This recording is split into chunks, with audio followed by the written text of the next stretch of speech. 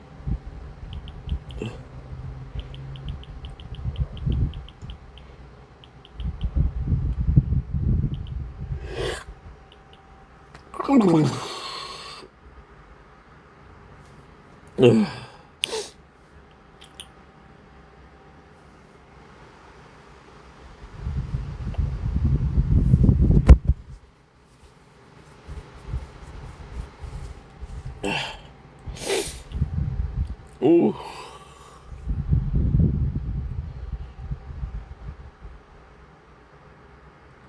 I think I'm crazy.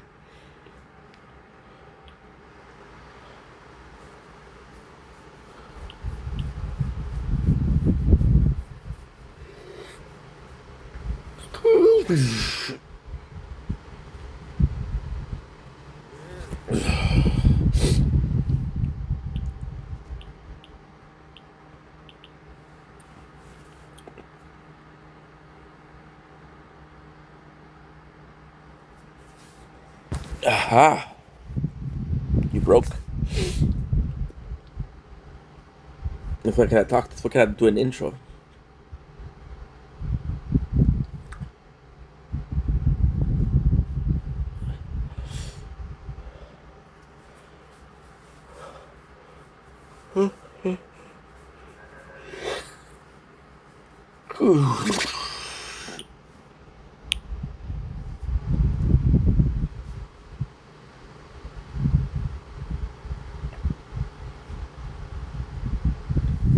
Aha. You broke. That's why I cannot do an intro. Okay, let's go because we have a busy day. Don't blink, kiss your blink. Welcome to our show because you're doing well, because having a wonderful day. Busy day today. I'm gonna take a shower and then we'll be out to get some food. I got a exercise to do, and then we'll be back. This is crazy.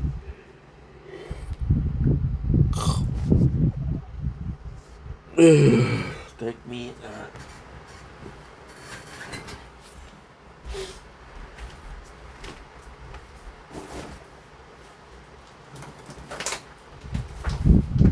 Yeah.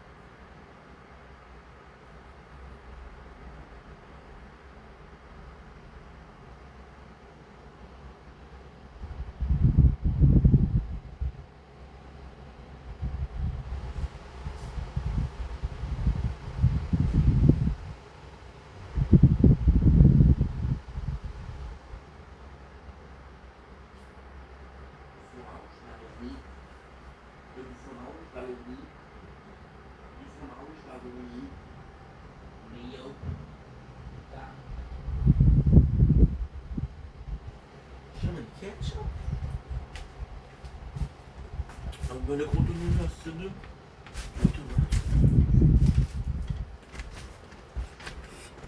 Good. Fuck, this feels good. Nothing feels better than Ace. New. Okay, so now what time is it? It's 13, okay.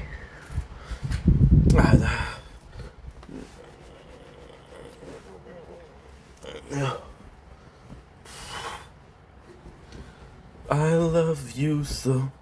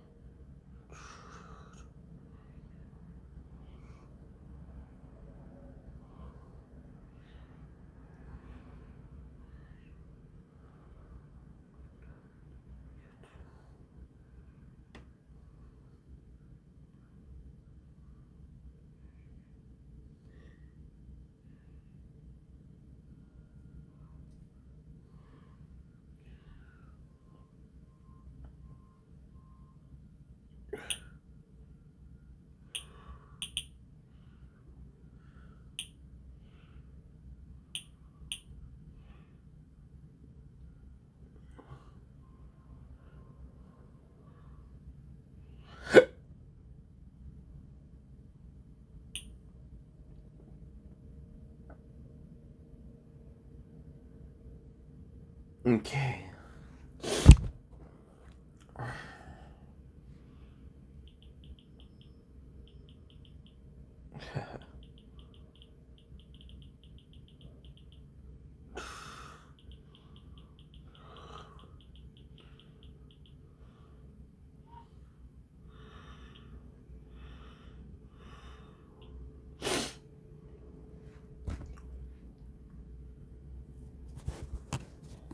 Okay.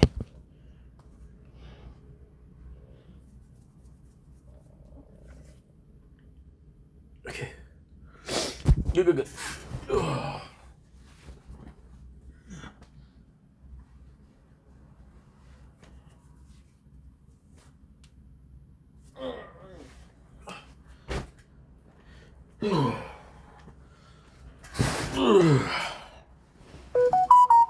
What? Okay. I love you so. Never let you go. Yeah.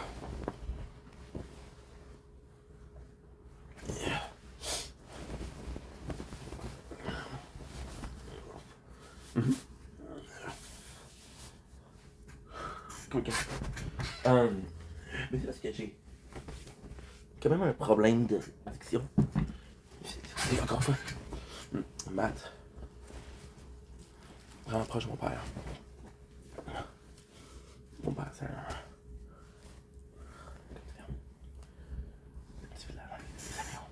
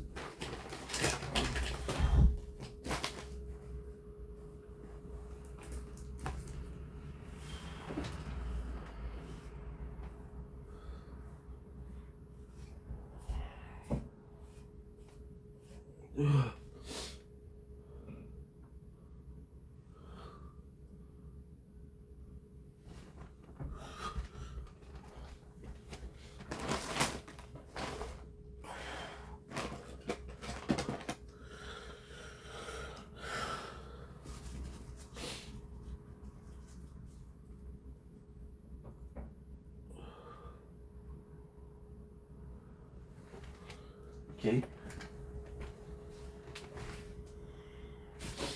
You so never let you go.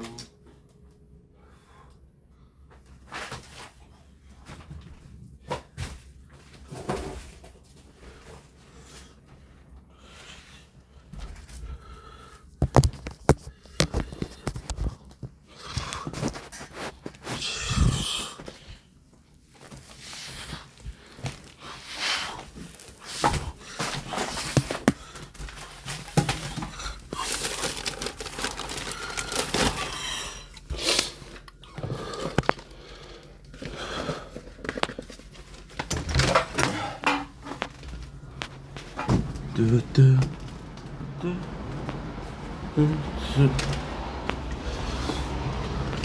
Ugh.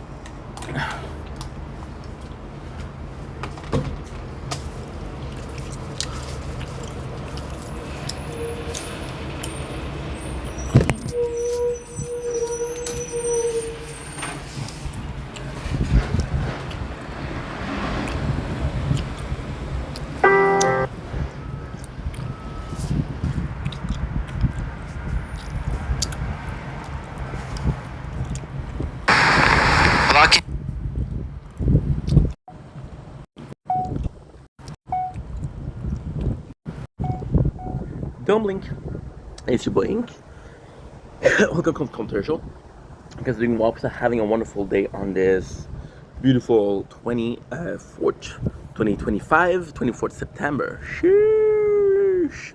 Doing walks are having a wonderful day. We have a couple of things to do, so we're gonna do them right away, and we'll see how it goes after that. So we're a bit behind schedule, but it's okay. So if you love me, let me go. Run away before I know. My heart is just too dark to care. You can destroy what's in there. Deliver me into my faith. If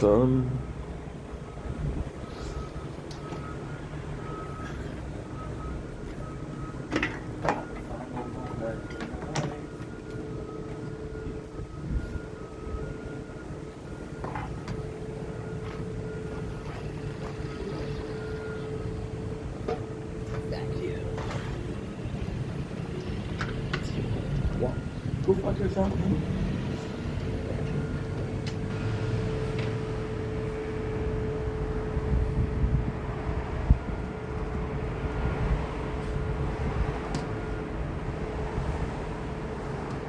Don't think. It's your boy Link. Welcome Commercial. Because the new Wolves are having a wonderful day on this 24th September 2025. For some reason, we're super awake today, which is great. I have a video to do, and this is gonna be super cool because it's a great idea. I'm a bit behind schedule because I have an appointment in about good.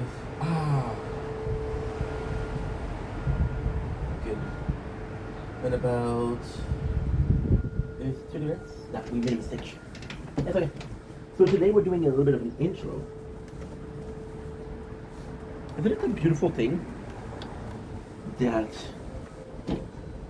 your mind will tell your body, dude, no time to fuck around. And your body will be like, yeah, okay, no problem. We're waking up. So today, super simple. We have an appointment in 1 hour. We have, no, it's not 1 hour, it's like 37 minutes, but I have a homework to do before that. And it will take me 20 minutes. That's actually pretty cool. We're gonna be doing that. I'm gonna come back around 10:15, 10:30. I wanna do some videos for the good place, then possibly be streaming, then more video for the good place, then possibly streaming, possibly going out. Then we're gonna be doing a TikTok live. No, because today is tournament. So kind of cool, kind of cool, kind of cool. We got a lot to do today, but it's things that are very manageable, right? Like for example, right now we have an appointment, but that is the only thing that I have. That is time reliance. No guru preaching mangoes. One hand opening like a bouse. Coca-Cola. Prove memos. Lead a workshop. Remember birthday. My own bathroom. So there you go. So this is possibly the most useless intro that I've ever done. But you know what? That's okay. It's okay. So I love you guys. Take it easy. And I'll see you guys today for a full day of content. That way we do have also pay a couple of bills. One of them is Hydro-Québec, which is electricity. So there you go. Love you guys. Take it easy. Peace. Salut, c'est ton Channing. Fait que ça vient, je pense pas jouer en ce 24 septembre 2025. Aujourd'hui, on fait un petit exercice assez le fun, merci. Vous savez que... oh, on va donner la musique parce que j'aime la musique quand je travaille. Et oui, aujourd'hui, on fait un travail qui est un peu plus mental que d'habitude. Comme vous savez, je prends la musique. Now I better sleeping and write a about. I wonder press how to get out. C'est quoi, fait que la musique anglophone, pas une musique francophone. On démontre notre bilinguité, nos talents linguistiques de façon quotidienne. Merci beaucoup de remarquer. Fait que comme vous savez, je fais des rencontres à chaque semaine. Maintenant, c'est 2 fois par semaine. Pour mon futur, pour le job, pour les emplois, pour les formations possibles. Et une d'entre elles, c'est 2 femmes, m'a donné quelque chose qui était cool à faire. M'a donné un programme à faire, un projet à faire. Maintenant, vous me connaissez, j'attends 10 secondes, il me reste 30 minutes, fait que je suis pas elle m'a donné un exercice à faire. L'exercice, en fait, il est super cool parce que l'exercice, c'est quoi? C'est en fait, c'est le travail utilisé en... Évidemment, avoir la musique.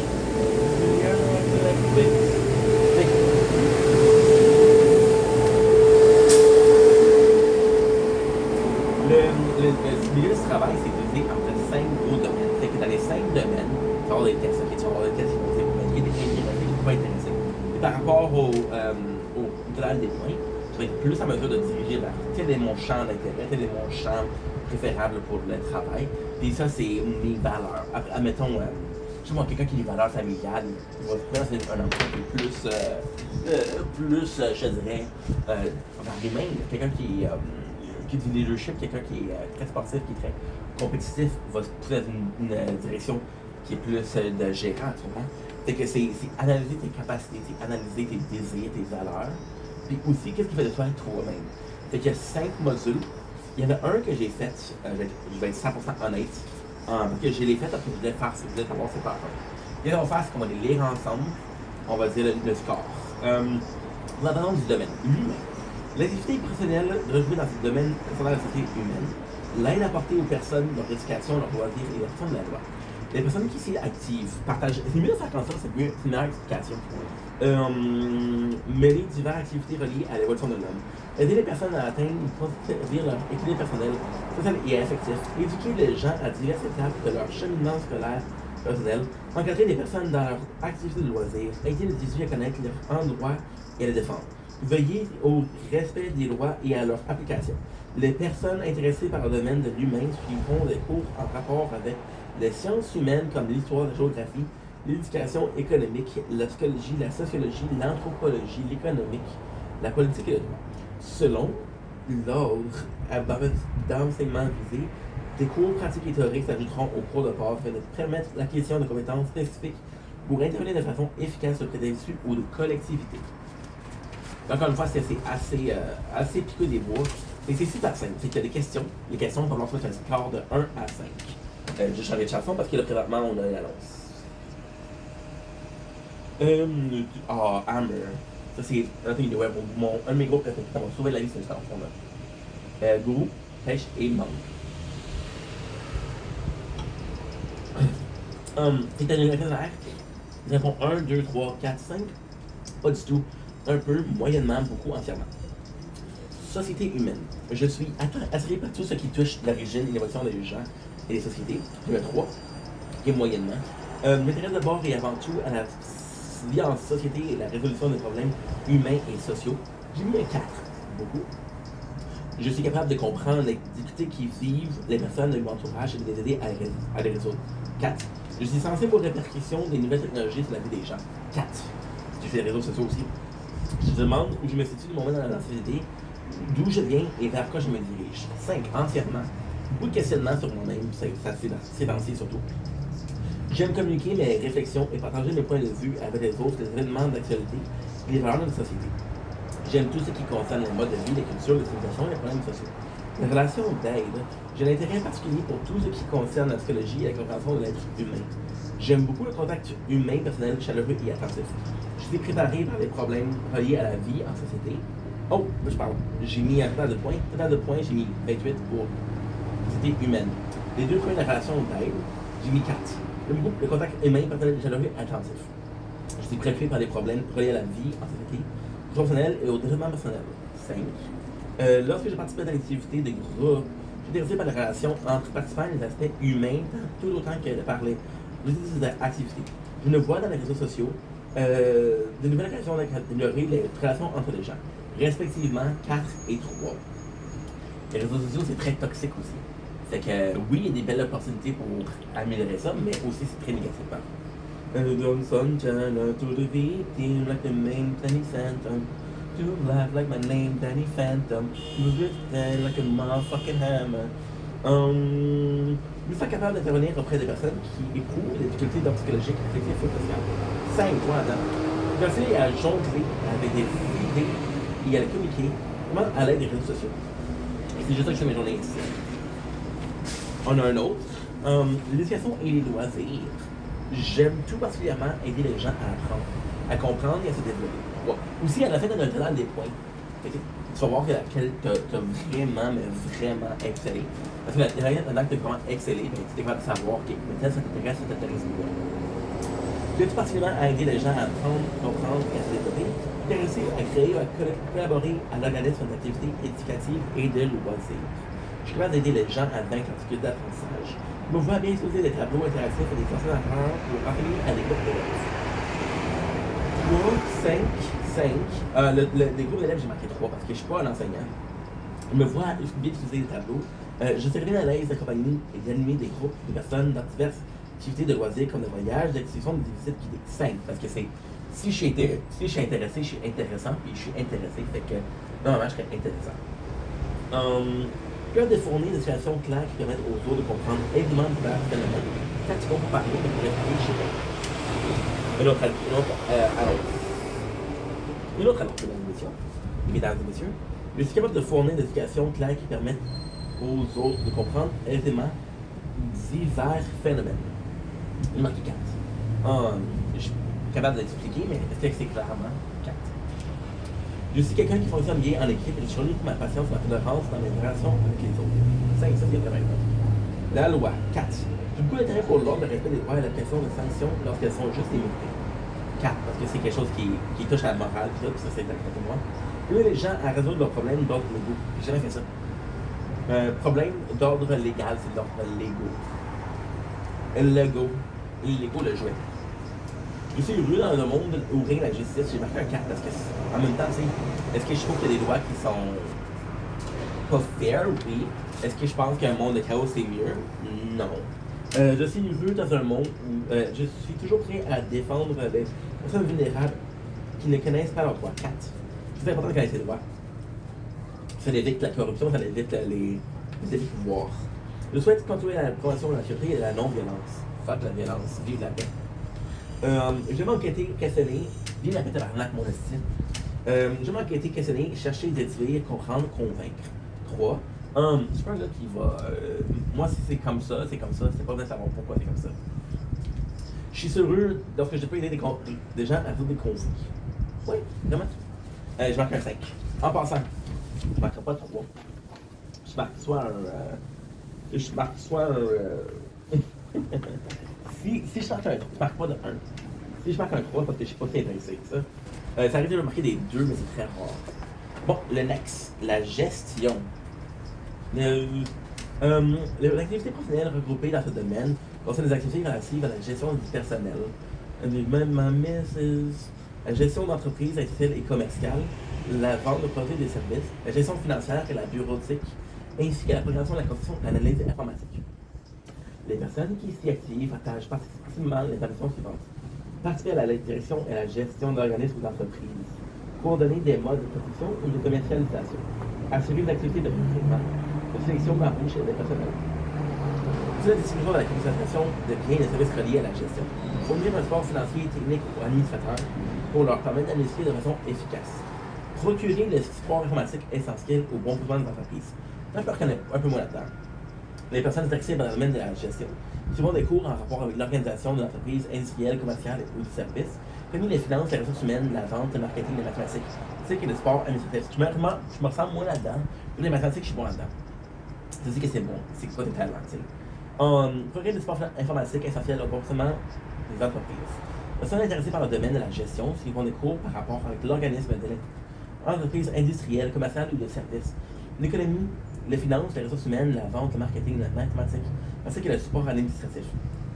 Dans le niveau de formation visé des cours pratiques et théoriques s'ajouteront aux cours de base, afin de permettre à ces personnes d'acquérir des compétences spécifiques leur permettant d'intervenir de façon efficace dans leur champ d'activité.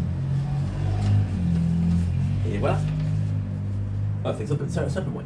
Les ressources humaines, par exemple. Les ressources humaines, c'est quelque chose qui m'a déjà intéressé, par exemple. Fait qu'on va voir si ça se passe quand même. Je m'intéresse en particulier aux personnes ayant le bien au travail, absolument, 5. Capable de rester impartiel. Situation de conflit en temps de la situation. C'est dur, mais on va mettre un 4. J'essaie de comprendre la difficulté que vivent les personnes dans leur milieu de travail et les aider à y faire face. 4, j'ai toujours la réponse. Pour dire l'importance des éléments de leur impact sur les gens. Ça m'est déjà arrivé, fait que je marque un 3. Je jamais arrivé. Pardon. J'ai été par tout ce qui concerne le travail, l'évolution et ses impacts sur la vie personnelle et sociale. Ouais, 4. C'est franchir à la franchir à l'ouvrage. C'est content à l'ouvrage, c'est pas content à la maison. C'est les employés à utiliser leurs compétences. Enfin, je suis jamais fatigué, fait que je sais pas. Je me soucie d'entretenir des bonnes relations avec les gens autour de moi. On a marqué un 5. Ça donne combien ça? C'est un 5, 9, 13, 16, 20, 23, 28. Parfait. Et ça m'intéresserait plus. Il n'y a pas de. Je sais pas s'il y a un guide qui est en haut de 20 points, c'est plus. En bas de 25 points, c'est énorme. En bas de 10 points, c'est pas bon. Mais je pense pas que c'est possible en bas de 10 points.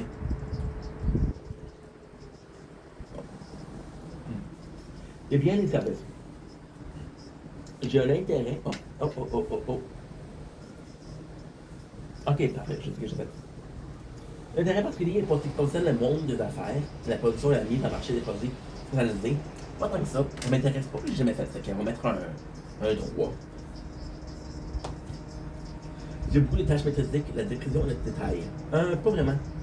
J'aime ça quand ça se fait automatiquement. J'aime pas ça. Je prends beaucoup de temps, je perds patience et j'aime pas la concentration. Le contact avec les gens, j'ai le souci de bien répondre à leurs besoins. Le souci de bien répondre à leurs besoins. Oui. Quand même. Il reste d'abord une question d'argent, de quantité et de profit par d'autres. Mon premier Dieu. Je vois une nouvelle technologie destinée de mieux répondre aux demandes des gens désireux de se procurer divers biens et services. Oui et non. Moi, ça me touche moi, non, mais la question, c'est par rapport aux autres personnes. Fait que peut-être que oui, peut-être que non. Je possède un bon sens de l'organisation et je suis efficace quand je dois retrouver des solutions à un problème. Je suis de nature ambitieuse et je n'ai pas peur de prendre des responsabilités. Ok. Et le premier, j'ai fait 2 là. Sur ambitieuse, ok. Fait ambitieuse, non. Possède un bon sens de l'organisation, non plus. Ça me donne 3, 6, 10, 12, 15, 17, 19.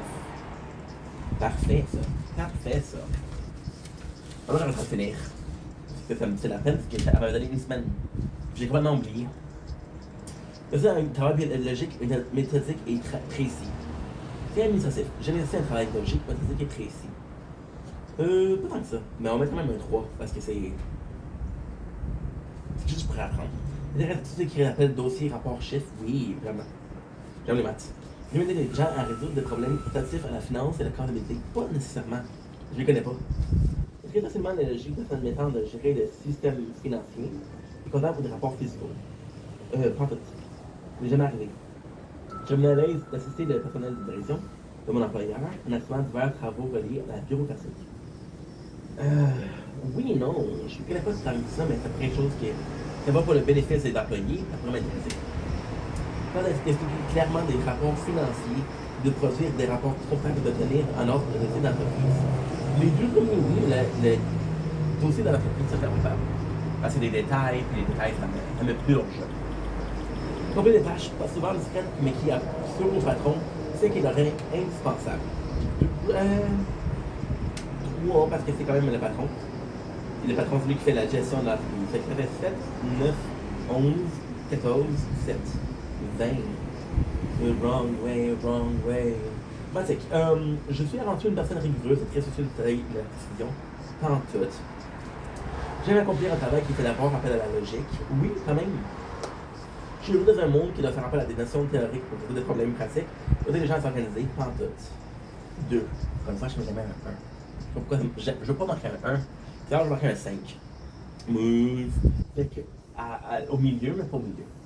You and him, you and me, no spotlight. Marshmallow et Lil Peep. Je peux toujours en savoir davantage. Vous avez vraiment le logiciel et des produits informatiques sur le marché. Pas tant que ça. Encore une fois, si j'ai un produit devant moi et je l'aime, je l'aime. Si j'ai un produit qui est meilleur que ça, ben moi je l'aime. Ça a 3 ans, ça a 4 ans, ça a 2 ans, ça a 3 mois. Je suis capable d'être très patient et d'apprendre le temps ça après le produit. Vous avez de bons résultats. Oui. Ça, oui. En même temps, est-ce que je suis prêt à recommencer? Pas nécessairement. Je vais m'analyser, chercher, détruire et comprendre.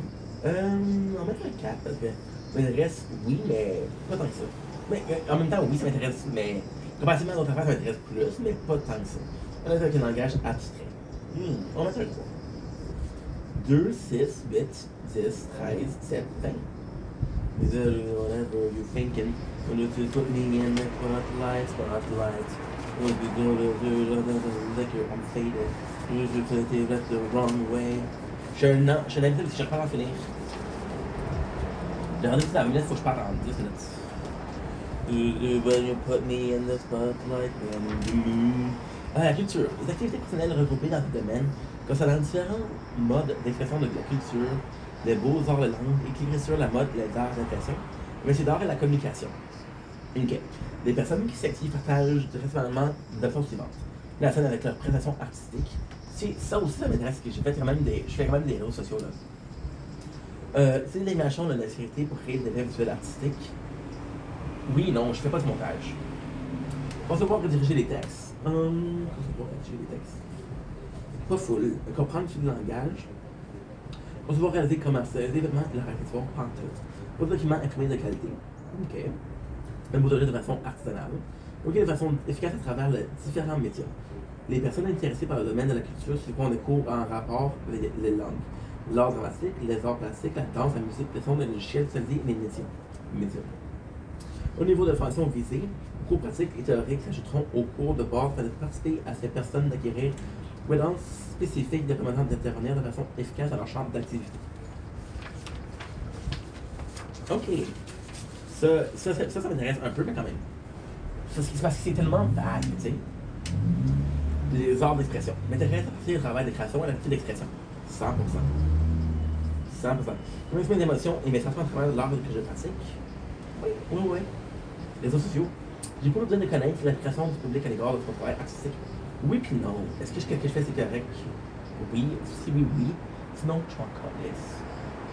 J'aime l'ambiance lorsque je suis occupé à la préparation et la répétition de mes spectacles. Mais jamais arrivé. C'est vraiment un 3. J'ai utilisé mes pieds, mes mains ou ma voix pour communiquer mes sentiments au public. Oui, vraiment. Le langage corporel qui est important. J'utilise tout ce qui concerne la mise en scène, les éclairages et le son lorsque j'assiste à un spectacle. Ça arrive pas souvent que j'arrive à un spectacle, mais c'est important aussi parce que c'est l'ensemble de l'œuvre. J'ai toujours pas aimé participer animer des rencontres familiales en participant à des petits spectacles improvisés. Ouais, on fait beaucoup de spectacles à la chaîne, fait que quand même 10, 14, 17, 22, 26, 31. Les arts appliqués. Ok. J'aime réaliser des œuvres ou des projets mettant en accroissement ma créativité et ma dextérité. J'aime réaliser des œuvres ou des projets mettant en contribution ma créativité et ma dextérité. Tu vois, là, je suis stressé parce qu'il me reste pas beaucoup de temps. T'as toujours à la seconde. Toute ma vie, j'ai attendu à la seconde. C'est stupide.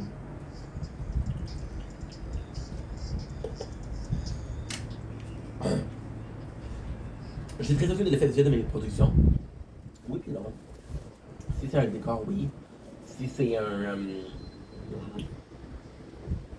si c'est des graphiques d'un jeu juste quand je fais des... Enfin, en effet, mets-toi à Stéphane, mets-toi pas à une Vendetta. On va mettre un 3. Je viens de recevoir les besoins d'un client. Il a vu mes créations. Non, parce que c'est la vision artistique versus la version de quelqu'un d'autre. C'est plus corporation qu'autre chose. Pourquoi de créer des produits ou des images à la fois esthétiques et d'utiliser à partir de divers matériaux. Je suis une personne très créative, je peux concrétiser mes idées grâce à la dextérité manuelle. Une personne très créative, je peux concrétiser mes idées grâce à ma dextérité manuelle. Quand même. Quand même, ouais. Très créative, j'ai pas concrétisé mes idées grâce à ma... Oh mon dieu, j'allais skipper un. Je suis capable de créer des produits et des images à la fois esthétiques et utilisées à partir de divers matériaux. En tout. J'ai toujours aimé jouer avec les formes, les couleurs et les textures les plus diverses. Oui. Lego pis tout, quand j'étais enfant. Hey, je me fais rappeler puis je fais peur à mon travail, ça me fait chier. Mais je fais juste pas le blâmer de moi. Je vais faire l'autre et il reste en tabarnak. Je sais pas si je suis capable de me faire. J'ai toujours l'impression que l'innovation est laissée à la routine et à la conformité. Je préfère l'innovation. Conformité, c'est bon aussi. Quelque chose qui marche devrait marcher. 5, 7, 8, 12, 15, 17. Ok. La littérature. Façon de l'écrire, de la lecture de livres, intéressé à la compréhension et à la vulgarisation des œuvres littéraires. Façon de l'écriture, de la lecture des livres. Ça, j'ai déjà fait par exemple. J'ai déjà écrit des livres. Peut-être que je vais prendre des OK. Oui, quand même, parce que je fais des read out loud, on lit ensemble. J'ai porté un regard critique sur la vie, l'événement, l'activité, les modes d'expression des gens. Pas tant que ça. Vivre c'est vivre. J'ai m'occupé des projets multiculturels, mais jamais arrivé. Je ne me rends jamais les raisons de décider de vendre du livre. C'est jamais arrivé. Je vais me trouver un emploi dans une maison d'édition. Ça ne fait pas ça, ça fait cool. Tous les gens lisent, les genres littéraires et je vais avoir le temps de tout lire. 3. En même temps, c'est pas te forcer à lire. 9, 12, 15, 17, 21, 24. Les langues. J'ai beaucoup d'intérêt pour tout ce qui est concerne l'expression orale ou écrite. Oui. J'aime bien ma langue maternelle, je sais d'acquérir une profonde connaissance. Oui et non. La langue maternelle, c'est le français. C'est plus forcé qu'un choix personnel. J'ai fait tous les cours de langue qui étaient disponibles, oui. J'ai participé à une étude d'animation langue anglaise. Comment ça fait ça, ouais? J'ai fait un camp avec ma mère quand j'avais 10 ans. Je parlais pas anglais. On avait fait un camp en anglais, puis si je voulais faire des amis, il fallait carrément que je parle anglais, sinon je suis foutu. Je suis fasciné par le travail de traducteur et la connaissance à travers des différentes langues, ouais. J'aime pouvoir parler dans leur langue aux gens des pays que je visite, aussi. Hey, je suis encore haut là-dessus. Je suis fier de posséder suffisamment ma langue pour être capable de communiquer clairement mes idées. Ça aussi. Ça, j'ai scoré vraiment haut, là. Ça fait 12, 17, 22, 27, 32. C'est mon plus gros score. Les langues. J'en parle 3, je parle français, anglais et roumain. La mode. J'ai retrouvé à mon imagination et à ma créativité pour ajouter les couleurs, les formes et les textures, pas vraiment. Je suis toujours fasciné par le costume, les techniques, les fantasmes, le cinéma, expo et autres. Oui, ça, oui. Au Centre national, j'ai fait d'abord rester politique de mode, non. Au fait, des films de mode, je ne fais pas seulement des mannequins qui m'intéressent, mais aussi ce qu'il y a dans la scène, pas tout. J'aimerais voir des gens toujours bien mis et sous leur apparence, je m'en fous. J'aimerais avoir un emploi qui me permettrait de trouver des costumes. 1, 2. Je me force selon mes moyens de suivre des tendances de la mode sans mon abonnement. 1, 2. Donc ça fait 6, 8, 10, 12, 14, 16. Le monde de la mode, je m'excuse, mais t'auras pas une vendetta. On va finir celle-là, j'ai pas fini celle-là. J'en ai quand même fait 3 sur 5, on va faire une autre vidéo dessus. Si j'aimerais d'en faire plus, j'aime collaborer à mes questions en mettant toujours la créativité. Ouais. Ok, ça. J'ai mis la mission de certains projets d'acquisition. Je suis souvent sollicité pour causer des gens de mon entourage sur la raison de partie de leur travaux. Jamais. Je peux produire des documents qui soient de tout temps esthétiques utilitaires, pas vraiment. J'ai besoin de très. En fait, quand même. J'aime ça quand c'est beau que je présente. Je suis besoin de très créative qui s'appuie aussi continuer ses idées grâce à l'excellente expertise manuelle. Jouer à la mise en page des arguments de couleur, pantoute. Je réditerai de Sud pour coordonner les travaux à toutes les étapes de la production de l'application. Non, malheureusement. Ça fait 4, 6, 8, 11, 14, 16, 17. En fait, j'aime avant tout me servir de mes mains pour prendre des objets. C'est d'or. Non. Le produit personnel est unique au projet en série malgré leur coût plus élevé. Vraiment. J'ai eu la liberté d'expression vers l'art. J'ai travaillé différents matériaux, le verre, le métaux, oui, 100%. J'ai déjà voulu être un souffleur de glace. J'ai créé des objets décoratifs pour répondre aux besoins des clients pour expression personnelle. Plus ou moins, mais quand même. J'ai effacé par les formes, les textures et les couleurs. Oui. J'aime les techniques rationnelles, mais je m'intéresse aussi aux possibilités de technologie, pas nécessairement. Parce qu'il y a un art de faire des affaires, tu comprends? Il y a aussi des jobs reliés à ça. Que ce soit un ébéniste, que ce soit un forgeron, tu sais. Je suis quelqu'un qu'on peut appeler un excellent bricoleur. Non, je suis pas Bob aussi. Oh, je vais mettre un 2, peut-être un 7, 11, 15, 19, 22, 24. Ok. Il y a comme une question. J'ai le droit de faire la radio. J'ai fait la. Non, j'ai pas fait la radio scolaire. J'aurais aimé, par exemple. Je reconnais à ma fond ma langue maternelle et les textes que j'aurais dit sont toujours de très bonne qualité. Quand même. J'aime utiliser des médias afin d'écrire, mais pas pour visuel. Oui. Beaucoup. Qu'est-ce qu'on fait présentement?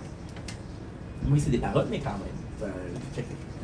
Ce que j'aimerais le plus, c'est un stage d'impression. Que ce soit en espagnol ou en anglais. Oui, non, c'est l'anglais, je parle déjà. Espagnol, mais yo habla un poquito más, o habla un poquito más de poquito. On peut pas pire. On va aller prochain travail d'été. Même qu'on me confie tout ce qui est profond, publicité. Pas vraiment. J'aime être en contact avec les gens pour les moyens des sensibilités à des causes auxquelles je crois. Ouais, vraiment. Je suis capable d'être original, clair et précis quand il s'agit. Non, pas en tout. 2, 6, 10, 14, 7, 17, 21, 23. Fait que c'est ça, mes amis. Et on a fait un peu quand même. Là, on va faire le reste que je vais revenir parce qu'il faut que j'aille maintenant. 51. À 54, il faut que je parte. C'est que je vous aime, passer une belle journée. C'est un exercice cool à faire, c'est vraiment plaisant à faire. Je l'aurais peut-être pas fait de moi-même, mais c'est extrêmement plaisant. Fait que je vous laisse là-dessus. Passez une belle journée. À bientôt. Ok, le good.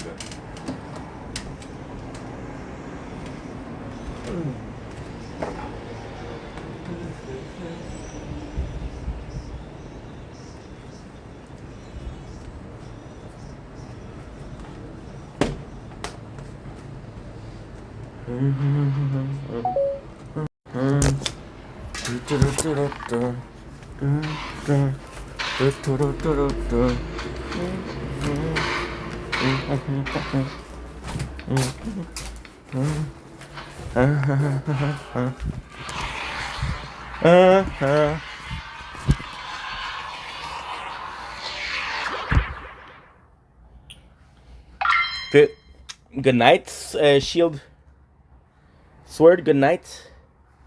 I cannot have. Oh, where's an ad? Fuck. Why is there an ad?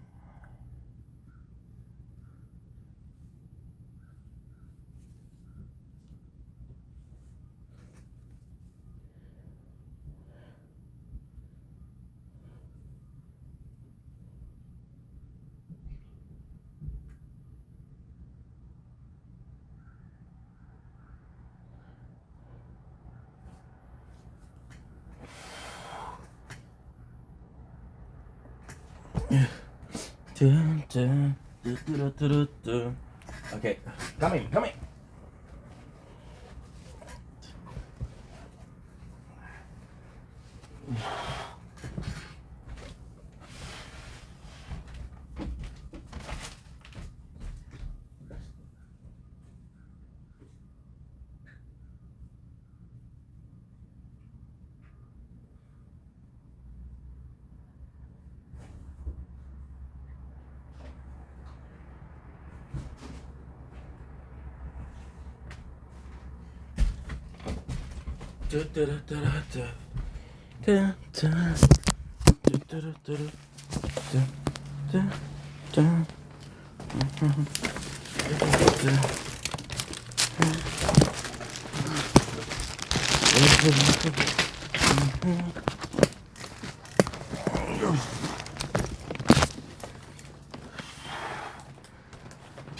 Salut. Salut.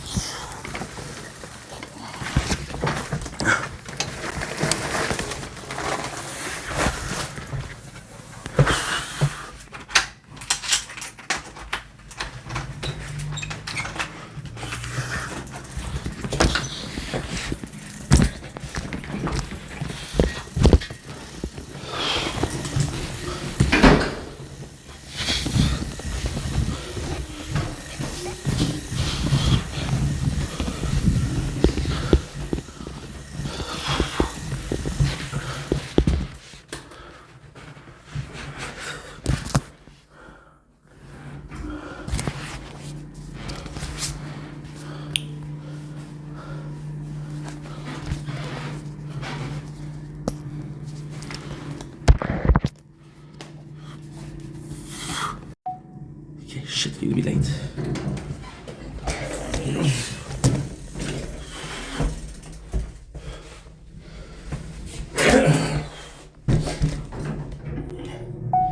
Don't blink as you're buying. Welcome to the show. Continuing up to having a wonderful day on this 24th September 2025. Today is a gorgeous day outside. We're pretty nervous because we got an appointment with the government, and we're gonna get close. And she's a bit more serious than the last one. She's a bit more serious. Let's go. You're not gonna hear me talk a lot because again, we're nervous, but oof.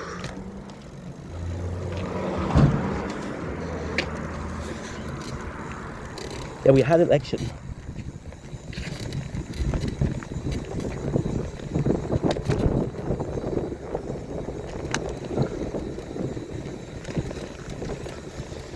Together we have that.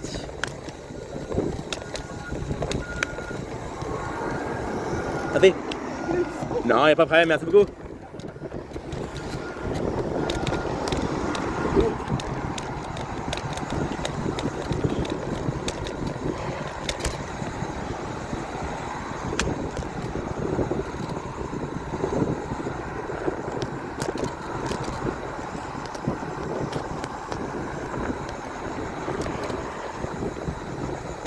There you go. There's always going to be an obstacle when you're late.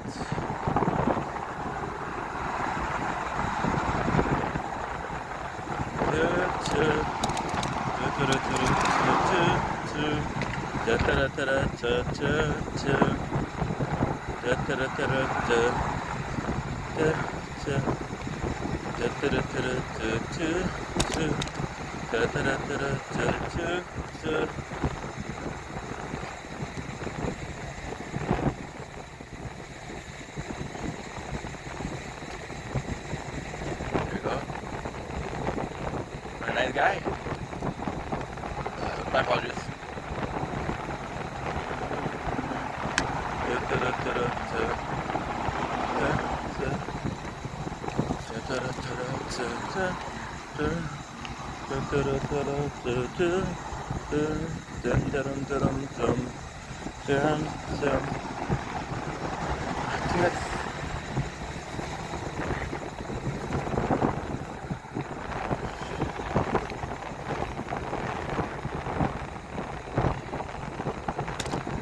Hell yeah.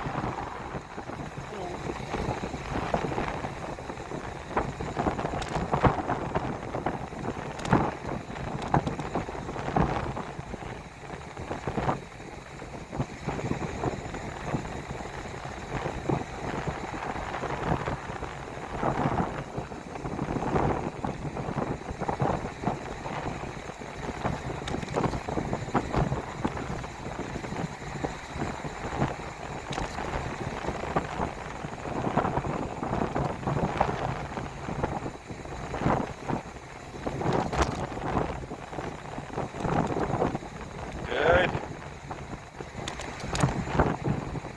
Slack. Okay, so now my equipment starts right now. We're almost there. I'll be 2 minutes late. Shit.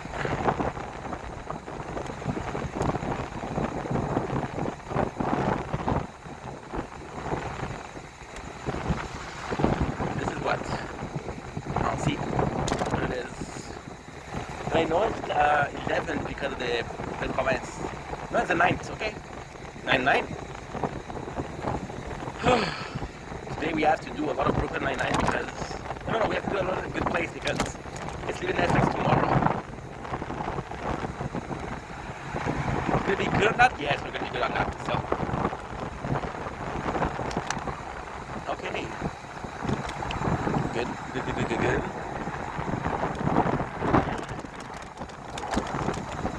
And it's the one we have to return. You think that I know it by heart, right? But I don't. It's cool enough for me to have like smoke when I talk.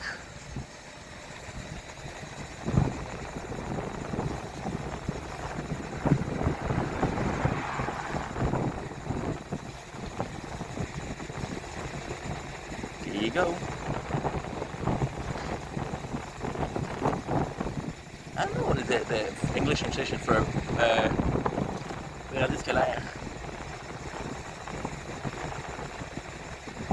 Oh, look at the black cats. They're gorgeous. I'm not a cat guy, I'm a dog person, but I have to say, some of those cats, some of those kitties, look flawless. I think I'm too far. I think I'm pretty sure I am.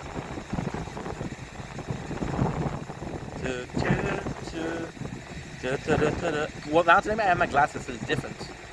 It's very, very different.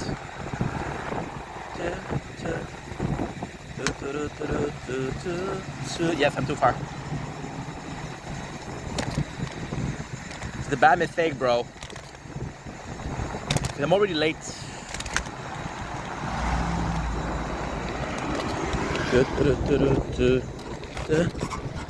Let's go, baby, let's go.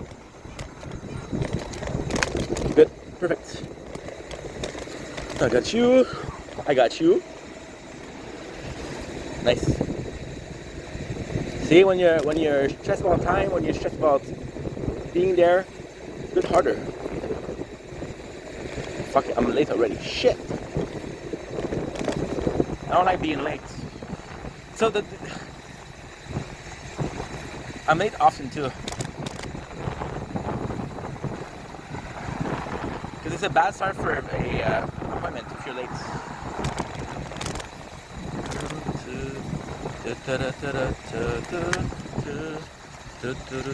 Thank you so much. T'es pas prêt? Get past. There you go.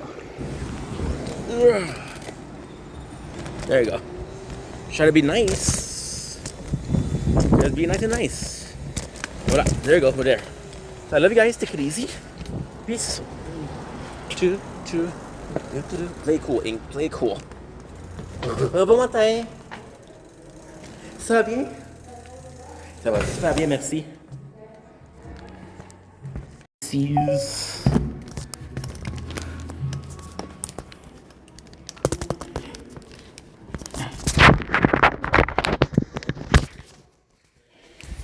Ta personne, c'est pas si mal, hein? Oui, ça va bien, ça va bien. Ça va bien. Oui. Je suis un peu en retard. C'est ma faute, j'étais en retard. Merci. Est-ce que tu voudrais boire quelque chose avant? J'ai bu beaucoup.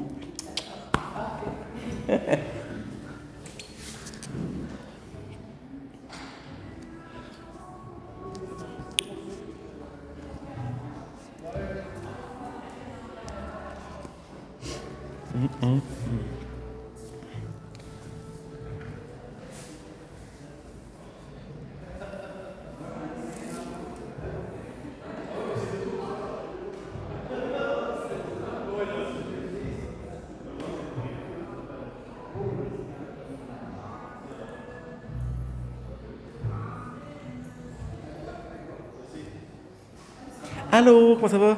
Ça va super bien. Je m'excuse, je suis pas ponctuel. Je sais, je sais. Tu veux t'asseoir ici? Pas de labyrinthe. Non, pas aujourd'hui, gars. C'est pas là. Ok. Parce que ma patronne est là, puis j'emprunte son bureau d'habitude. Elle a repris son espace. De force. Et d'intimidation. Comment tu vas? Ça va bien, toi? Good. Un peu fatigué, j'ai travaillé hier soir. Hier nuit. Oui. Ouais. OK. J'ai C'est fini à correct, on va 3. prendre ça mollo, mais on va quand même faire notre travail. J'ai des bonnes nouvelles? T'as des bonnes nouvelles? Ouais, j'ai rempli. Wow. Ouais. Il m'en manque 2. Ouais. Sors. Ah. Parce que je voulais les faire Oui. avant de te voir. Comme ça, c'est fait dans ma mémoire. Tu comprends? Oui, je comprends. Parce que je l'ai fait, le premier que j'ai fait, je l'ai fait la première journée. Puis quand je l'ai fait avant hier, je me suis surpris à relire. Oui. Puis à essayer mes choix. Oui. Parce que tu les vois, puis tu te dis, bon, ben, est-ce que tu te vois là-dedans? Puis là, j'ai scoré des choses de malades. Des scores de. Puis là, j'ai dit, c'est quoi? Ça m'intéresse plus, ça. Tu comprends? Oui. Et ça. Et j'en ai rempli quand même 3. Mais c'est bien que t'en as rempli. Oui, good. Puis, ça se peut que tu étais à le relire. C'est ça. Pourquoi? Pourquoi? Parce qu'on va faire autre chose aujourd'hui. Ah oui? Ok. Parce Ouais. que j'avais aussi peur que je t'oublie. Je dis, imagine, elle te pose des questions par rapport à qu'est-ce que t'as lu. Imagine. J'aurais dit, j'arrive pas. Non, ben quand tu fais des exercices, là, on le relie ensemble, Ok, en rencontre. ok, Fait que ok. fais-le d'avance, Oui. puis de toute façon, en rencontre, on va les relire. Parce que c'est la première fois qu'on se voit, puis je suis pas sûr comment tu. Oui, c'est correct. Mais bravo de l'avoir fait. Merci. Puis, Sincèrement. est-ce que tu as aimé l'outil? Oui, vraiment. Oui. Vraiment. Ça t'a aidé? Ça m'a été beaucoup, mais ça se peut être stressant. C'est stressant? Parce que tu te positionnes. Oui. Tu te positionnes sans savoir. Oui. Puis là, à la place, puis aussi, j'aurais trouvé que l'exercice aurait été assez malhonnête. Si j'avais été voir les autres modules, pour voir que ça m'intéresse plus, c'est qu'on va scorer un peu moins. J'aurais trouvé ça malhonnête. Puis ça m'a stressé, mais l'outil est vraiment bon. Parce qu'il était vraiment capable de délimiter, ok, tu as un système de score par rapport à telle question. Ça m'a vraiment beaucoup aidé. OK. C'est bien. Fait que tu vas continuer à travailler sur les Ben deux oui. pour la prochaine fois. Ben oui, OK. ben Parfait. oui. Mais ce que je trouvais spécial, c'est dans la gestion. Oui. Ça m'intéressait zéro. Oui. Un gros zéro. Oui. Les ressources humaines, ça m'intéressait. Ça se peut, ça? Oui, c'est pas la même chose. C'est Ah. Mais, oui. La gestion, c'est plus administratif. Mhm. Les ressources humaines, peut-être parce que tu aimes connecter avec les gens, un aspect. Mais les ressources humaines aussi, c'est très administratif. Ah ouais? Oui. Il faut de l'autorité. Oui. Ouais? Ah oh. Oui. Ah Faut oh. l'autorité, puis tu dois connaître tes lois. Ok. Alors, la sécurité. Ben, les lois de l'entreprise, le code des professions, Mhm. tu dois comprendre tout ça parce que s'il y a un problème avec un employé, ben, tu dois connaître ses droits. Et Toi, tes droits. Tu dois connaître tes droits en tant qu'employeur. Mhm. Fait que Ouais. C'est plus difficile. c'est complexe. Ok. C'est pas simple. Puis aussi, chaque cas, c'est différent. Puis chaque cas, c'est différent. Chaque personne est différente, sa réaction à ta réaction, c'est différent. Quelqu'un va être un peu plus excité, un peu plus agressif versus quelqu'un qui est plus tranquille. Bon. Pour l'instant, Oui. on met ça de côté. OK? Good. Parce que je vais me concentrer sur toi. Parfait. Ta semaine, c'était bien ta semaine? Ouais. T'es plus malade, c'est bien? Oui, hein, c'est moi. J'ai annulé un rendez-vous avec vous autres. Ah ouais? Est-ce que j'avais rendez-vous? Ah non, t'étais-tu là? Mais non, quand moi je t'ai vu, t'étais malade comme Ah, c'est ça. Ben le lendemain, je suis pas rentrée. Ah ouais? Ouais, j'ai encore. C'est la piscine? Non. C'est le grippe? C'est la gastro? Non, non, c'est juste un rhume Ok. que j'ai attrapé. Ok. Qui m'a rendu pas fonctionnel. Ok, fais attention au film, là, Oui. je par terre. Ok, je m'en Je trouve occupe. qu'il n'y a pas assez de place sur cette mini-table. Ouais, je sais, la bureau du patron, c'est tellement mieux. Ouais, je vais mettre ça pour pas l'oublier de ne jamais. Parfait. Ok. Bon. Fait que je me rappelle que la dernière fois, la semaine passée, tu étais à la recherche d'un emploi durable. Tiens, on va faire un petit rappel, là. Ok. La recherche d'un emploi durable, un métier d'avenir qui va durer dans le temps, hein? Oui. Oui. Au niveau de la job. Puis t'avais une ouverture à retourner aux études. Vraiment. Vraiment. Ouais. Puis, tu voulais explorer les programmes, surtout les programmes d'études professionnelles, parce que c'est des programmes qui sont courts puis qualifiants. Oui. Tu sais, quand tu sors de là, tu es outillé pour affronter le marché du travail dans le domaine que tu veux aller. C'est donnant-donnant aussi. Je préfère des études. C'est donnant-donnant. Donnant-donnant. Je préfère des études pour trouver un emploi. Fait que je fais un sacrifice de moi-même. Oui.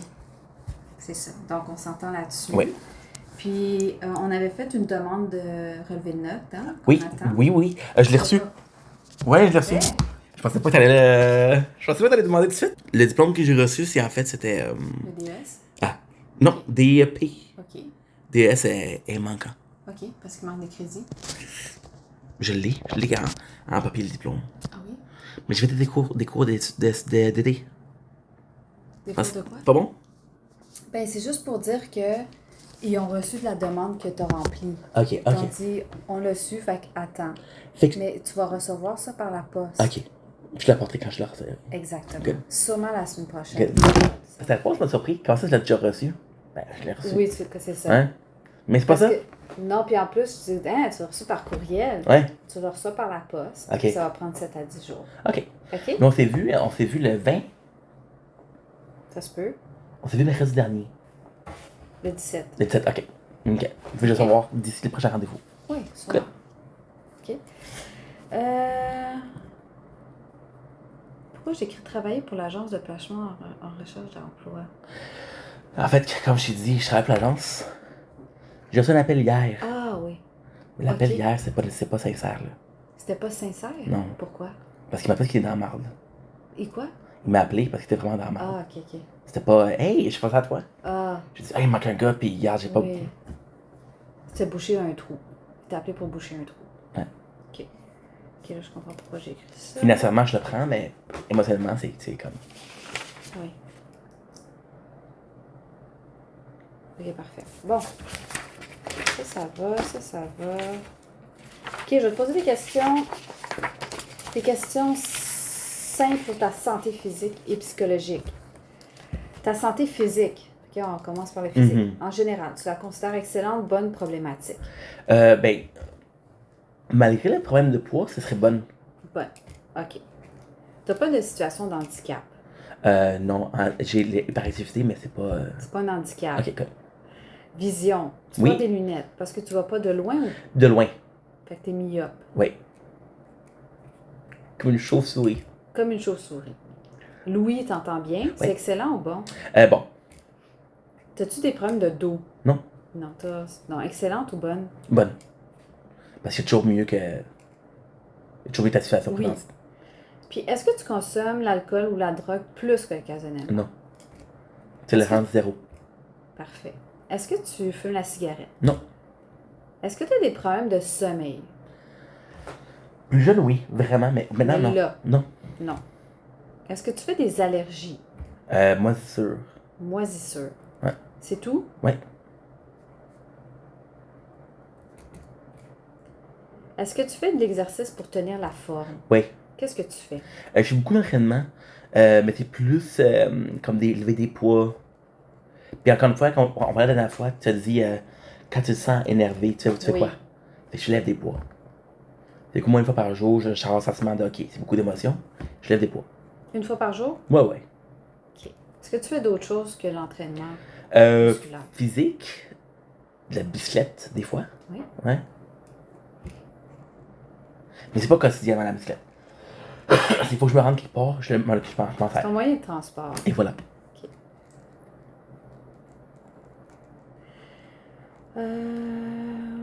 Est-ce que tu as un problème de santé physique qui pourrait nuire à un travail? Mais avec le surpoids, hier, il fallait que je me penche beaucoup. Oui. Les genoux. Oui. Ah oui? Ah, un matin, là, les pieds sont raides.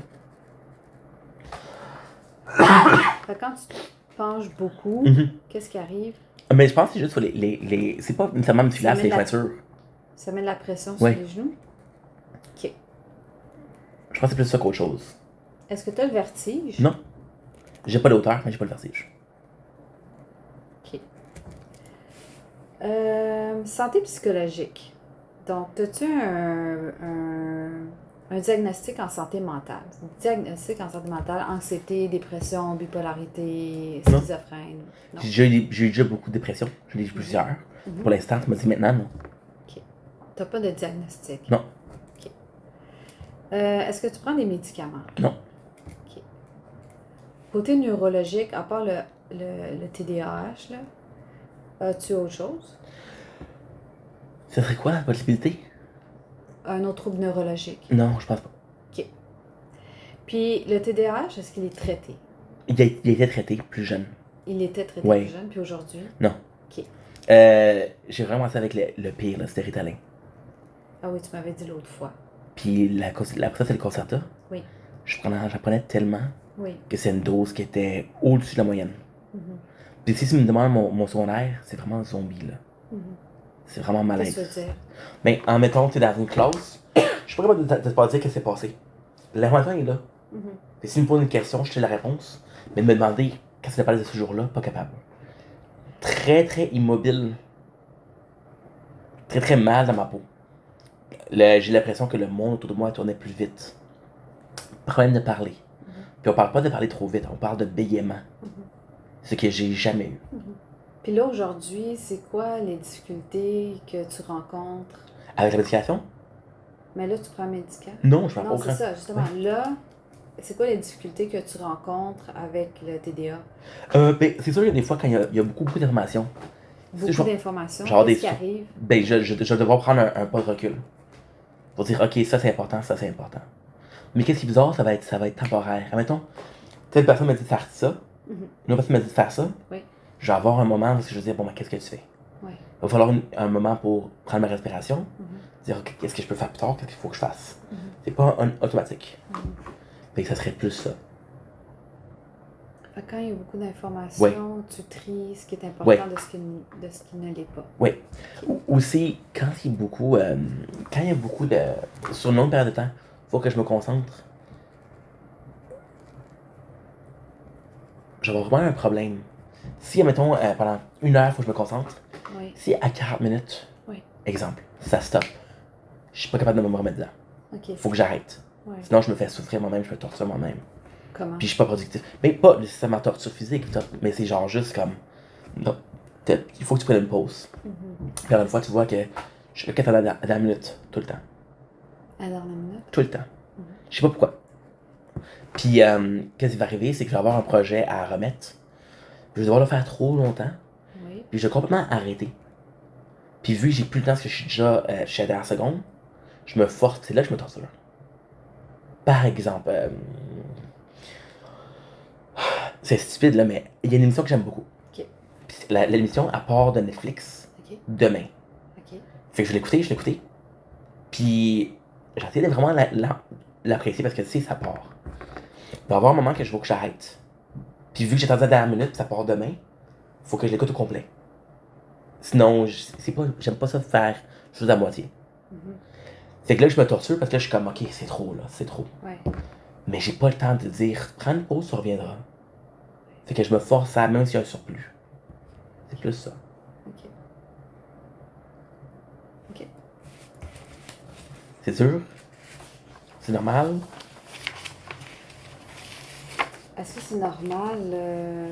Ben, quand il y a une émission, puis qu'il va pas rester sur Netflix, qu'il va partir. Je sais que c'est stupide, mais. Ben, c'est pas que c'est stupide, mais il doit y avoir d'autres moyens où, même si ça part, tu peux continuer de le voir ailleurs. Je pense que c'est plus l'attachement émotionnel. De quoi? Ben, admettons, on va parler de quelque chose de concret. Ouais. Je sais pas si tu te rappelles quelque chose de L'émission Lost, perdu. C'est sur Netflix. Là, je l'écoute, je dis, ok, c'est vraiment bon. Oui. Mais c'est trop.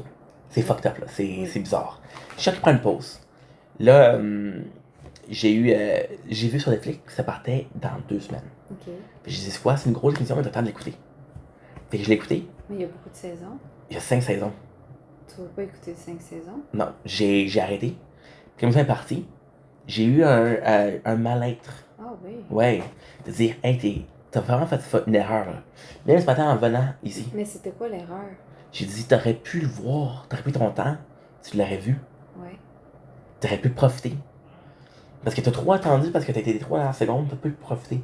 Puis c'est un sentiment de culpabilité. Tu sais, un matin, Ouais. j'arrive. Là, je dis, ok, je vais être à l'heure, je vais être à l'heure. Ouais. Je passe par un seul chemin. Ouais. Parce que la droite est bloquée. Ouais. Faut que je fasse un détour, là. Mhm. Puis là, je sais que je vais être en retard. Mhm. Mais je vois le retard, puis ça me stresse. Puis quand j'arrive, je suis comme, je suis pas bien parce que je sais que je t'ai laissé tomber. Mhm. Malheureusement, c'était comme la reconstruction, là. Moi, j'étais parti à la seconde, mais j'étais passé à l'heure. L'émission, j'avais été pris à l'heure pour la regarder. Tu comprends? Tu manques une chose. Tantôt, j'ai manqué un chemin. Ouais. L'émission, j'ai manqué une journée. Ouais. Parce que j'ai manqué une journée. J'ai pas manqué beaucoup, là. Ouais. Il me restait peut-être 4-5 épisodes. Mais j'ai quand même l'impression que t'as failli à ta tâche. Puis après ça, qu'est-ce que tu fais, c'est que tu te dis, bon, mais est-ce que j'ai le temps d'écouter l'émission? On prend l'exemple d'émission. Parce que présentement, les exemples concrets, c'est le travail. Puis le travail, c'est tellement sporadique que je peux pas prendre ça comme exemple.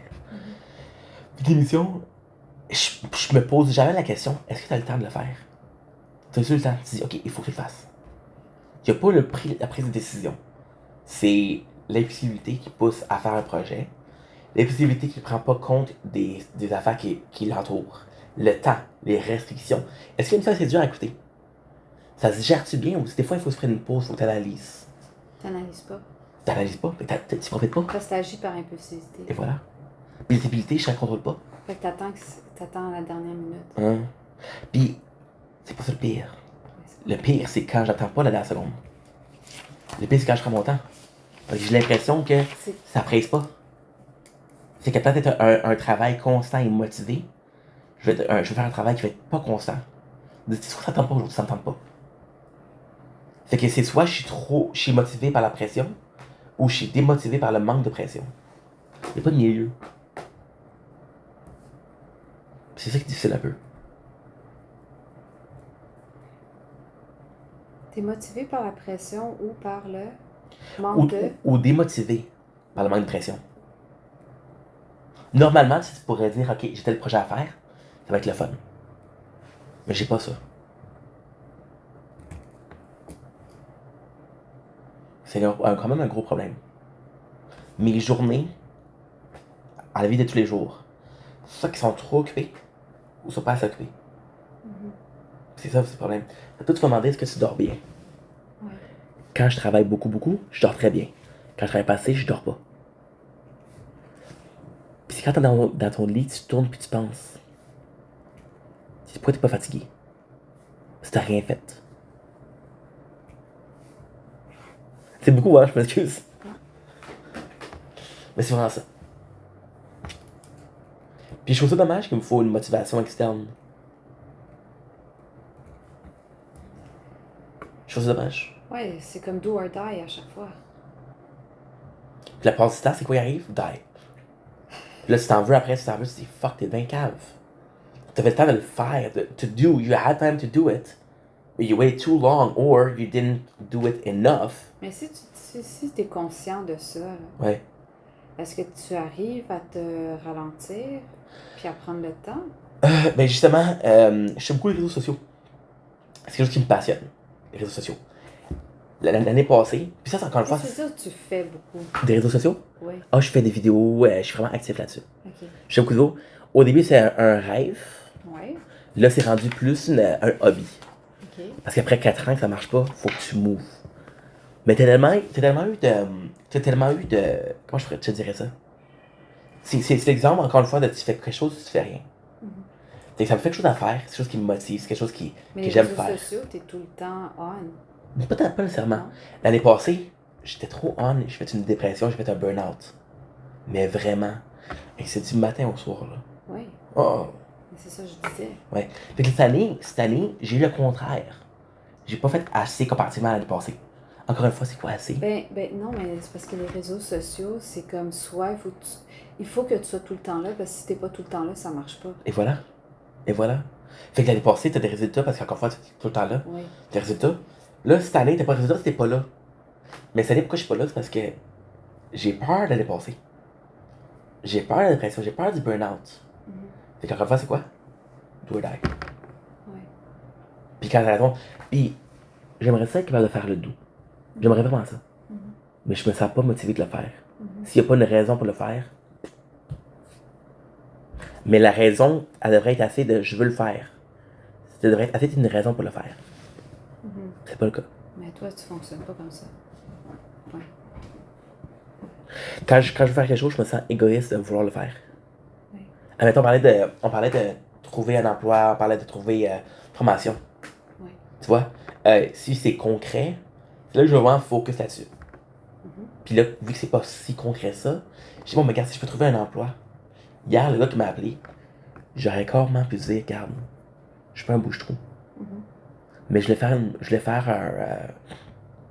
une preuve de volonté. Puis dire, je sais qu'on a pas la même relation. Parce que je l'ai appelé, puis j'ai dit, regarde. J'ai dit, soit tu me donnes du travail, soit tu m'en donnes pas, mais décide-toi. Tu comprends? C'est un peu ça. Sur le coup, ça fait du sens. Après, tu te sens coupable. Tu viens D'avoir dit ça. Parce que tu dis, tu viens de donner de la merde au gars, là. Oui. Pourquoi? Puis encore une fois, c'est la pression de devoir payer les factures. C'est quoi facture à payer? Est-ce que tu travailles? Si t'aimes ta job, oui. Si c'est quelque chose qui est temporaire, non. C'est ça un peu. Ouais. Fait que encore une fois, Mais est-ce qu'il y a eu une activité dans ta vie jusqu'à maintenant où tu étais dans un bon pace? les réseaux sociaux. Non, tu l'as dit tout Mais à l'heure. oui et non. Quand je travaillais, j'ai commencé il y a 4 ans. Il y a 4 ans, j'avais la job que j'avais.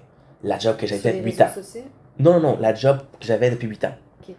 Fait que qu'est-ce que je faisais? Je faisais une job qui était normale, Oui. pendant de 9 à 5, on va dire. C'était de 7 à 3h30. Quand j'arrivais à la maison, c'est les réseaux sociaux. Mais vu que j'étais fatigué par rapport à la job, vu que j'avais quand même beaucoup à faire à cause de la job, c'était très contrôlé. Comme, ok, t'as 1 heure d'énergie, t'as 2 heures d'énergie. Fait qu'est-ce que tu peux? Après ça, prends relax.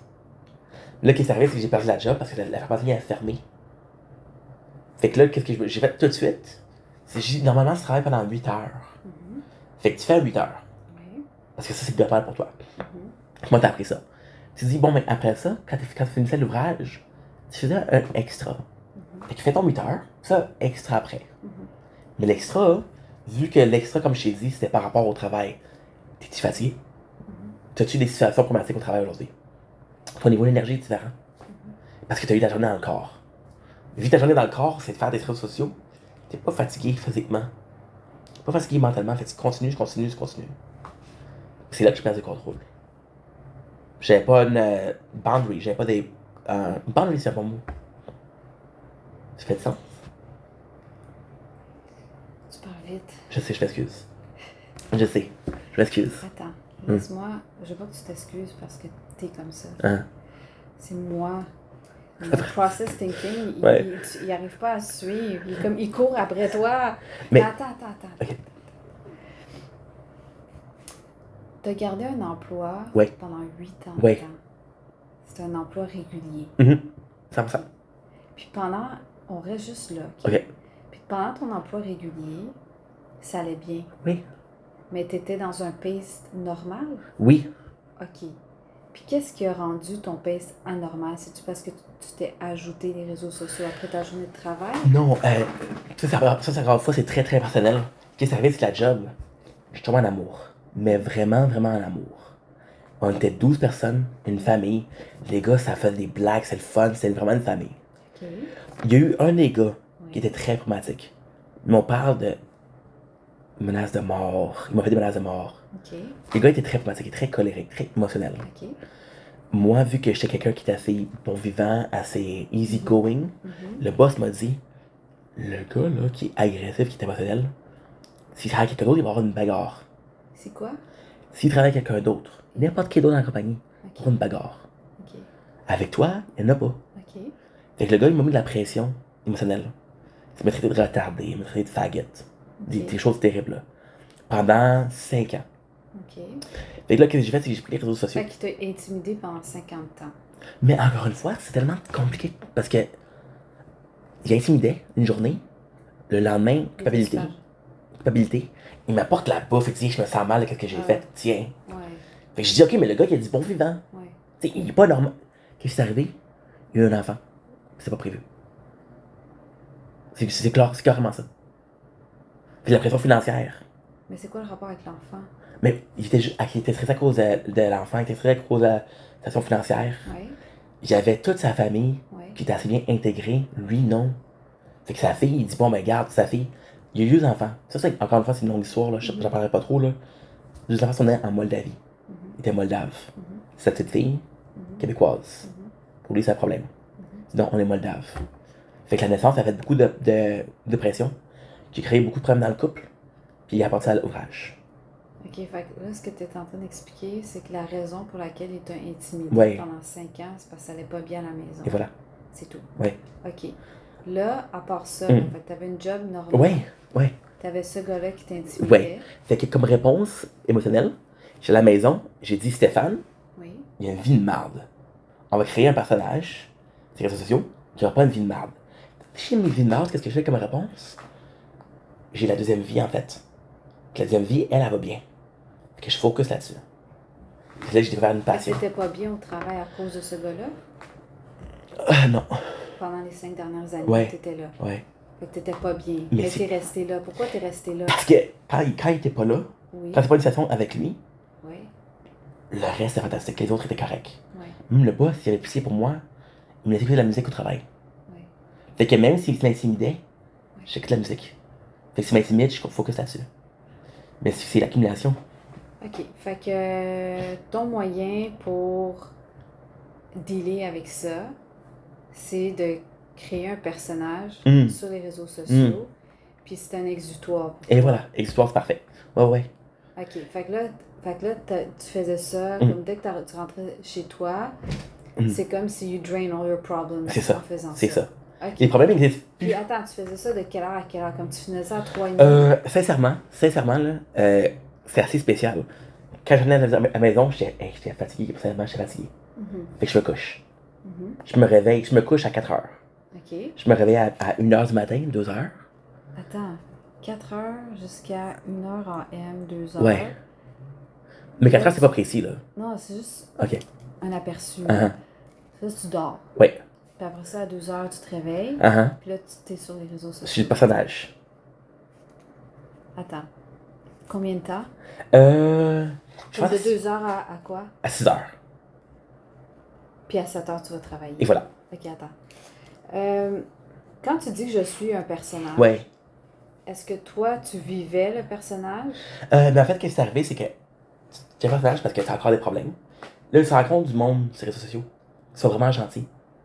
Je dis, je leur mens. Je sais pas la personne que je suis. Fait que le personnage devient de plus en plus toi. Attends, explique-moi.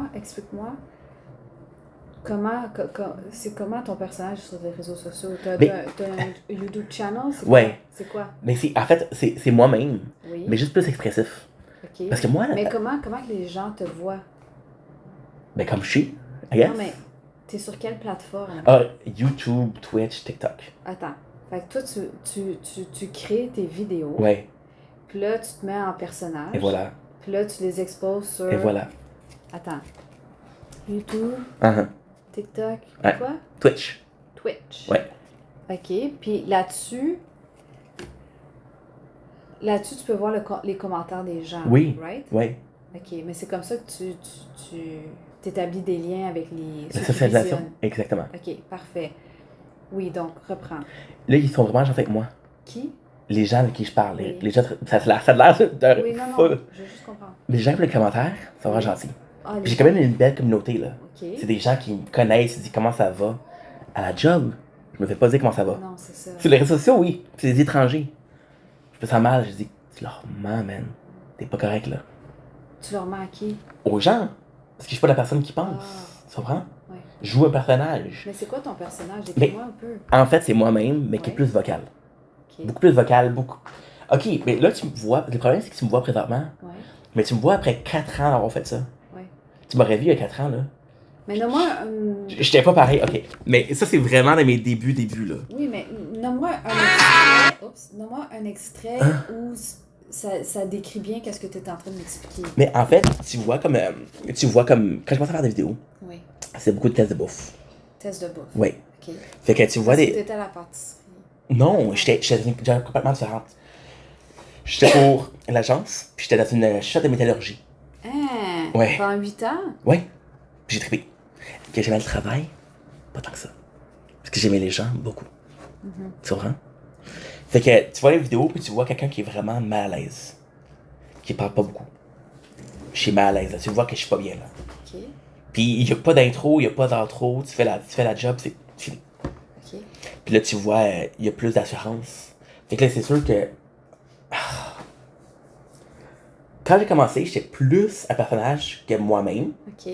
Puis là, présentement, après 4 ans, j'ai plus l'embodiment. Ok, nomme-moi un extrait où t'étais un personnage, puis un extrait où t'étais toi-même. Ok, ben, exemple. Mais montre-moi là, je suis visuelle. Ben, parce que j'ai tellement de vidéos. Mais montre-moi juste là. Ok. Ça va Je juge être pas, très je juge- difficile. non, je juste. Comme exemple aussi, je peux te donner un exemple, ça prend du temps ça aussi. C'est que. Puis aussi, je m'en servais aussi comme un. Attends. Fait que tu montrais sur les réseaux comme si ça allait bien. Ouais. Review. Tu vois, ça va être loin en maudit. Mais. Tu vois, j'ai 40 000 vidéos. Ok, juste prends-en un, je veux juste Ok. voir comme. Mais admettons ça. Là, tu vas voir, c'est ici. Fait que là, t'es en train de filmer? Ouais. What's going on, buddy? This is King Venda. Ça, c'est Just to make vraiment vieux, là. a quick homage to one of my favorite On movies. voit pas. We are Et voilà. live, Mais si tu regardes, officially live ça from fait quatre- ça fait fucking quatre- nowhere. Ok. One of my favorite movies. Get into Si the tu regardes screen. une I want qui to do a est quick plus homage, a quick video, récente. because I think this is Tu super regarderais, good stuff. I je think this vois. is Oh, je fantastic m'excuse. stuff. One of the movies that I love because I'm super into music. Featuring my Tu parles de favorite tes actor, intérêts? Ouais. Jordan Hill. The story is Ouais. basically Mais moi, the je sais. story of Jonah, who's working for a record label owned by Pete Daddy, who Mais is comment que les fantastic. gens- He's funny. There's so movies Ça me funny. gêne un petit peu. And Je sais pas. Parce que, encore une fois, c'est le personnage versus la vraie vie. Il y a pas vraiment dans la vraie vie qui savent que je fais ça. Ouais. Mais c'est confidentiel, hein? Non, pas tant que ça, c'est parce que c'est. Non, mais nous, c'est confidentiel. Ok.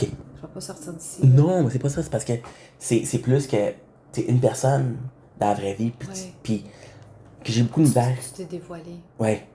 J'ai de la misère avec ça dans la vraie vie. Ouais. Mais Regarde, c'est un personnage, fait que personne le connaît. Ouais. Mais là, je connais le personnage derrière Voilà. le personnage. Et voilà. Puis, t'es-tu mort? Non! Bon. Mais je suis presque mort. Ça va pas bien, là. Non, mais tu comprends ce que je veux dire? Non, mais, C'est- ok, attends, dis-moi, comment les gens allaient vers tes vidéos? Mais en fait, quand tu fais des revues de choses, tu vas avoir un algorithme. Fait que, admettons, je fais une revue d'une crème glacée.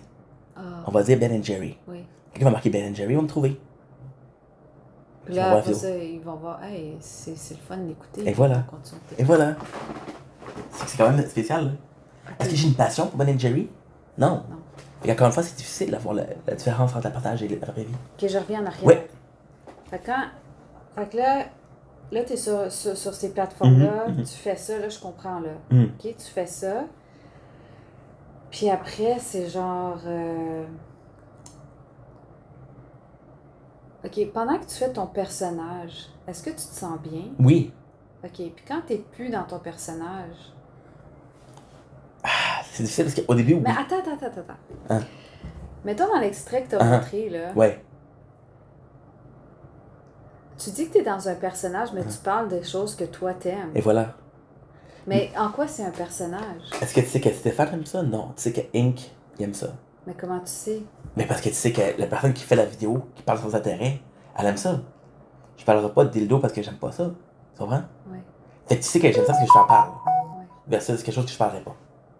Fait que c'est qu'il y a l'intérêt. Mais l'intérêt, c'est par rapport au personnage. La vraie personne, elle aime aussi, aime ça.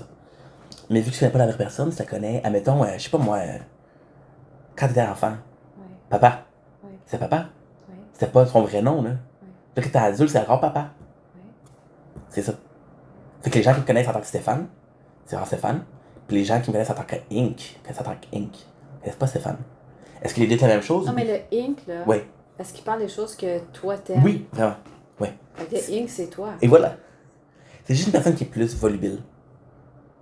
Puis encore une fois, il y a 4 ans d'expérience, puis là, je suis plus volubile Mais maintenant. pourquoi est-ce que ce personnage est-tu dans la vie de tous les jours? Mais parce que je pense que quand j'ai commencé à le faire, quand j'avais 28 ans, Ouais. j'ai mal à ma peau. Ouais. Puis c'est encore à cause des médicaments. Je savais pas j'étais qui. J'étais tellement T'avais blasé. une crise identitaire? Ouais, vraiment. Mais comment ça? Comment? Parce que mes parents étaient hyper, comment je te dirais ça? Impliqués dans ma vie, là. Hyper. Ouais? Ouais, oh ouais. Tes parents sont québécois? Mon père, oui. Ma mère est égyptienne. Ok. Mais mon père qui m'a élevé. Ok. Mon père à la maison, il se parle pas anglais. Ok. Qu'est-ce que t'écoutes pas de choses en anglais. Ok. Ouais. Fait qu'il était sévère? Oui. Mais, il était parce que c'est comment je ferais dire ça? C'est une perte de contrôle. Une peur de perte de contrôle. Quand tu parles, quand tu parles, Ton père est contrôlant. sans le vouloir. Sans le vouloir. C'est, Mais qu'est-ce qu'il voulait contrôler? ben, en fait, il avait peur que je devienne trop différent Ah, différent de qui? de lui. Il y a un enfant. So, ok. Ton père fait quoi dans la vie? Il était soudeur. Soudeur? Ouais. Puis il voulait que tu sois comme lui? Ouais. Comme lui en termes de personnalité? Ou... Et voilà. Et voilà. La vérité, c'est pourquoi? C'est parce Puis il que est comment ton père? il est super gentil.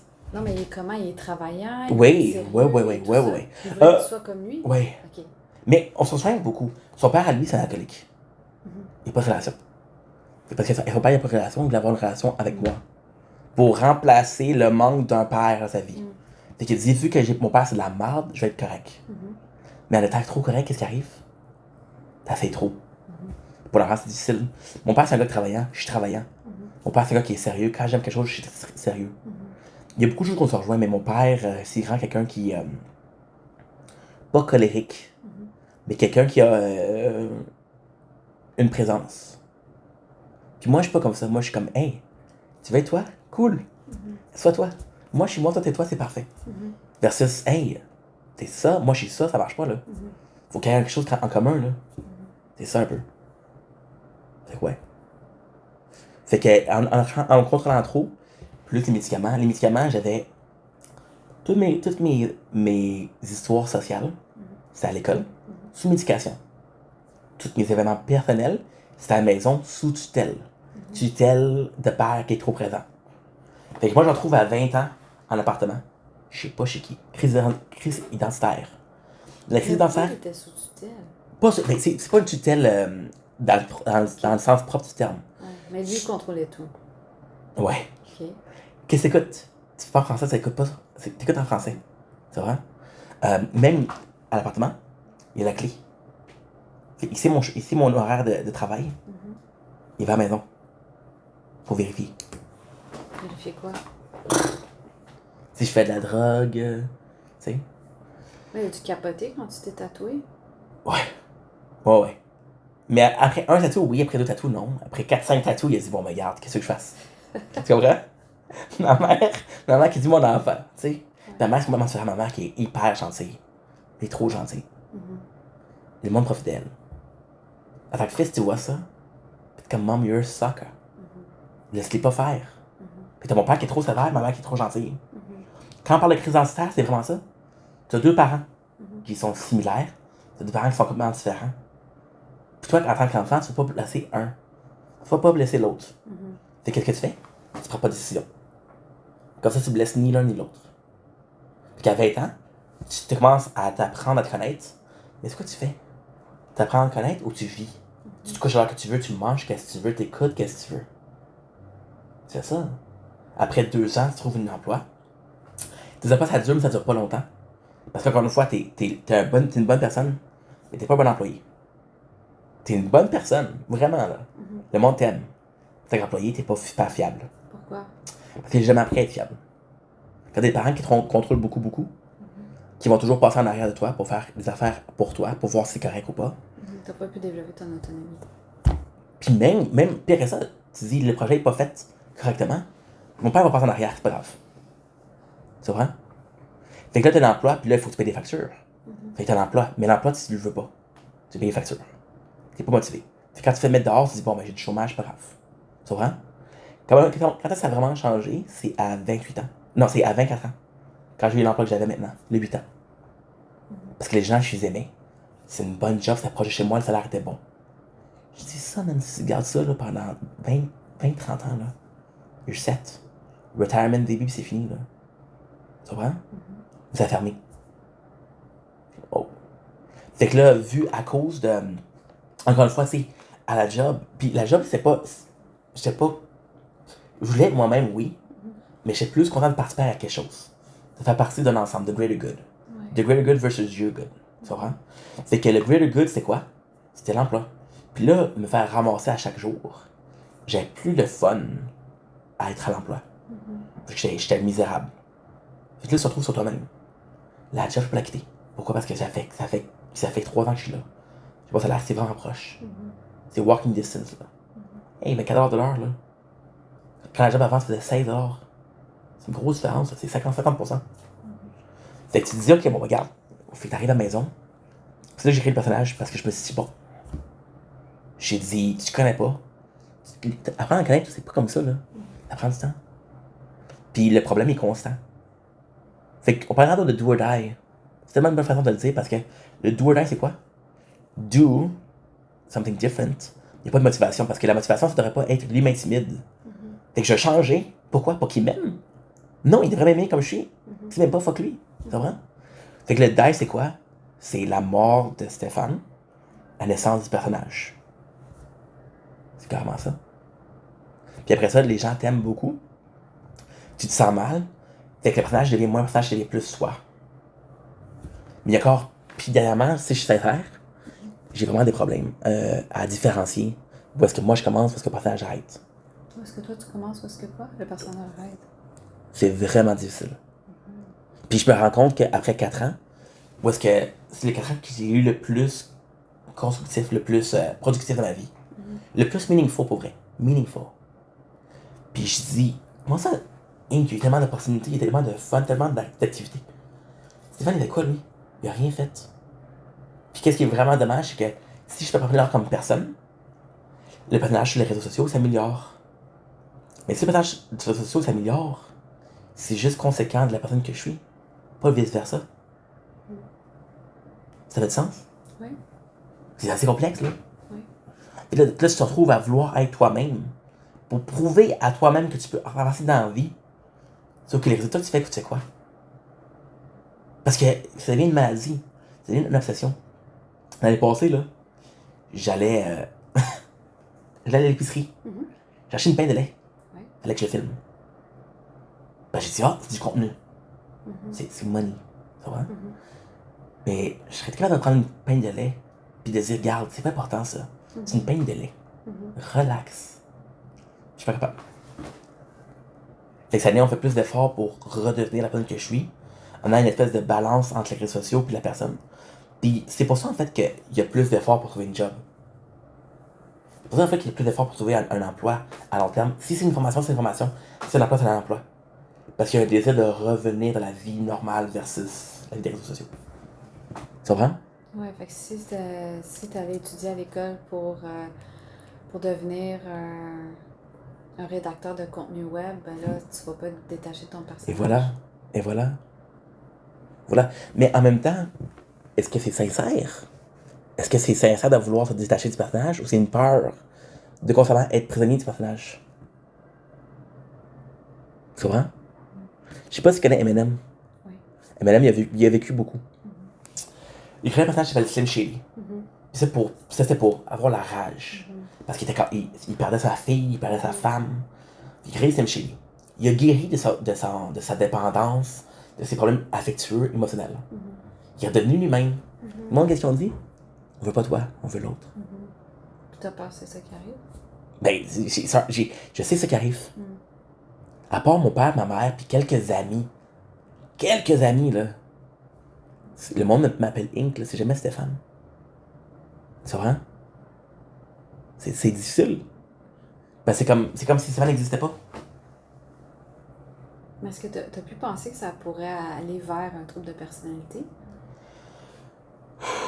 Oui et non. Parce que. Dans la complexité de la chose? Absolument. Oui, mais il y a beaucoup de ça qui se passe. Comme je t'ai dit, la différence entre moi et. Où est-ce que moi je commence, où est-ce que lui arrête. Oui. Puis regarde, je parle de Ah, lui, c'est je parle ça. pas de moi-même. Là. Oui.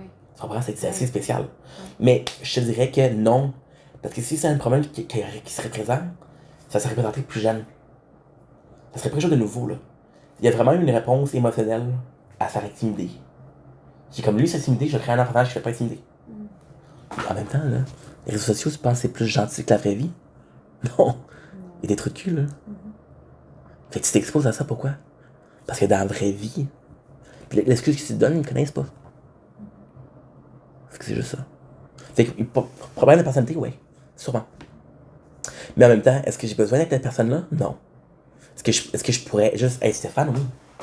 Dans la vie de tous les jours, dans ma vie, qu'est-ce qu'il y a? Il n'y a pas grand-chose, là. Fait que Ing, c'est une façon maintenant, ça a été une réponse émotionnelle. Là, c'est une réponse pour se motiver à faire autre chose. Quand on parlait d'émission, la vérité, c'est quoi? Faut que j'écoute l'émission parce qu'il faut que je fasse un résumé.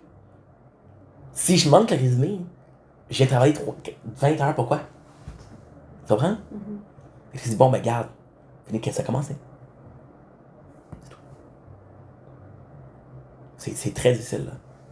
Puis t'es pas bien là-dedans, là. Puis là, quand tu viens ici, là, est-ce que tu viens en tant que Stéphane ou en tant qu'Ing? Non, c'est Stéphane. Parce que c'est Stéphane qui a fait de se démarquer dans la vie. Dans un monde parfait, là, j'ai. Puis quand tu fais comme. Quand tu vas faire un travail sur toi-même, Ouais. là, ben, est-ce que ça va être difficile pour toi d'identifier qu'est-ce qui est important pour toi, tes besoins, tes valeurs, Je sais pas. tes intérêts, Je sais pas. à toi? Je sais pas. Parce que présentement, ça serait. Intérêt, ça serait plus. Ça peut être filmé, ça. Comme cet été, j'ai fait avec mon père, on a construit un vélo. On a construit. C'était pas lui, là. C'est un vélo. OK. C'est carrément des pièces. Ouais. C'est cool. Puis c'est vraiment cool. Ouais. Puis, qu'est-ce que je déplore, qu'est-ce qui me fait beaucoup de peine, c'est que c'est là, c'est mon père. La vérité, mon père, là, il a 70 ans. Là. Le vélo, c'est en fait. C'est une activité père-fils. Je cherche le besoin de filmer. Et sur le coup, t'es comme, hey, c'est vraiment cool, on fait ça ensemble. Ouais. Ça m'intéresse, ça intéresse les gens, ça t'intéresse toi. Là, ça, quand l'adrénaline redescend, Ouais. l'impulsivité redescend. Parce que c'est ça aussi, hein. C'est impulsif. Ton père voulait passer du temps avec toi. Puis tu t'en calissais. Est-ce que tu t'en calisses vraiment? Non, mais t'avais pas besoin de filmer. Dans le moment présent, c'est comme, laisse faire ça. Passe avec ton père. Mais t'as la misère avec le moment présent? J'ai la misère avec j'ai la misère avec le concept du temps. 1 minute que je peux investir versus 1 minute que je peux perdre. C'est quoi le choix que je fais? Je l'investis. Mais en même temps, penser que tu perds 1 minute parce que t'es avec ton père ou avec toi, c'est pas correct de dire penser comme ça. C'est pas la vérité. Pas parce que tu vois quelque chose qui est plus qui a plus de. C'est pas parce que quelque chose qui a plus de value que c'est automatiquement l'autre chose elle n'a pas de value. Ils ont une value différente. Une value financière, une value présente, matérielle, une value émotionnelle, une value de bons souvenirs. C'est différent, mais en même temps, c'est deux choses qui ont complètement une value différente. Là, tu analyses ça. Puis encore une fois, tu fasses le moment présent. Si tu me dis une question présentement, tu me poses une question, il faut que je pense à la réponse. En termes de. D'action. Coût et bénéfice? Ouais. Mais c'est ça. Risk and reward, des choses comme ça. Puis, c'est pas sincère. Parce que tu veux une réponse. Tu me dis comment ça va. Je devrais pas penser, regarde comment tu réponds. Puis parce que qu'est-ce qui se fait, c'est tellement calculé tout le temps. C'est malade avec l'impulsivité. Que tu te retrouves dans un mode où est-ce que l'automatisme, c'est calculé. C'est là que t'es pas sincère. Puis c'est là que j'aimerais ça plus moi-même. Moins calculé. Est-ce que tu te rappelles d'un moment dans ta vie où tu as été plus sincère, moins calculé? C'est pas le bon souvenir, Même par exemple. récemment, ça peut être juste un moment, ne serait-ce Mais 5 avec, minutes, 10 minutes, 1 heure. à 22 ans, c'est là que j'ai fait le plus honnête. J'ai eu une année d'honnêteté. Mais vraiment. J'ai fait une dépression, une grosse dépression à 22 ans. Moi, j'étais le petit gars tranquille, je sacrais pas. À 22 ans, j'ai fait une dépression. Puis là, je me rends compte, tu sais, quand shit hit the fan, qui est là, qui est pas là. Fait que j'ai eu une réponse qui était vraiment T'étais pas là pour moi. Va-t'en. Vraiment une réponse honnêteté qui était je pense à moi-même, je fais moi-même. J'ai pas besoin de l'approbation des gens, je m'en fous de ce que les gens pensent. Mais la réponse est négative. Je sais que quand tu mens aux gens, parce que leur opinion de toi, pour la vérité, elle te dérange pas. Si, admettons, là, quelqu'un qui te dit comment ça va. C'est Comme ça. toi en rentrant ici. Ouais. Mais maintenant, je suis correct. Maintenant, je suis plus en dépression. Maintenant, je suis quand même honnête. Mais j'ai quand même le souci d'être une bonne personne. Parce que t'es une sortie d'une bonne personne, c'est là que c'est malhonnête. Parce que toi, fondamentalement, t'es quoi? T'es gentil, t'es pas gentil. Si t'es gentil, t'es pas T'essayes pas d'être gentil. Et voilà. Mais là, est-ce que j'essaie d'être gentil parce que j'ai peur de pas être gentil? Ou j'essaie d'être gentil parce que je suis pas gentil?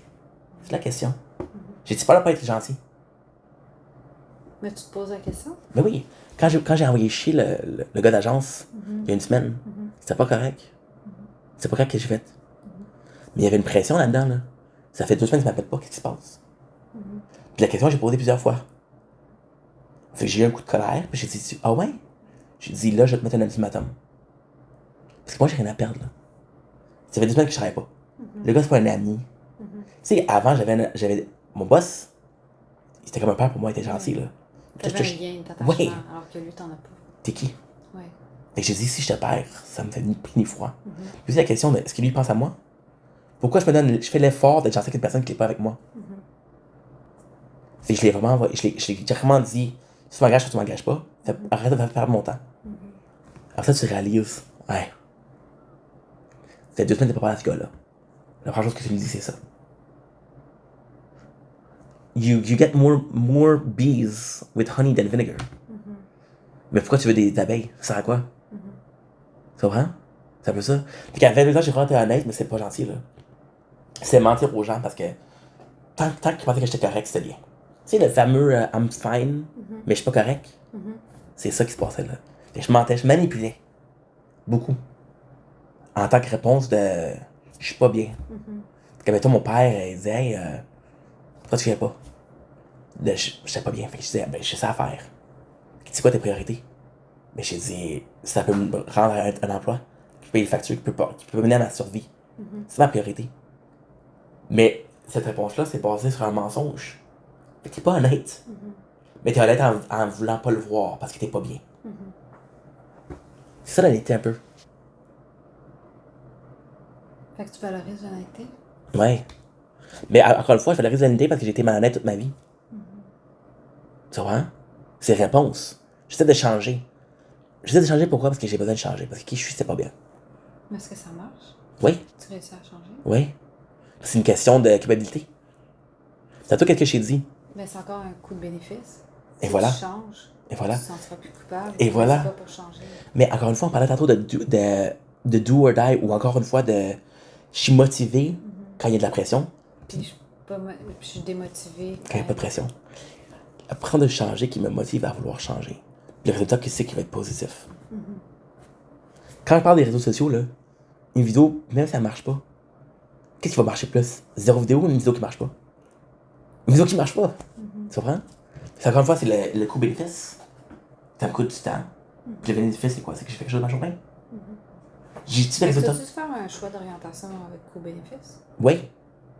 Mais encore une fois, les coûts-bénéfices, c'est extrêmement simple. C'est est-ce que je vais être heureux là-dedans? Versus, encore une fois, on parlait de tantôt de à Comment long. tu vas savoir si tu vas être heureux là-dedans ou pas? C'est quoi Parce que tes critères? Je me vois-tu à long terme là-bas, tout simplement. Mais dans ça. c'est quoi tes critères qui vont te permettre de déterminer si tu te vois à long terme ou pas? On parlait de la boulangerie tantôt, la dernière fois. Oui. La boulangerie, en principe, en pratique, c'est très différent. En principe, je tripais. En pratique, là. Tu sais? Oui, tu réponds pas à ma question. Ben, c'est ça, en fait. C'est que je me voyais pas à long terme là-bas. Mais en pratique, je me voyais à long terme. Fait que c'est l'idée de. Comment tu vas savoir cette fois-là que tu vas te voir? Je suis plus informé que j'étais. La boulangerie, c'était une question de. Faut que tu ailles à l'école. Tu peux pas rester à la maison à rien faire. Va à l'école ou travaille. Et j'ai dit, bon, ok. Puis j'ai vu qu'il y avait un cours qui était pas si long que ça. Puis je me suis dit, je peux travailler là-dedans. Donc, c'est quoi tes critères pour être heureux dans ce que tu vas faire? Encore une fois, est-ce que je me fais chier? Mais comment tu veux savoir quand tu lis la description d'un programme Mais- d'études ou d'un métier? Tu connais plus, en fait. Tu connais plus. Parce que tu connais plus, c'est plus ce que tu recherches. Quand on parlait Qu'est-ce de. que tu recherches? Un emploi où je vais être bien. Aussi simple que ça, aussi.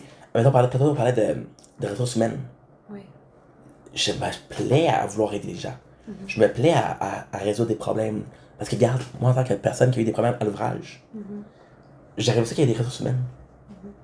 Pour me sauver le cul. Il n'y a pas eu ça. Fait que je me dis, bon, ben, ça peut-être quelque chose qui manque dans le monde. Tu sais? Fait que ça serait une motivation. Est-ce que je me vois à long terme? Oui, parce que je me suis dit, regarde, il y a tellement de différences, différentes situations, différentes personnes. C'est beaucoup, là. Et après, quand il y a la case de terme, on était 12. C'est pas partout pareil, là. Prenez avec 100 employés, t'as là du monde, là. T'as des pifs personnels. Fait que, coûts et risques et rewards, les coûts, c'est que des fois, des problèmes que tu vas pas pouvoir résoudre. Mais les rewards, c'est quand tu as résolu un problème, tu te sens bien, tu te sens mieux. Tu as aidé quelqu'un. Comme ça, tu vois à long terme. Mais résoudre des problèmes humains ou résoudre des problèmes techniques ou les deux? Humain. Plus que technique. Parce que technique, est-ce que ça aide l'humain en tant que tel? C'est la bureaucratie, elle est partout, là. La ressource humaine, c'est la bureaucratie aussi, là. Ça t'intéresse-tu autre chose? Fait qu'à part aider les gens à résoudre des problèmes humains, c'est quoi les autres critères qui vont te permettre de dire que ouais, ça, les indices d'orientation sont là pour m'indiquer que je vais être heureux dans ce travail? Mais tantôt, j'ai fait les arts, communication. Puis j'ai vraiment fait parce que toutes les questions, j'avais des gros scores. Fait que l'exercice, pourquoi je trouve ça intéressant, c'est parce que c'est vraiment ça. C'est que tu poses pas une question, ça pose plusieurs. Vite comme ça, là, je pensais que ça m'intéresserait le troisième. L'humain. Plus que le vivant. Puis je me suis dit, oui, l'humain, ça m'intéresse. Là, je suis allé dans le cinquième, qui est les arts. L'enseignement, la culture. Qui, a priori, m'intéressait pas. J'ai fait la question, puis j'ai dit, fuck, j'ai bien un gros score. Fait que c'est ça un petit peu. C'est pour ça que ça, c'est le fun. Pourquoi je pense qu'est-ce qui est différent maintenant? C'est que maintenant, c'est pas une question, c'est pas une réaction. C'est que tu prends le temps parce que ça va être à long terme, là, c'est important. Versus, en tant qu'enfant, je dis, quand j'étais enfant, là, n'importe quel travail, ça va faire la job, là. Je peux payer mes factures, tant mieux. J'ai pas d'ambition. L'ambition présentement, c'est d'être heureux. C'est ça? C'est pas facile, hein? C'est fascinant. Ah ouais? Merci. Mais c'est pas facile. Et quelle heure avec tout ça? Il est 10h04. Ok, on va arrêter là, ok? Ouais. Et tu vas vraiment à la tête, hein? Non, pas du tout. Good. J'ai voyagé dans ton univers. Ouais, Qu'est-ce ça que me tu fait peux plaisir. demander de mieux? Ça me fait plaisir. Ça me fait plaisir. C'est génial, mais merci pour ce beau partage. Ça me fait plaisir. C'était pas facile. C'était pas facile, mais tu l'as fait avec brio. Je veux rougir. Je veux rougir. Non, mais c'est vrai. Mais c'est facile. Je Mais me m'ouvre t'as la pas. facilité de parler de toi. Hein? Peut-être que tu as la facilité à parler de toi-même quand tu te sens écouté, peut-être. Ouais. Ou quand tu te sens pas jugé. Ces réseaux, c'est ça?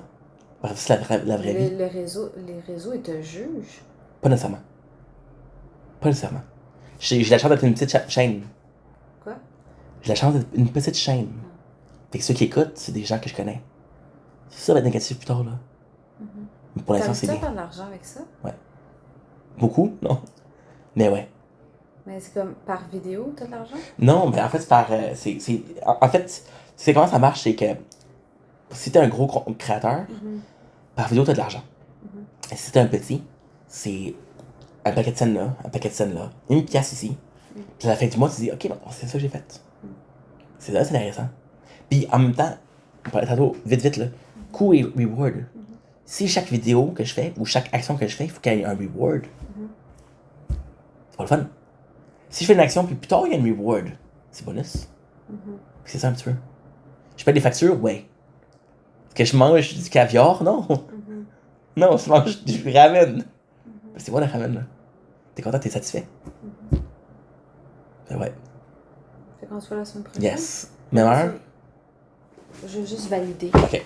Moi, je vais prendre ça pour la maison. Je vais pouvoir le finir. Ah! C'est correct. J'ai un réflexe. De chat. Commencer. De chat. Je suis content que t'aies mieux. C'était pas la plus de te voir mal. Merci.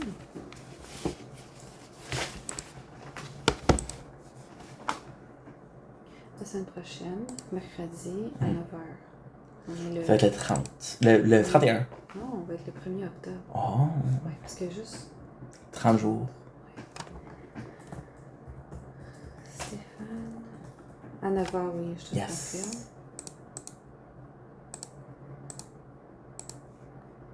Je veux juste voir vite. Bien sûr. quelque chose. Bien sûr. Je me sens coupable un peu. Tu te sens coupable? On parlait beaucoup de moi, beaucoup de toi. C'est normal? Mais non, oui, non, t'es là pour ça. Ok. On n'est pas là pour parler de moi. Ok. On est là pour parler de toi. Je me sentais un On peu n'est pas en relation égoïste. professionnelle. Je sais, mais je suis pas égoïste non plus. C'est quoi? Je suis pas égoïste. C'est pas de l'égoïsme. Ok. T'es même très généreux envers toi-même. Je vais rougir. C'est pas égoïste parce que c'est un travail d'équipe. Hmm. Tu me partages l'information, puis avec l'information que tu m'as partagée, moi, je peux travailler cette information-là avec mes connaissances que j'ai, puis que je te le retourne en rétroaction, en reflet, en feedback, en Good. donner un plan. Fait que ça reste un travail d'équipe. Ah oui. Feedback, c'est aussi Pas important. de Feedback, égoïste. c'est important. Là. Intéressant. Fait que peut-être après ça, puis à date, Il me manque juste 2. oui, c'est correct. Je vais te laisser faire les deux. Ramène tout ça la prochaine fois. Oui, promis. Les deux sont à la maison? Oui. Ok. J'ai dit pourquoi j'apportais des feuilles qui sont vides. Ouais. Ok.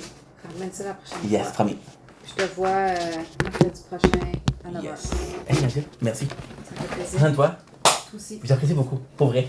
Moi aussi. Puis encore une fois, je m'excuse pour le C'est réciproque. retard. Ah oui, puis ton retard, là, il faut travailler ça. Là. Oui, beaucoup. Je suis tout le temps. Tout le temps. Merci. Donnez balle, bonne nuit. Bonne soirée.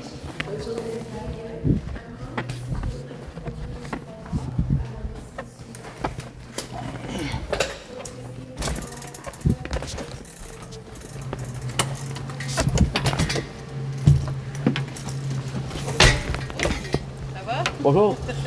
Ouais, c'est une main là-dessus, une main là-dessus. Oui. Pas facile. Non. C'est pas si beau, hein? Pardon? C'est sombre, hein? Oui. Mais il annonce pas de pluie aujourd'hui. Demain, par exemple, Demain? Ouais, toute la journée. Aïe. Combien de pourcents? 100. 100%! Ben voilà. Ben, en tout cas, chez moi, là, ici à la Chine, je sais pas si On va être chanceux. Gros soleil. ça serait le fun, hein? Ouais, pour moi?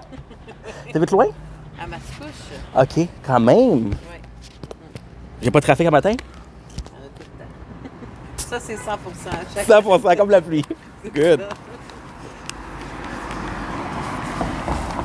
Bonne journée. Ça aussi, bye-bye. Merci, au revoir.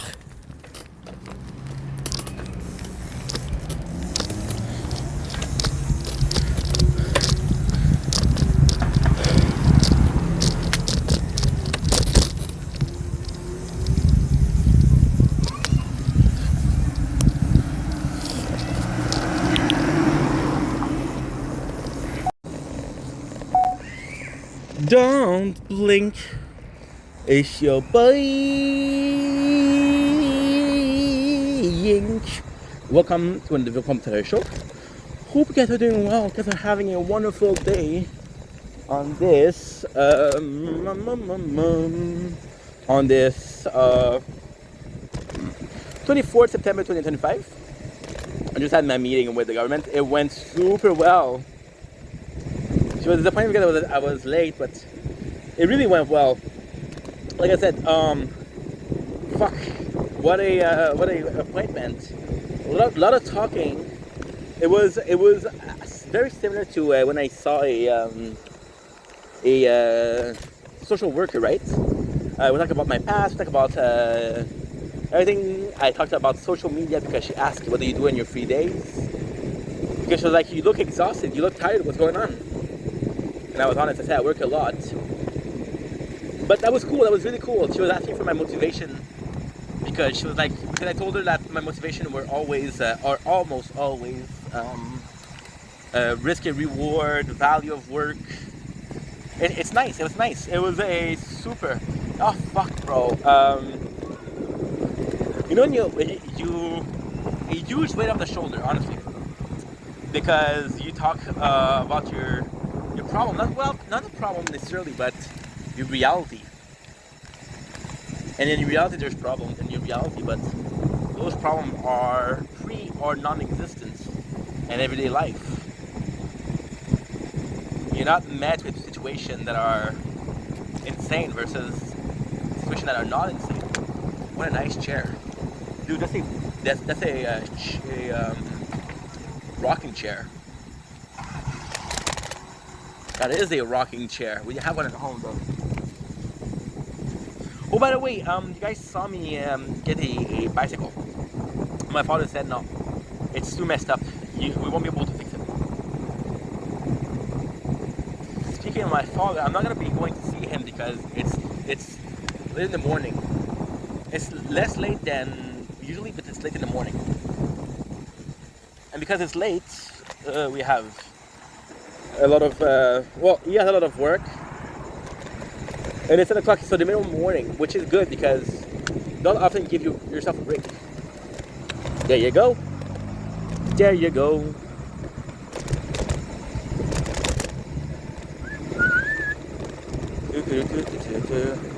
Dude, this is insane. Insane. I haven't shot like that in a while, so it's kind of crazy.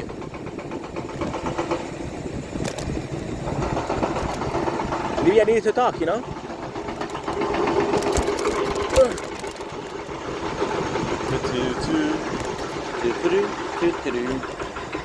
Super nice though. Super nice. What a good morning. I have to go to the bank. We do have to pay for our electricity bill.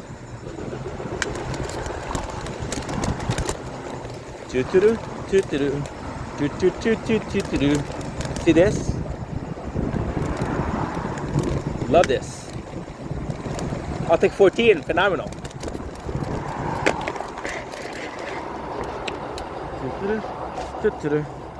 Drop the battery pack. But didn't drop the phone, so that's okay.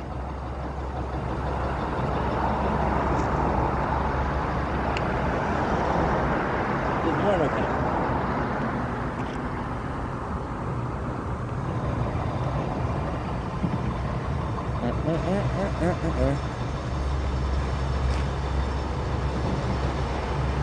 Okay. We are back, baby. There you go.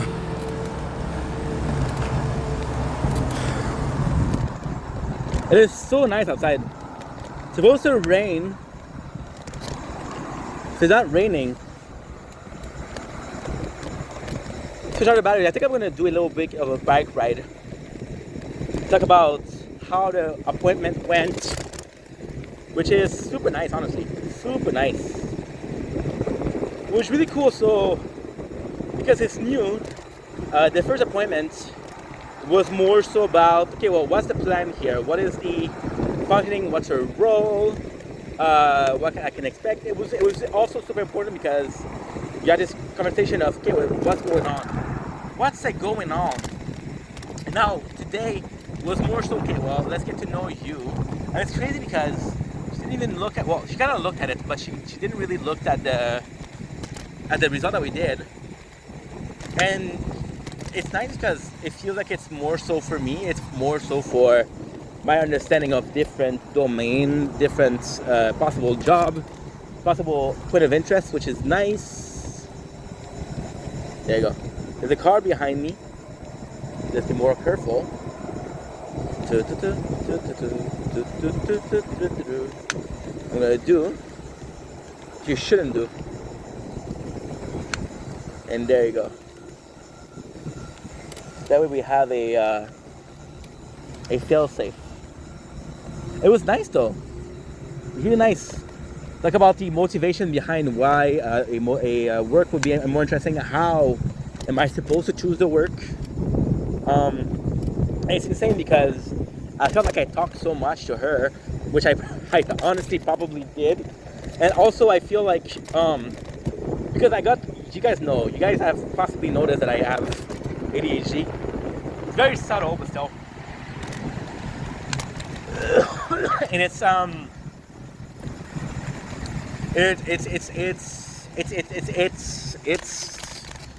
a case of A, B, D, E, Where's the sea? Oh, no. I forgot the sea. Let's go back to the sea. You know? So it's very complex. It's very, very complex.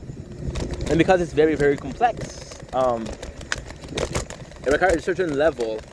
At the same time, you know, I saw her and twice, like 2 hours total.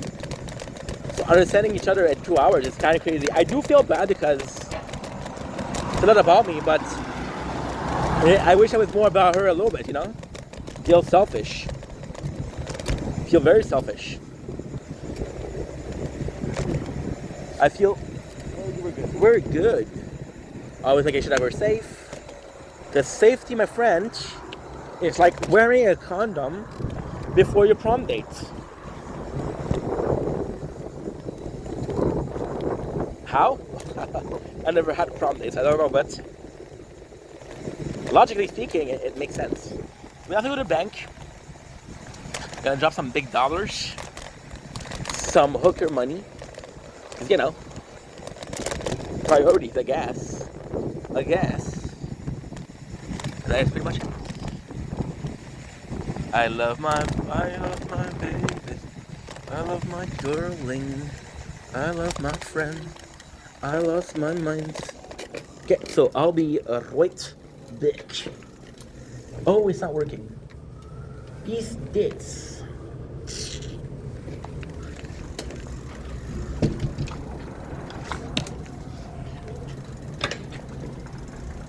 Maybe inside it's working, I don't know.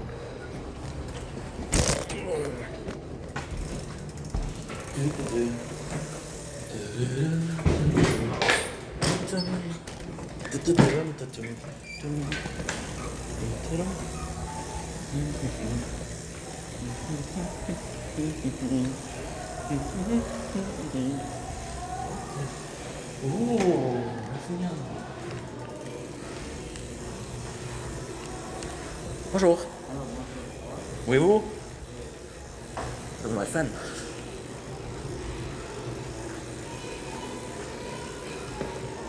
See? Super nice. Brand new store, baby.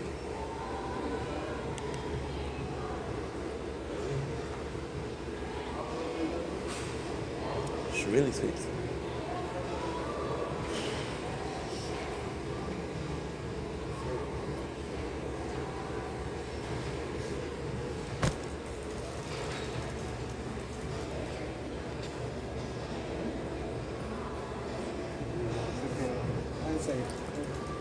Thank you.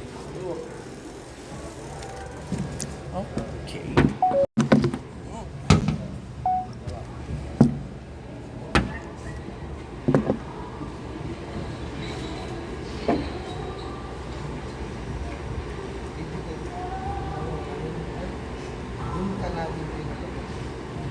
Sabi kita ini.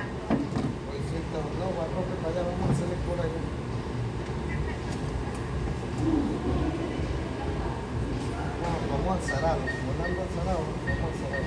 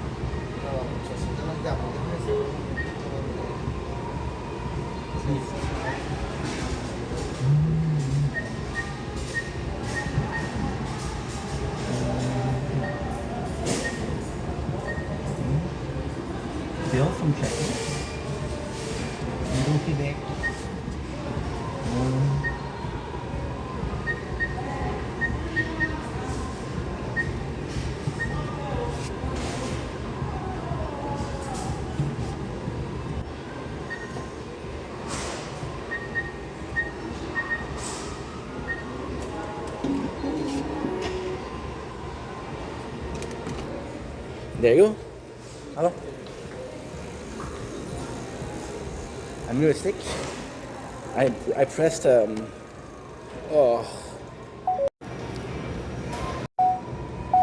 Dr. Fat Fingers. Made a mistake. Look at here.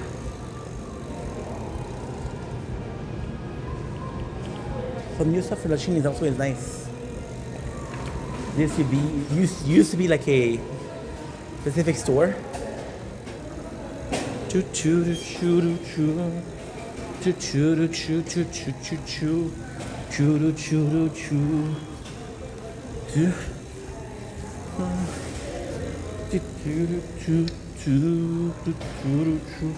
choo choo choo.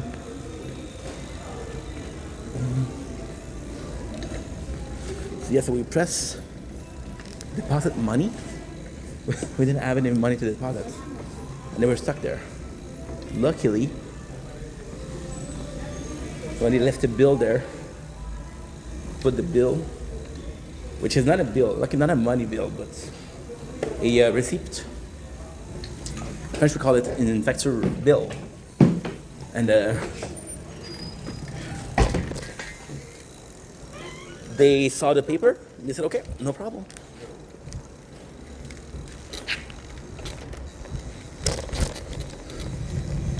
There you go.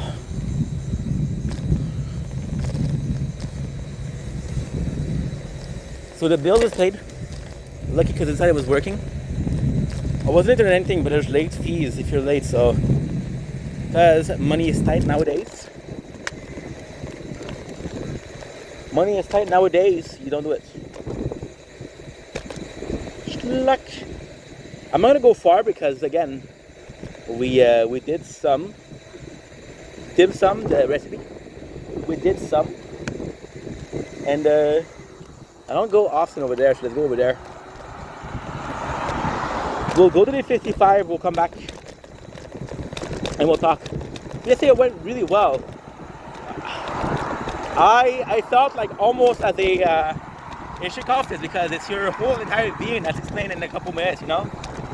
So your whole entire being explained in a couple minutes, it's kind of nuts, it's kind of insane. It is kind of insane.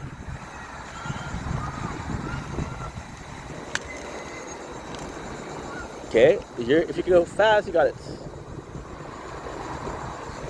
Just stop there, we got it. Good, thank you, Kansa. Thank you, Kansa. Respecting the law, I guess, but still. Take it, Kansa. It was really nice, dude. It was really nice. We talked about, guys, she did a reveal that is insane. She said that I probably had personality disorder because of my difficulty of transferring from ink to Steph and from Steph to ink.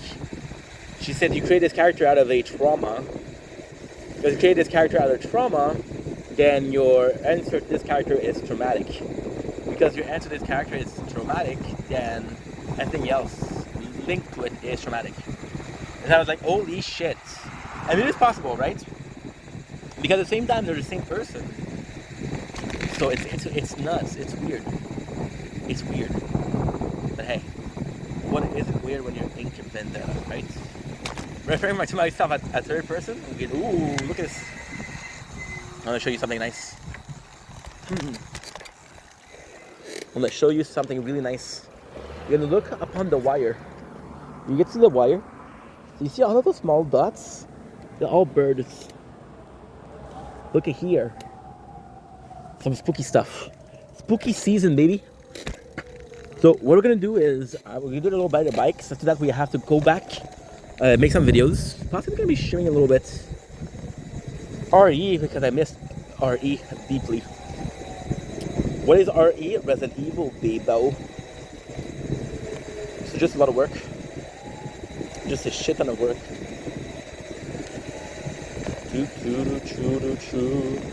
My father's not home. I lost my papa.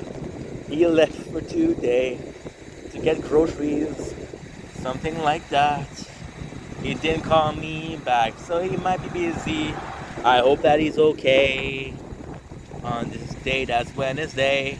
On the tele series or the Netflix series. Tum tum tum tum.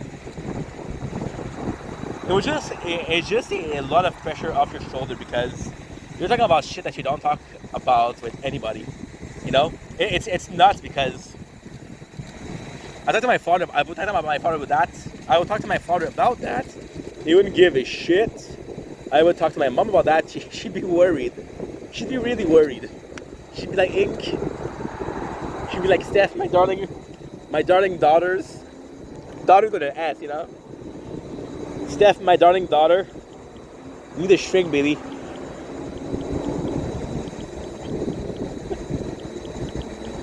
And because we're old school, fuck shrinks, bro. No, actually, I got a lot of respect for shrinks. Got a lot of respect for them. But it was nice, it was really nice, you know.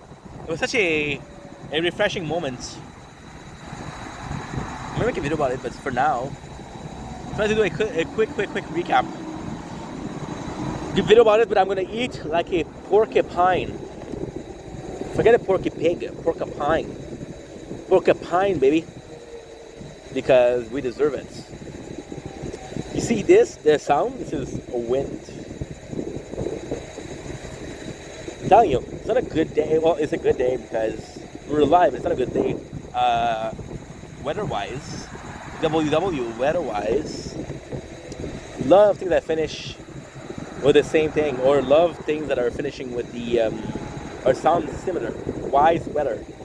I'm gonna take a road that we never took before, because I want to give you guys a little bit of a, je ne sais quoi. Je ne sais quoi. Now, the reality is, do I know where I'm going? Maybe. Are we gonna be okay? Absolutely. I lost my baby. Feel very singy-songy today. Yeah, I'm telling you, there's a weight off the shoulder, and that's kind of crazy. But at the same time, hey, we're doing so freaking much, which is kind of insane. I lost my darling. I lost my friends. I've lost my mind. Que fil de Jamie qui un jour tomba. Le drama.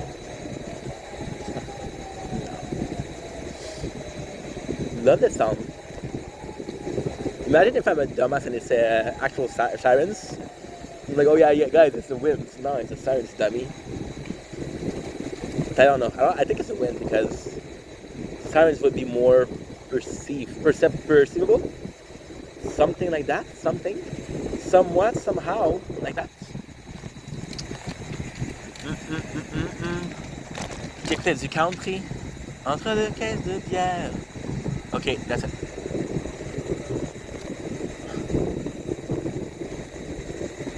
It's kind of crazy because we know exactly where we are. Doesn't look like it, but still. I feel bad though. Because you're pouring all of your thoughts in a person. The insane person pouring all their thoughts in the brain of a sane person. It's not cool, bruh. It's not cool because you feel bad about it, right? But it's not because she's smart, and it's an intelligent discussion. And I feel like I don't have those a lot. Oh, there's church. See, we never come here. Why? Oh, do you see the trees? They're beautiful. But we usually don't. Oh no! No! Oh shit, bro.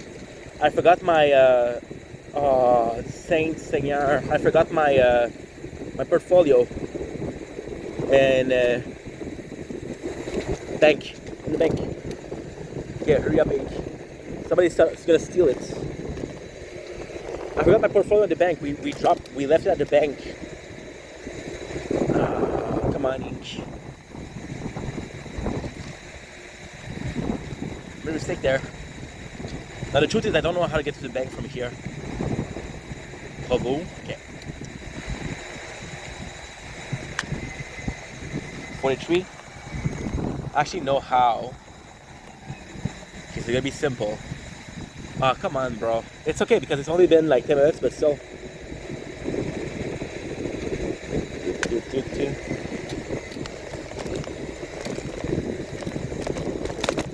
love this bike.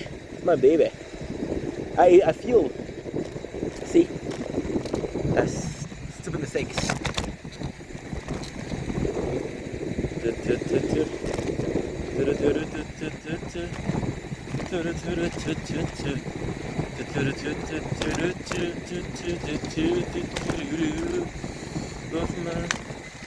This is Est.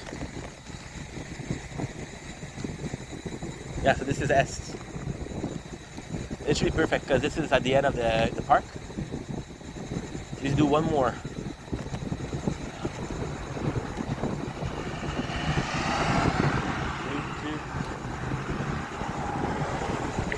I'm gonna have enough batteries to go home. Okay, we'll do a little exercise. Exercice physique. Fuck, dog. This we used to do every single summer camp here. This was the closest to my house, right? So we did every summer camp in Lachine. So I know at least what the other was doing. There was this one. Even gonna put a oh no, I don't think so. I think they were gonna put a bus thing here, but no.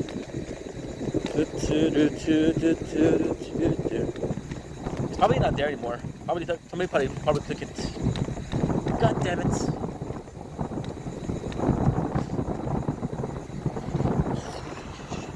Fuck. Big mistake, bro. It is a big mistake.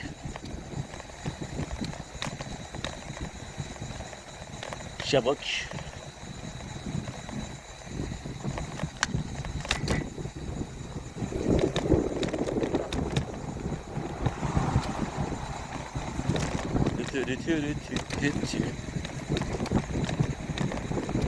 Love the sheen though. Look at this. Most of these roads we never went. Well, we never went with a very kind person. And then I passed from all the way back. We went before, but not with the bike. When I had a friend that lived close to here, Simon Derache. There you go. Oh, I lost my baby. I lost my darling. I lost my friend. There you go. That's good. I'm hearing cars. You guys should know this one. Because we've been there a lot of times. This is something called Provo. So Provo we don't go often, but it's beautiful. Now the reality is, I used to come here. I used to come here a lot when I was younger because it was hidden from the road. And because it was hidden from the road, I could play. My father would tell me, "Hey, go outside, play outside." I would bring my Game Boy Colors because I'm old. I would play video games.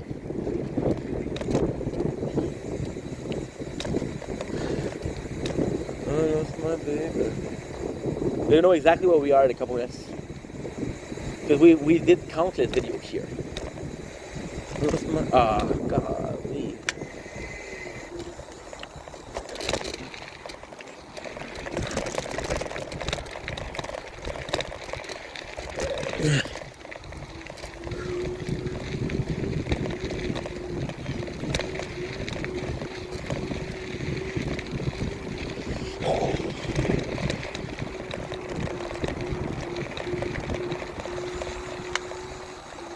No, this is not the right place, the right way. It is somewhat of the right way, but it's not.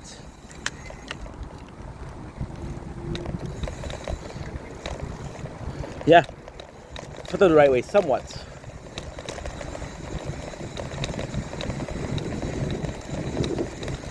These are when you spend 2 hours a day. Oh, nice little road there.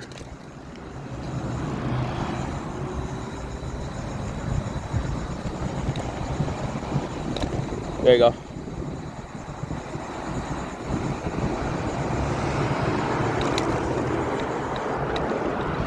something we don't go often, but... And yes, the building changed, but the weight didn't change.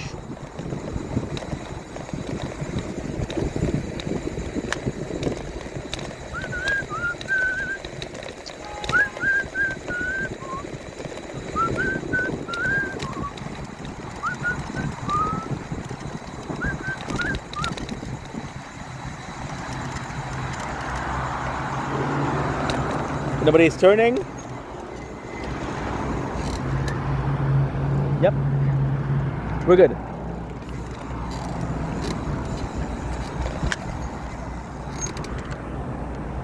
She press the button? Yes, no, maybe. She pressed the button. I have to apply for the election. Yes.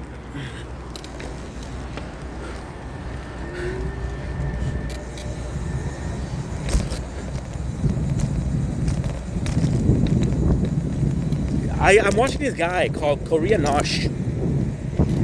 It's a lovely new channel. When I say lovely new channel, it's very, very lovely. And the guy has been there for a year. So it's amazing.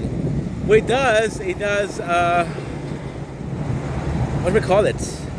Convenience store. It's that crazy how small the Shein is. It's so small that most of the people presenting themselves, you know.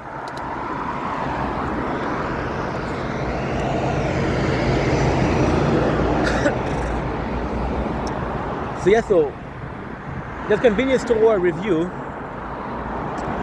we can do that at a convenience store. That could be cool. But then what consists a convenience store, that I don't know. That I don't know. I'm gonna give the guys a place to walk.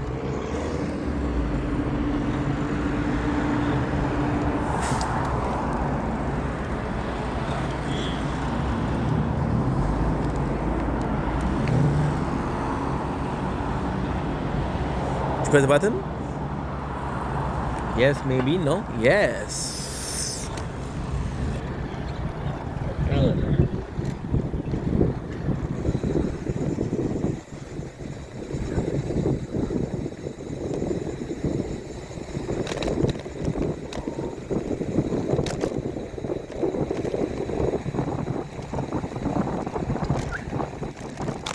Fuck, dude, I hope it's there. It possibly is. It's been gone for 20 minutes. It's a work day, so most people are at work and not picking up stuff from the bang thing.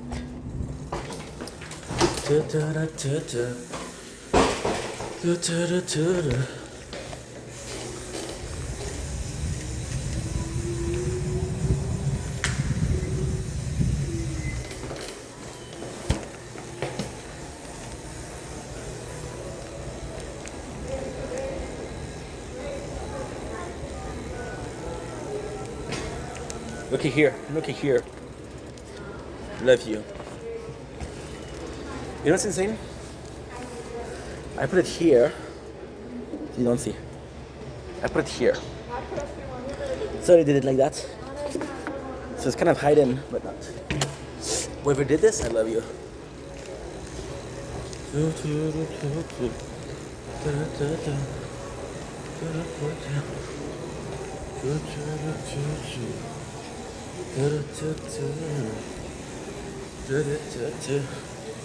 Like in a perfect world, you see all of these, they're all different store.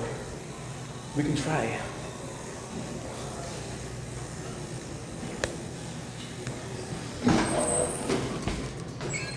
All I wanted was you. Today tournament, which means no TikTok live.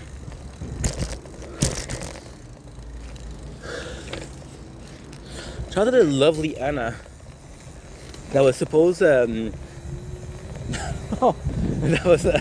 wasn't supposed to stream because she's not doing so well, but you know what?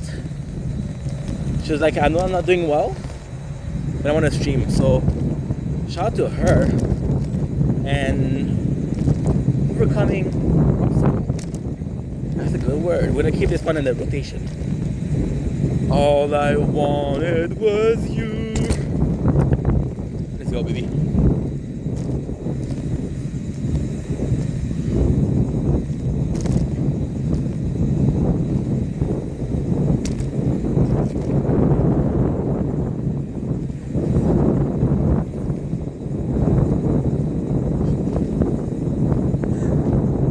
If it's the case that I have a personality issues, oof, it'd be huge, bro. It'd be huge. Good. Oh, look here. VR. I don't know, there's something so charming about the VR. You're like stuck in the same place for so long, but you're stuck in a place where it's comfortable, you know? Like, it could be worse.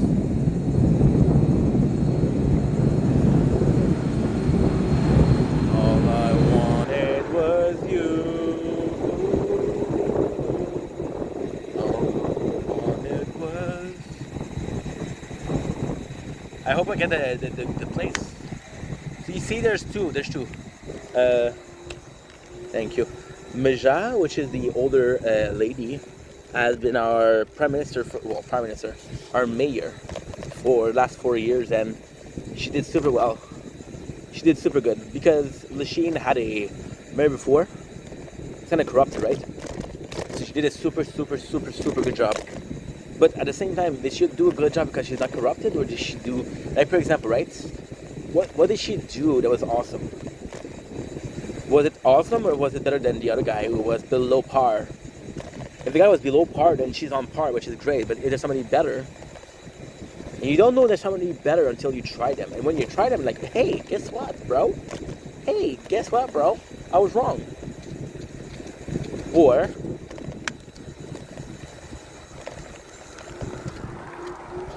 we got another problem.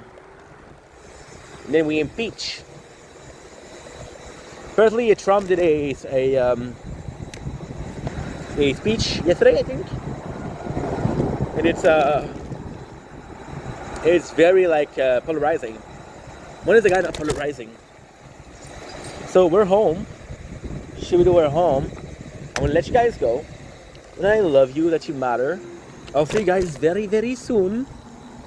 And thank you so much.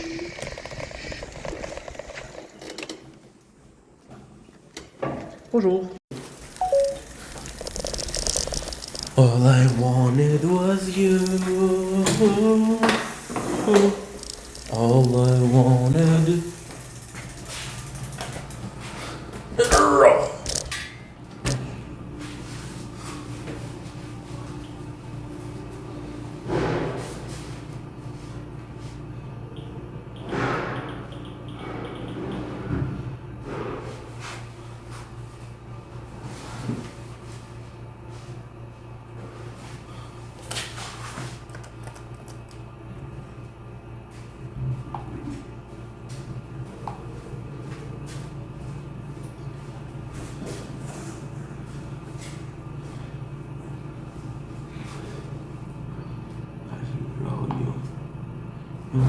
You made me hate me, you gave me hate, seen and saved me, and these tears are deadly. You feel bad, every time you're trying to steal my heart with your knife. They stop, it dies, and these songs are this song's for too long. It's true, I hurt you. Remember, I loved you. Lie, lost it all. Fell today, it's all the same. I'm sorry, no. Sorry, no. I've been abused. I feel so used because of you. I'm sorry, no. Sorry, no. Should never missed you. Told you that I lost you. Every time I come, future that we burn through. Remember, obsessed with the thought of you. Play pop even. Okay. Pourquoi j'ai pas fait even?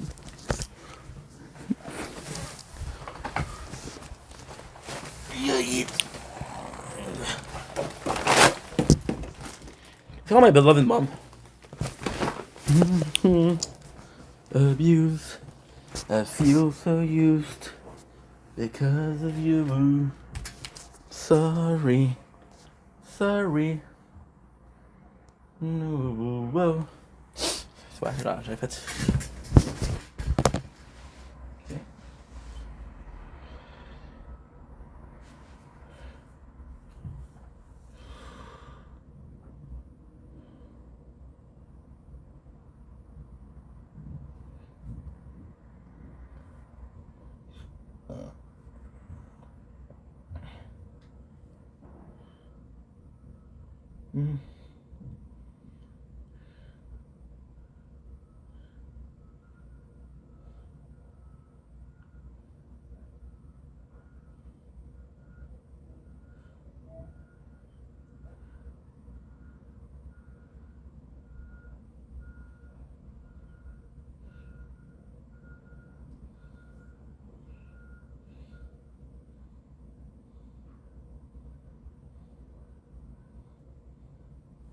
Good.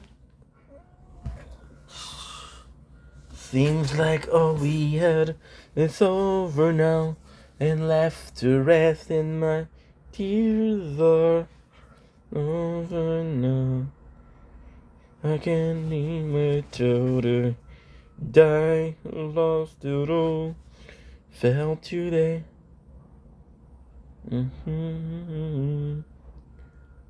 Sorry, no. Sorry, no. Whoa. Die, been abused. I feel so used because of you. No. Sorry, no.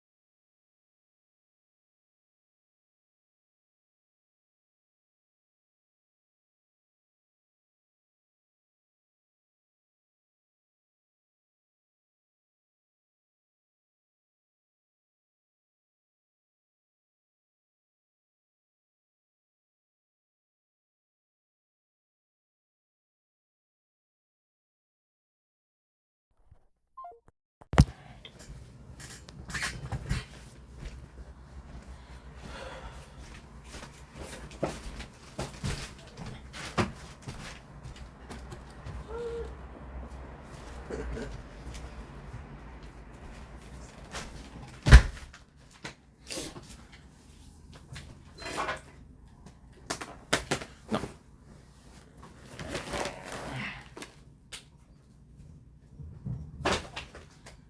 Oh, merci.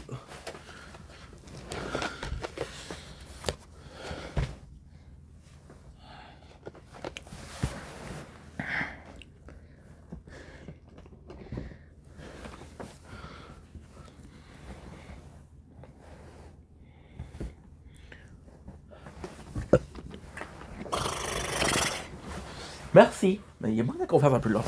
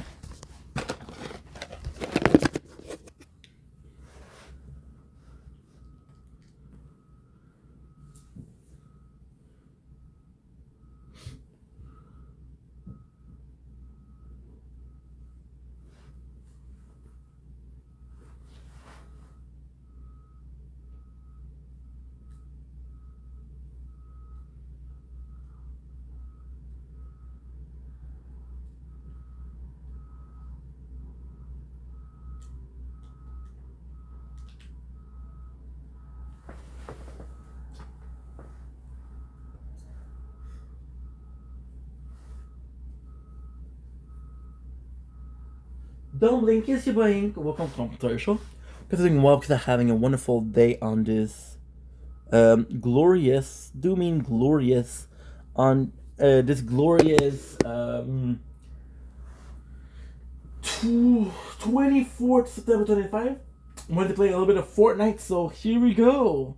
We have a busy day, so it's not gonna be a long stream. But I was gonna call my father and my mom. My mom, she's working now, so I called her before. Then call my father, so I was like, you know what? Might as well play. So I'm gonna call my father, and then we're gonna be playing for like an hour, cause I feel like playing.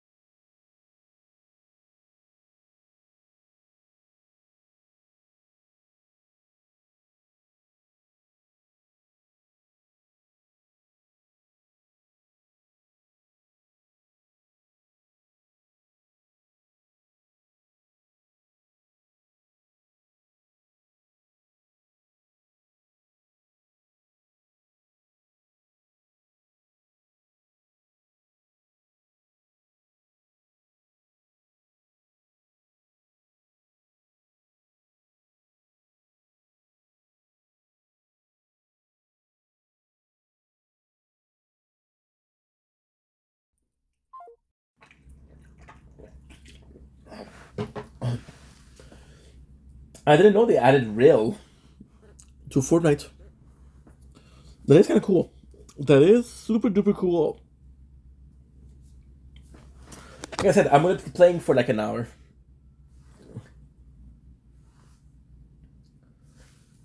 I like calling my father. He's a good person. He's a good man. He is a good man.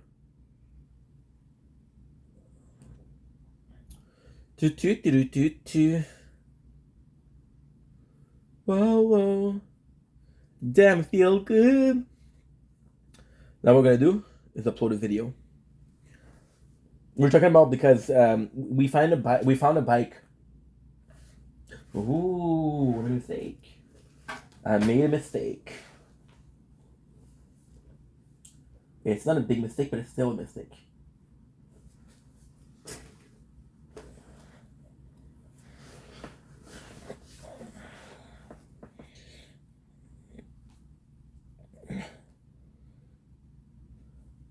I found a bike,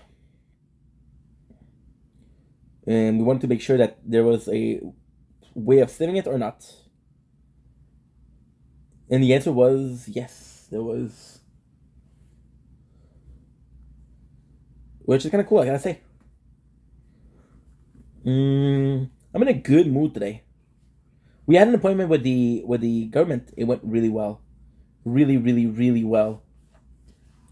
Talk about a lot of things, but now it's just like it's such a weight on the shoulder, and it's such a heavy load of information at the same time that I do feel bad for her because it's a lot, right? But at the same time, I think that's good. Thank you so much for the follow. Thank you so much. I love your stream. I'd love to be a regular support. Mine and me on Discord. I would love that, but I don't have Discord, friend. I am so sorry. I don't use Discord. I don't. Not because I say it's not a good platform, but I just don't use it. So yeah. But hey, I appreciate the comment. I appreciate you being here. Hope you're having a wonderful day. It's super kind of you. Like I was saying, we were to the government. It was nice. It was nice. It was really nice. It was very constructive. I'm gonna breathe. This is some cake. I actually like this kitten. Birthday cake. Birthday cake. Birthday cake. Birthday cake. There you go. Boom, baby. Just gonna put something in the background that can focus. Yeah, constantly need to be stimulated in the background. I'll look around me. No love seems to. Begin strikes left and right, but they refuse to just lay down and take it. And they put the pressure on DSP to contact YouTube, which DSP would spend a segment from his Level 1 podcast describing how he argued with a bot in chat and never resolved the issue. Oh, yeah. I want to read the email from this is hilarious. I gotta read this. By the way, what's going on? Jay, good to see you today. Good to see you, Yoshino. Good to see you today. He's actually enjoying the game despite all these performance issues. So, I just thought, alright, you get a good laugh out of this. So, on Tuesday, when I received those false copyright strikes against here on DSP Gaming, okay, I wrote a lengthy email to the legal address at YouTube. There's an actual legal email address you can write an email to. If you thought the YouTube chat system was bad, if you thought, because some people even accuse the YouTube chat being a bot, I don't believe it's a bot. I believe it's a bunch of people in an office somewhere who are literally trained to give form letter responses based on a checklist that they have, and that they like copy and paste phrases they say. I don't think it's a bot at all. Because, for example, when I was talking with this person on Tuesday about the false copyright strikes, they got very frustrated with me. Because essentially I kept telling them their help is not sufficient, and they didn't like that. They got upset with me. I'm like, well, that's too bad. Maybe you didn't get another job if you don't like being told that what you're doing is completely insufficient to help anybody. I wrote them an incredibly lengthy email. This email detailed how I am being impersonated all over YouTube, and all these false copyright strikes are hitting other people's channels. I provided them with examples of the YouTube channels that have been suspended or taken down as a result of someone impersonating me. I gave them concrete evidence of videos that were taken down in my name, all right, that should not have been taken down. Then I explained to them, because of their inability to take action, although I notified them via the YouTube chat and their Twitter account, I'm now getting false strikes against me in retaliation. I listed the false strikes against me. Okay, so basically, this email I wrote them was very lengthy and very detailed. It had tons of information in it to explain the entire situation. And basically I said to them, listen, I just got off of the YouTube chat. The YouTube chat has told me that I need to get a lawyer and have my lawyer contact you, and essentially it's going to become a lawsuit. Okay, and I said, I don't want to be involved in litigation. I would much rather just talk directly with you and this legal department I'm emailing, and we can talk and figure this out amongst ourselves. We don't need to have court proceedings. We don't need to have money and time involved. We don't want to get dragged into bullshit. Let's just deal with this together, and get it done. Here's the response I received. I'm not shitting you, all right? The first paragraph says, it's the most generic email ever. It literally talks about every single possible thing that could go wrong with your channel. Listen to this. If your channel, this is all it says, hello, if your video or channel has been removed due to copyright infringement, visit the YouTube Copyright Center. If the YouTube community flagged your video or channel is inappropriate, flagged content is not automatically taken down by a system. It is manually reviewed and blah, blah, blah, blah, blah. Now, wait a minute. I didn't even talk about a flagging system or what are they talking about, right? Please take some time to learn about our guidelines by clicking here. If you feel that anything has been done wrong against your channel, click here to appeal it. Literally, it's a form-letter email. They didn't read my email at all. So I'm going to archive that as well. Because remember, as I told you guys, I'm in the process of working with a lawyer. And if it comes to it, which I don't want it to come to it, but if it comes to it, and, any litigation ends up eventually happening, I have all this evidence to show I did everything I could within my power to try to get some kind of response or resolution or help from YouTube, and they have ignored me at every now it's 2 roughly hour-long conversations with the YouTube support chat. I reached out to the YouTube creators' Twitter, they ignored me, they never responded, and now the legal email as well. Nothing. That we have this Nothing. They just don't care. Okay? So, at this point, my hands are tied. Like, there's nothing else I can really do, right? What else can I do? I've done every possible avenue. And they're not responding. If I end up ever going to court for any of this, which it might happen at this point, we'll see. And, I'm probably going to need help legally with fees and things like that. Okay? But you can well bet that I'll be seeking out, what do they call it, reimbursement for any legal fees involved from those who refuse to help. Detractors not satisfied with that put the pressure up more and told DSP that if someone is using his name to strike other channels, he can get involved and that this is his fault for half-assing him talking to YouTube, as they believe that he could talk to a partner manager from YouTube directly and let them know what was going on. DSP feeling that he decided to do a special video where he would show his strike list after saying he never strikes anyone. During this video, he accidentally showed that he did intentionally strike Super Crazy and caused the termination of Dark Dave's Mirror and Raw DSP, along with This Is How You Don't Play creators. He would only show his partial list and only from DSP Gaming, as he had multiple channels he could have done the striking from. For the past 2-3 years, I've been falsely accused of issuing copyright takedowns against people that I did not do. And I've had enough of it. I've outright told you guys a million times it's not me doing it. I don't condone that at all. In fact, I'm staunchly against it. I don't want anyone doing copyright takedowns in my name, nor do I do them. All right? I know that the videos made about me, the restreams made about me, as malicious as they may be and as slanderous or defamatory as you may consider them, they're okay under fair use law. That's why I don't do anything about them. One thing that's always been said is Phil's a liar. He actually claims all of our videos. Well, ladies and gentlemen, here you are. I'm here to prove my innocence because I've had enough. This is going to confirm everything that I have told you. And here's what I have told you. I do not claim anyone's videos. The very few videos I've ever claimed were direct rips and re-uploads of my content with no transformative work attached to them whatsoever. Meaning, it's not a This Is How You Don't Play video. It's not a restream with commentary making fun of me. It's literally you stole my video 100%, copy-pasted it to your channel, and that's illegal. That is taking away views from my content. That is not allowed on YouTube, and it is within my legal rights to take down those particular videos and those alone. You guys are going to see today is that this is all I've ever done, and or that the claims that are against you on my account are legacy claims that are so old, they're not current anymore. They probably were involved in my previous partnership network, and I am not doing this to you guys in the last few years as you've been accusing me of. This is my channel copyright Q on my YouTube channel, DSP Gaming. Here's what you're seeing, March 2nd, March 1st of 2023. What are these? These are videos that were blatant, copy-paste re-uploads, stolen both from DSP Gaming, as well as DSP React, my sister channel that I just created a couple months ago. No context added, no commentary, all it was them literally recording my live stream and re-uploading it illegally. They were trying to take views away from my channel, period. Those have been claimed, those have been removed. Why? Because that was hurting my business. It's that simple. And I have the right to do that. That is not something that I was doing outside of the means of fair use. There was no fair use. It was blatantly stolen. In fact, I think the channel was called DSP Archives, and it was illegal. Now, why did I strike this channel, and how did I even know about it? Well, apparently it was running for over 2 years. I had no clue about it. But look, 1,000,000% correct. This person was stealing views right away from my channel, my brand new channel that I'm trying to start and get a new business going. That is not allowed, and it is within my legal right to take those videos down, which I did. The reason you don't see this is because the channel was terminated. Now, I don't know if I terminated it through these copyright claims, or maybe there was a third party doing false claims in my name, but that's what these are right here, okay? This video here was from another channel doing exactly the same thing back in January 2022. I remember this particular day, someone had reached out to me in a very similar manner and said, we found a channel that is doing this, okay? I did the same thing. I did claims on them. And actually, in this case, with this person, after about a month or two, I said, all right, you know what? I think they learned their lesson, and I retracted the takedown. What you see here is hilarious stuff. According to YouTube, I claimed my own video. Look at this. I apparently was claiming my own videos in 2015 because it says channel DSP Gaming. How does that even make sense? It doesn't make any sense at all, does it? Did I claim myself? Of course I didn't. So what is this? I have no idea. Now what you're going to see here are some older videos from 2015 or older, and you're going to notice it's all This Is How You Don't Play. I remember specifically what happened at this time period. I was partnered with Machinima, and Machinima had reached out to me. This was a time period when a lot of people were starting to do a lot of negative things towards me on the internet, and we had meetings behind the scenes talking about this stuff, and one of the things that they said that they wanted to do was attempt to claim or take down people who were making This Is How You Don't Play videos. Now keep in mind, this was 8 years ago. This was before we understood that actually This Is How You Don't Play is fair use and a transformative work. Back then, basically it was up for debate and no one really knew. Machinima, being one of the largest partner networks on YouTube, took it upon themselves to try to take down videos. You can see there's a variety of them that are listed here. I don't know who these people are, but these channels had these videos apparently stricken down in 2015. You can see they're all in rapid succession as well, as if someone who was working at Machinima sat down and just started working on these back to back. Now the weird part about it is, I want to show you this. These videos aren't gone. Watch this. Oops, that's the wrong one. Here it is. This video exists. Here it is.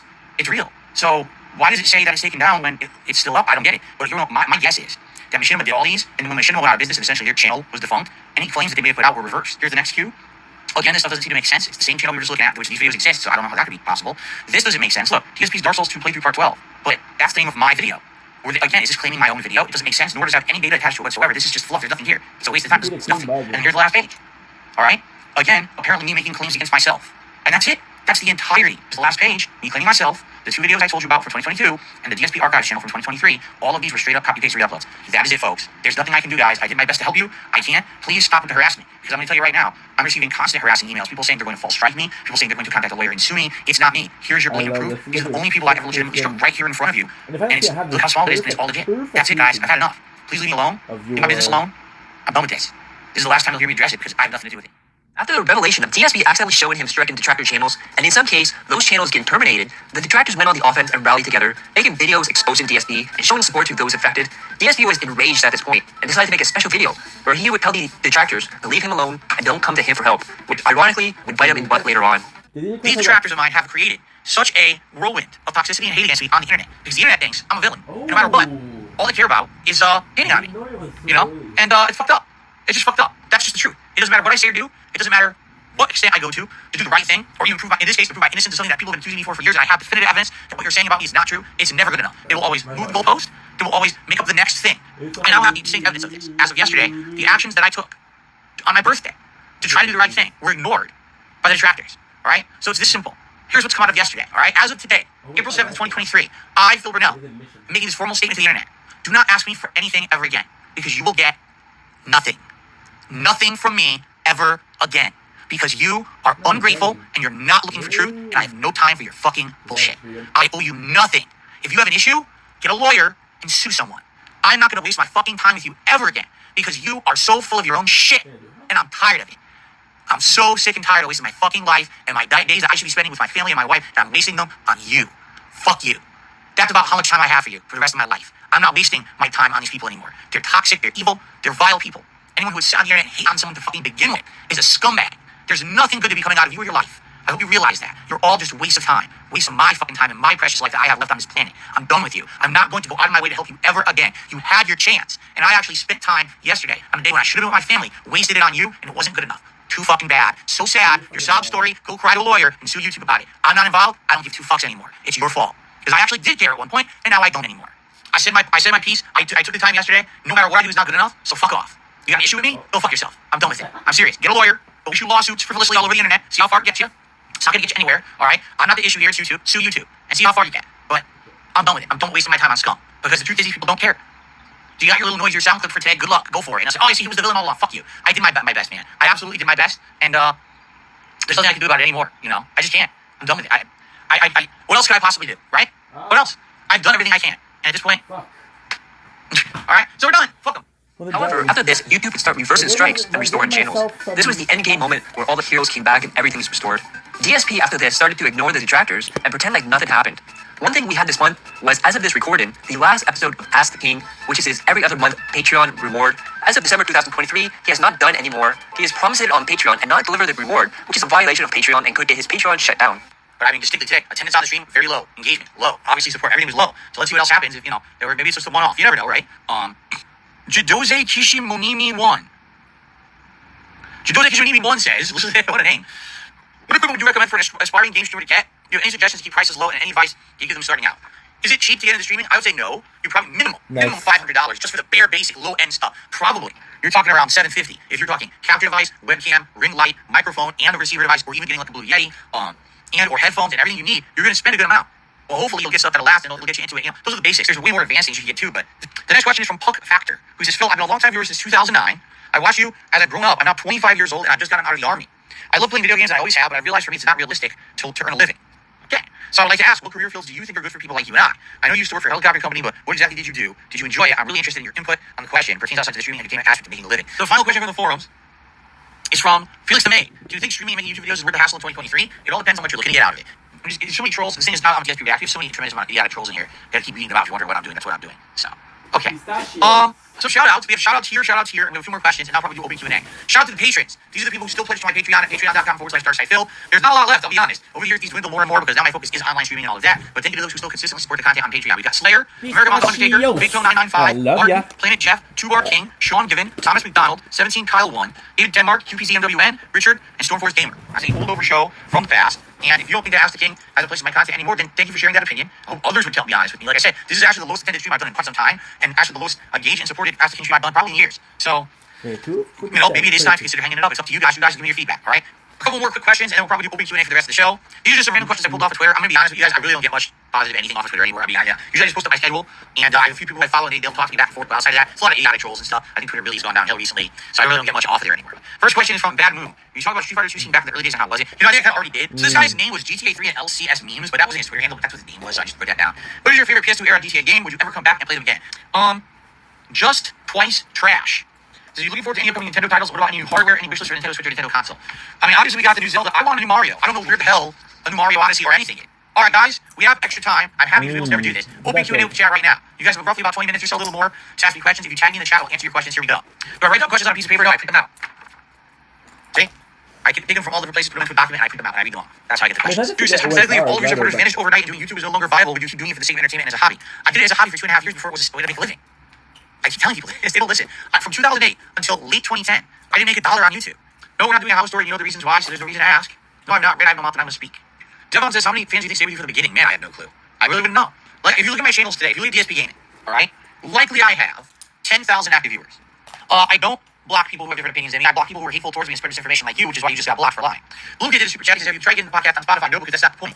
I don't want to have a syndicated podcast on various different platforms. I don't get anything out of that. You understand? I want my show to be popular on YouTube, and I want people to come to my YouTube channel and support my YouTube channel. Putting the Level 1 podcast on Spotify doesn't help at all. It helps literally nothing. So you consider start doing more public polls where you listen to members' game suggestions and we want to see and games we no longer want to see. If a game loses interest, we can vote it out. That's something you're right. That's something I've never done. I've never voted a game out. I've always let people vote stuff in, but then I usually either just drop it if I'm not interested in it or if it's lost interest, or I never really have like a public poll to vote something out. I'd be nervous about that. I would be very nervous about that because if people vote stuff out, what's the point of playing a game for 10, 12 hours and then people vote it out? But I wasted 12 hours of my life, man. I don't want to do that. When I'm playing a game, I kind of want to see it to completion, especially if it's something I'm liking. I wouldn't want to just drop it because a few people are voting it out. Harvey Dent says, if I could do the side shows interview, what would I change? Here's the thing. The interview itself, I don't have issue with. A lot of people still, they're like, oh, they were too harsh on you and Adam was an asshole to you. I disagree. That was exactly how I was expecting that to go. But if they had done the interview and just left it alone, said, all right, we did the interview. Now we'll come back to this in the future. That's what they told me. That it was over. They wanted to talk to me maybe in a month or a half about making a part 2. And that was where we were going to leave it. But that's not what they did. That's not. They did the opposite. It was a bait and switch. They did the interview, and then they canceled all their fucking content and just decided to do all kind of just destroy DSP sessions for entire shows. Have I considered giving more mod statuses out for the main channel? What does that mean? What is a mod status? I don't know what that means. No, I haven't considered it because I don't know what you're talking about. Yeah. Just saying no. If you submit a short for reaction, I can't seem to get that into a playlist that I can watch. I don't know why, but you can't do like an active playlist of YouTube shorts. I've tried and it doesn't work. So no, it has to be YouTube videos, not YouTube shorts. So someone, I missed the name, but they asked, am I still considering doing interviews on this channel? You want the honest answer? I guess this is a good time to answer honestly. No one's going to want to be interviewed on this channel. No one was going to want to interview anybody, period. Not after what just happened. And keep in mind, guys like Keemstar threatening to dox my viewers and fans and people who've been involved with me, literally for no reason. That's immoral, right? Everyone said, oh, doxing's immoral. He's already threatened to do it. He's going to not only get dox information, but he's going to contact them, harass them. He already has done it. He already contacted people like Derek and Derek Blasted. I want to talk to you. The fuck's your problem? Like, out of that, I mean, now we have Ask the King, although quite frankly, they didn't go very well, so maybe we're nearing the natural end of the show. Again, I would love your feedback on what you guys think and why the show didn't do so good this time. I'll get low views and everything. Let me know what you think. But, if you like the show, let me know. Leave it likes. Leave comments. Let me know what you think. If you think the show is outdated and it should end, let me know. Leave comments. I need to know. People said they wanted the show to continue, and so I'm continuing it. And today's probably the first day I saw how dead it was. Maybe it shouldn't continue. But maybe it's just a one-off. You know what I'm saying? I don't know. But it is what it is. Okay. He would also start upping his tier makers, thinking that this was easy money like his React content. DSP would have someone else make a tier maker for him. He would then struggle to know anything about them and expect easy money. The first one was one of the worst at this point, a tier maker of consoles, which this will speak for itself. Hello everyone, Phil here, and welcome to another Tier Maker ranking challenge here with my live audience. We got a great marathon stream here today, and we're going to continue on with another Tier Maker. This one they came up with, they said, can you rank the best game consoles of all time? And I said, why not? Let's do it. Now, as you're going to see, there's a ridiculous amount of game consoles here. At the same time, I think there is an error. I think a bunch of these got duplicated for some reason. Joust, Food Fight. I could probably sit here and name you 20, 30 games I played on Atari that were amazing classics. I'm actually disappointed there was a Atari collection that came out late last year. I really wanted to play it with you guys. I didn't get to it. Maybe I'll get to it eventually. But here's the thing though, the Atari didn't age well. And the reason is I feel like Atari did its best. At the time, it had a lot of competition. So let's go to the original PS3. And again, I'm just going to dump it in B. All right. But let's talk PS3. When the PS3 came out, it was unprecedentedly expensive. It was ridiculously over the top expensive. $599 US. Well, there in Europe, all the Sega tie-in games, of course. All those Sonic games and things like that, but also I think there's some third-party careful content, because like it's Spider-Man games, things like that. But again, without that first-party amazing support like Nintendo had, it definitely was inferior. Let's see what we got. Do we have any classic consoles? Is this the Dreamcast? Oh man, the Dreamcast is near and dear to my heart. I bought my first Dreamcast in Chinatown in New York City. They had imported it from Japan. I know it sounds weird that the Chinese store imported it from Japan, but they did. I paid like $400 for it when it was really only a $200 console. I got it because it was the only way to play faithful ports of Street Fighter style games at home at the time. Okay. Man, we got some going. Nintendo 64. Oh Jesus. That's a tough call. Essentially, Nintendo 64 is the last great cartridge system. It was the last great cartridge system ever made. After that, all cartridges were completely abandoned, and everyone moved on to CDs for home consoles. You know, they still use the little memory cards and things for handhelds. In some cases, the game selections were amazing. Games like, Mario 64, holy shit, completely innovated the industry, right? It made all platformers 3D from then on. No one wanted it to be a platformer again. Ocarina of Time, even though I didn't like it at the time, now I played it and I dramatically respect it. Star Fox 64, oh my god. It took the shitty-ass graphics from the SNES and made it so good to play, so fun. Okay, no, it's not S, I'm sorry. Everyone's saying it's S. No, it's not. You guys are all wrong. Everyone of you are completely incorrect. Okay, we're almost done in that regard, where they think that, like, they're completely their own thing. They're not. And GameCube was the beginning of that thought process. The controller's stupid. The console looks stupid. The little discs, they're stupid. There's a lot of things stupid about it. They didn't need to do that. It was a really dumb idea. It's a B rank for me. It's far. Okay. There's too many Xboxes. That's why they look the same and I'm confused. So I put this one. This is the standard Xbox 360. This is the Elite Xbox 360. They both rank exactly the same because they both had exactly the same issues at launch with the red ring. So I'm not going to rank one above the other just because one has a bigger hard drive. Fuck that. That's stupid. PlayStation 4 and PlayStation 2. PlayStation 4, I think, is this. I would say the PlayStation 4 was a solid A. PlayStation 4 is a solid A. It was a great console. It was best in class at the time and never really had many problems. Great controller, great online connectivity, everything great. So PlayStation 4 is solid A for me. NES is either S or A. And the thing is, at the time it was an S, but over time, as the NESs got older, and every game had dirt and shit in it, and it was a pain in the ass. It's an S. NES is an S rank for me. It was so good at the time. Demote the GameCube to C, so we can see that the Xbox One is now in B. There you go. I'm demoting the GameCube to C. No, it's a Super Nintendo. The Super Nintendo Entertainment System, of course. It's the one that I grew up with in my earlier years as an early teen. It's the one that all my favorite games were on. The best RPGs, the best fighting games, the best everything was on it. It was the best console of the 16-bit era. And I was still to this day, I have nostalgic feelings about playing. People say, Phil, what was your best Christmas present? Super Nintendo. I sat there on Christmas Day. I was playing Super Mario World all day long. I made delicious food. My mother had made a family. Like, it was amazing. He would then get into his love of food by doing a tier maker of favorite fast food places. The column with the title never had it. Had the most food places in it than any other column. He would give mind-boggling thought and stupidity on his food tier. This food tier would be one of the lowest supported tier maker streams at this point. Hello everyone, good evening, Phil here. And tonight, we are doing my very first ever official tier maker stream. We kind of experimented a little bit with this idea a couple weeks ago when I had my birthday marathon. But people seemed to like it and said, could you do this as a special event that's broken out, that's in your regular rotation of content? So I offered to everyone I would kind of do a trial run tonight. This is actually the first official one we're doing live on a regular stream here on JSP React. I suppose Subway, who knows, Subway, they made that food 17 months ago, and it sat in a warehouse, slapped between two pieces of wax paper, right? Blippi always did everything fresh, and I was working the mall. Every day I saw them doing all the prep in the morning of the fast food chicken sandwich. I can't even think of another place I would want to eat a chicken sandwich at. If you could say, right now you have your pick of fast food chicken sandwiches, where would you go? Chick-fil-A, number one. Get me there right now. Spicy chicken sandwich. All right. Five Guys, burger and fries. All right. Fresh made burgers, made to order. You say, I want it all, what they call all the way, I think they call it, which means that it has like everything on it. And the food is pretty good. And I've been to IHOPs where the freaking food is terrible. It takes forever to get it. The service is garbage. Like, I've had, again, similar to Denny's, I've had that similar experience. Food is like, you feel bad? Like, seriously, like, I just don't like this place at all. Maybe they have a good size, but I remember when I was growing up, even the few times that I went there with my parents. I love Fortnite. My parents, this was on a whim because usually we didn't get this kind of food. But maybe it'd be like a random night when we just don't have time to cook. My parents are exhausted after working. We're just going to get something. Okay, we're just going to get KFC. And we get it, and we get taking the pieces. I was like, oh my God, like, can't even touch the chicken. Look at my hand. That's dripping down my arm. And you go to eat it, and the skin would be coming off the chicken because it's so saturated in this grease. It's disgusting. And when they were prominent, and they were actually a competitor for like Domino's and stuff like that, I only had them after the reboot. They rebooted in the early 2010s. And they started now advertising as hot and ready, meaning this is a chain you could go in. And you could just say, I want one of your hot and ready pizzas, and they would have it for you. Lickety split within just a couple of minutes, you could be out the door with your pizza. Okay? Papa John's would actually be our go-to place. We feel, at least out here, and you could disagree depending on where your location is, but if we were going to order from all the standard delivery pizza places, Papa John's has freshest tasting pizza. Freshest ingredients, they load the ingredients on, it's not like they skimp on the toppings and stuff like that. And it's funny, so we were talking about Papa John, the owner, he doesn't own it anymore, he's done. They cut him out they threw him out of the company. Papa John is out, alright? I'm just talking based on the product, not the actual Papa John owner. In comparison to their competitors like Jersey Mike's, are smaller. So based on the size of the sandwich and the pricing, I have to say, Potbelly is an A tier, but I can't, in good conscience, I can't give it an S. I couldn't give it an S because Jersey Mike's is definitely better and better value, more filling. Potbelly, if you go there, it's just not as filling and it's more expensive. So, Sbarro, if that's how you pronounce it, used to be in the local food court of the mall that I worked at. Once again, if you're getting a pizza that's fresh out of that rotating oven that they do, it's super good. Like, it's really, really good. But if you're getting a pizza that sat under a heat lamp all day, it's not that good, okay? And they ruined the business. They ruined it now. The bread tastes like shit. It's made from fucking yoga mats, or it was at one point until they legally had to outlaw it. The meat is flavorless and disgusting. It's nasty. It's ultimate preservative food. The biggest irony is that for the longest time, their slogan was Subway Eat Fresh, and literally nothing in the fucking store is fresh. It is the biggest ripoff ever. Their food should be half the price they charge for it, because they probably paid pennies on the dollar for what they make on it to actually create the food. Earrings are primo good stuff, okay? If you get the sliders, if you get the chicken wings, and you get them fresh at the store, this food is absolutely great. But you must get it fresh made for you at the store. I've tried the homemade stuff, like you get the frozen ones. I don't like them. Now, Jay was here earlier and said that he likes them. That he makes them and he cuts them up into smaller bites and likes them. I tried it. I thought they were like mush and they tasted gross. But the ones that are fresh in the store, also, oh yeah, that's true. You get sacks of burgers there. And it's not super expensive. And it's not very tasty anymore. And the breading doesn't really even stick to the nugget anymore. Okay? The Big Mac, we're going to talk about the Big Mac. The Big Mac is essentially not good. All right, being honest. The Big Mac is 2 single cheeseburger patties with a ton of bread, lettuce, pickles, and special sauce. It's not even a good burger, and they charge you almost $5. I think they do charge $5 for a single Big Mac. These worse. The only thing I would go to McDonald's to eat is the quarter pounder with cheese, or McChicken sandwich, a single McChicken, or the single burgers. Why? Because the single burgers and the McChicken are craveable snack-sized foods, and the quarter pounder with cheese is fresh beef. Outside of that, I wouldn't eat another damn thing at that restaurant if I could help it. A Potbelly sandwich shop and White Castle. Then there. S-tier, godlike fast food. Chick-fil-A with the absolute best chicken sandwiches. And Jersey Mike's, hands down, the best long-form submarine style sandwich shop that you can eat at, in my opinion, particularly Sunked, all right? If you like this project, let me know. If you're watching this on demand, please like the video. Please leave comments and let me know what you think. You can agree or disagree, but let me know about the video. Did you like it? Did you like it enough that you'd like to see me do these again? Would you like to see this as a fun late night stream that I do every once in a while for variety purposes? Let me know. Let your voice be heard, all right? And again, this is also cool because this is on DSP Reacts. This is not my stable channel. If you guys like this as something in the rotation for this channel, I'd be more than happy to keep doing this for you guys, okay?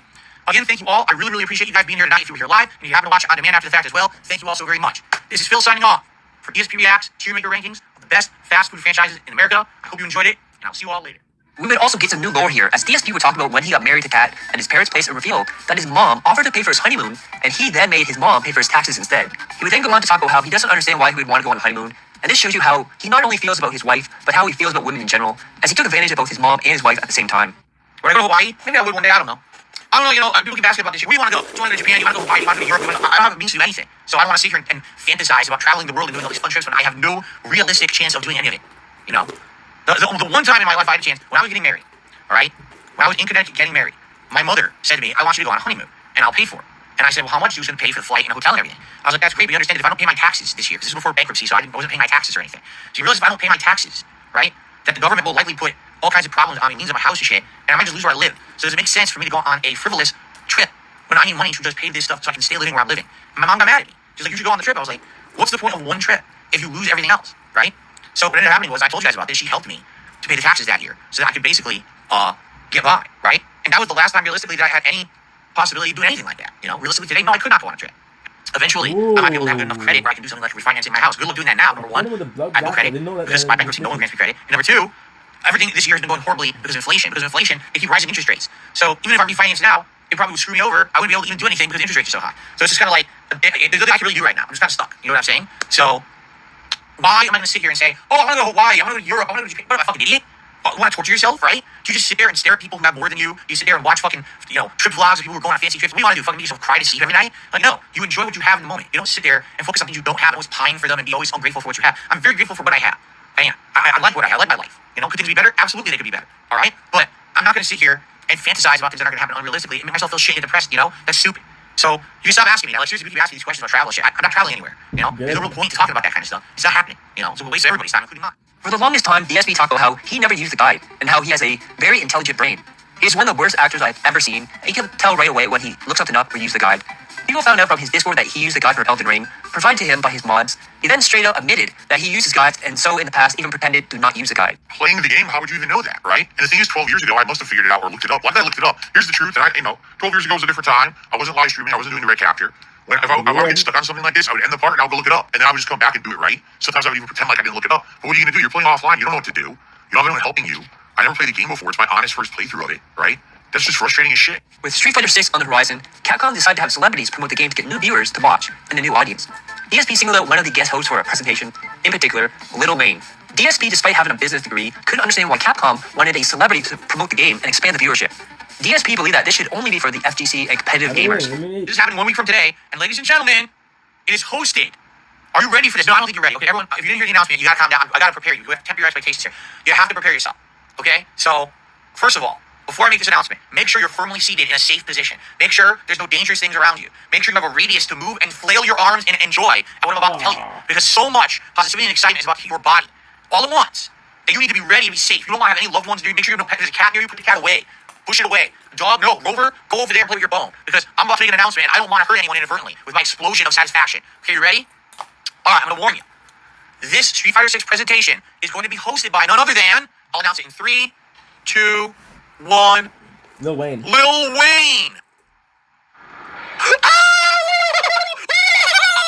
Wayne! Street Fighter with Lil Wayne! Wow! Who's the gamer? Who the fuck is Lil Wayne? It baffles me. It baffles me that we're in 2023 and these game companies have not figured out yet that we don't need celebrities to present video games. We just were watching the Crow B Cat video making fun of E3 2016. Do you remember when E3 2016 was Battlefield 1 from EA?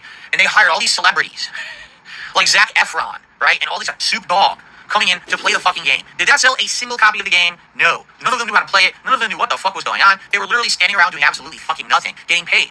These game companies are fucking asinine idiots. Why the fuck would you pay Lil Wayne, a rapper, to present the Street Fighter 6 hour-long presentation? Are you fucking stupid? Here's the answer. You ready? Whoever made this decision, yes, you are fucking stupid. There is not one person on earth who's going to buy this fucking game because Lil Wayne is presenting it. There's not one person who will care that Lil Wayne is presenting it. You are moronic. You wasted your time and money, and you're probably going to waste our time because you think that Lil Wayne is going to be the most informed person on this game, or you're going to have him dancing around probably saying catchphrases and dumb shit. It is the most stupid thing ever. These strategies don't work. We're not morons. I'm not going to run out and buy 8 copies of Street Fighter 6 because you got fucking Lil Wayne for this presentation. You're dumb. Good lord. It really irks me if you can't tell that these companies treat us like we're fucking dunces, right? How stupid do you think we are? You could literally have anyone else presenting this. Literally anyone else who present this, it would be better. I mean it too. Like, look. You could have been a guy walking down the sidewalk I've never seen before, eating an ice cream cone that's dribbling. I would rather see ice cream cone dribble guy present the presentation than Lil Wayne. I would care more. This has absolutely nothing negative to say about this guy and his quality as a musician. I have no idea. I don't know what kind of music he really makes or if it's any good. I'm not a judge of that. I'm just saying, stay in your lane and do what you do. No one cares about you present Street Fighter. This is the dunce moves, dunce level stuff. This is the equivalent of them. They're hiring people now to do the commentary tracks in the game, right? We got a pro wrestler and we got this and we got that. It's like, no, just focus on the game being good, please. We don't need enough of the periphery shit. You had a hard enough time, Capcom, making your fighting games good. Another thing that got DSP angry was the invasion of the soccer accounts. After surviving the Snow Carl invasions, we had the Baxter invasions, which DSP went off about soccer accounts and how he knows who it is. There's been people who've been coming by the streams in the last couple of weeks. If you'll notice, they're all stock accounts. It's a lot of accounts named Baxter, and it's a lot of other accounts that are new accounts that all of a sudden they're out of nowhere, they're showing up. And what they're all doing is they're collectively hanging out and becoming, again, that old kind of good old boys club mentality where they're all buddy with each other and they're protective of each other. And then all of a sudden they start to try to break the rules. They start to be nasty, say nasty things to me, those half disses and shit that they say in chat. And then God forbid that I try to enforce the rules, and then one of them gets moderated. All of them freak out. Why? Why are you doing that? And then they put the candle vigil for the lost fallen brother. It's like, what the fuck are you talking about? If you were here to enjoy the stream, you wouldn't give a shit about any of this going on and trying to create drama because someone got moderated on the chat. Like last night, Final Fantasy V, legitimately I was having a great time, and they were trying to hijack this chat and make it about them instead of paying attention to the game and letting people enjoy the premiere of Final Fantasy V. And I had enough. So I had actually, at this point, banned like 5 or 6 of them. But of course, then you notice, all of a sudden, what's the drama headline on you know whose content? Oh my god, Darkside Phil banning people. Darkside Phil's like, shut the fuck up. And I'm tired of it. You know, these streams, these Oblivion streams are usually great. We usually have a great time together, great conversation. We're here because we enjoy each other's company. Not because there's people with some kind of a horseshit agenda to try to spin my chat to drama shit that has nothing to do with anything. It's so dumb. And it really upsets me. Because this is my stream, this is my business, this is my hangout spot. I'm trying to make a good place for you guys and for me to get benefit out of it, to hang out. And when you get people who come in here and try to toxify that chat and turn it into their own purposes, it's fucked up. It's like, imagine if you had a restaurant, but there's people who regularly come into a restaurant, make noise, make all this fucking hoopla shit, right? They're breaking all the rules, and then you tell them to leave, and then they start feeding, oh, how dare you? Oh, you're trying to take us all out, you're trying to treat all your customers like shit. It's like, no, not my customers, you assholes. You guys are in here just to cause problems for everyone. And then you go to their accounts, of course, the account was created in the last 2 weeks, because it's all stock account bullshit. It's literally like probably the same 10 people who've been banned multiple times before, and they come in all buddy, acting like they're newcomers, they're assholes, because they're trying to have a good time. And genuinely, we should all be able to hang out with each other and not have to worry about getting attacked by a bunch of bullies, by being harassed by these fucking people. And certainly, it's my business to operate this business in a certain way so people can have a good time.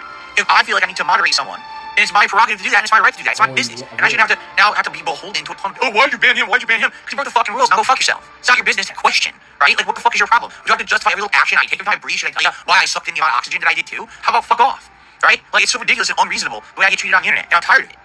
Today, I'm in the middle of the boss fight of Silent Hill 3 that's super stressful. Some guy threatens he's gonna come by to my house tomorrow and come see me. Oh, really? Really?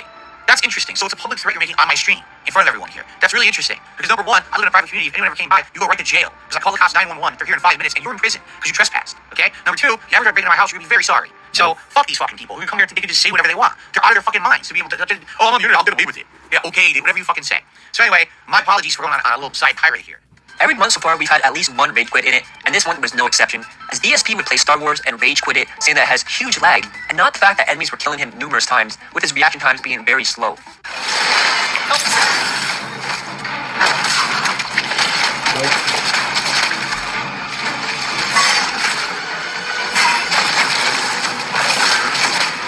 Nearly impossible, dude.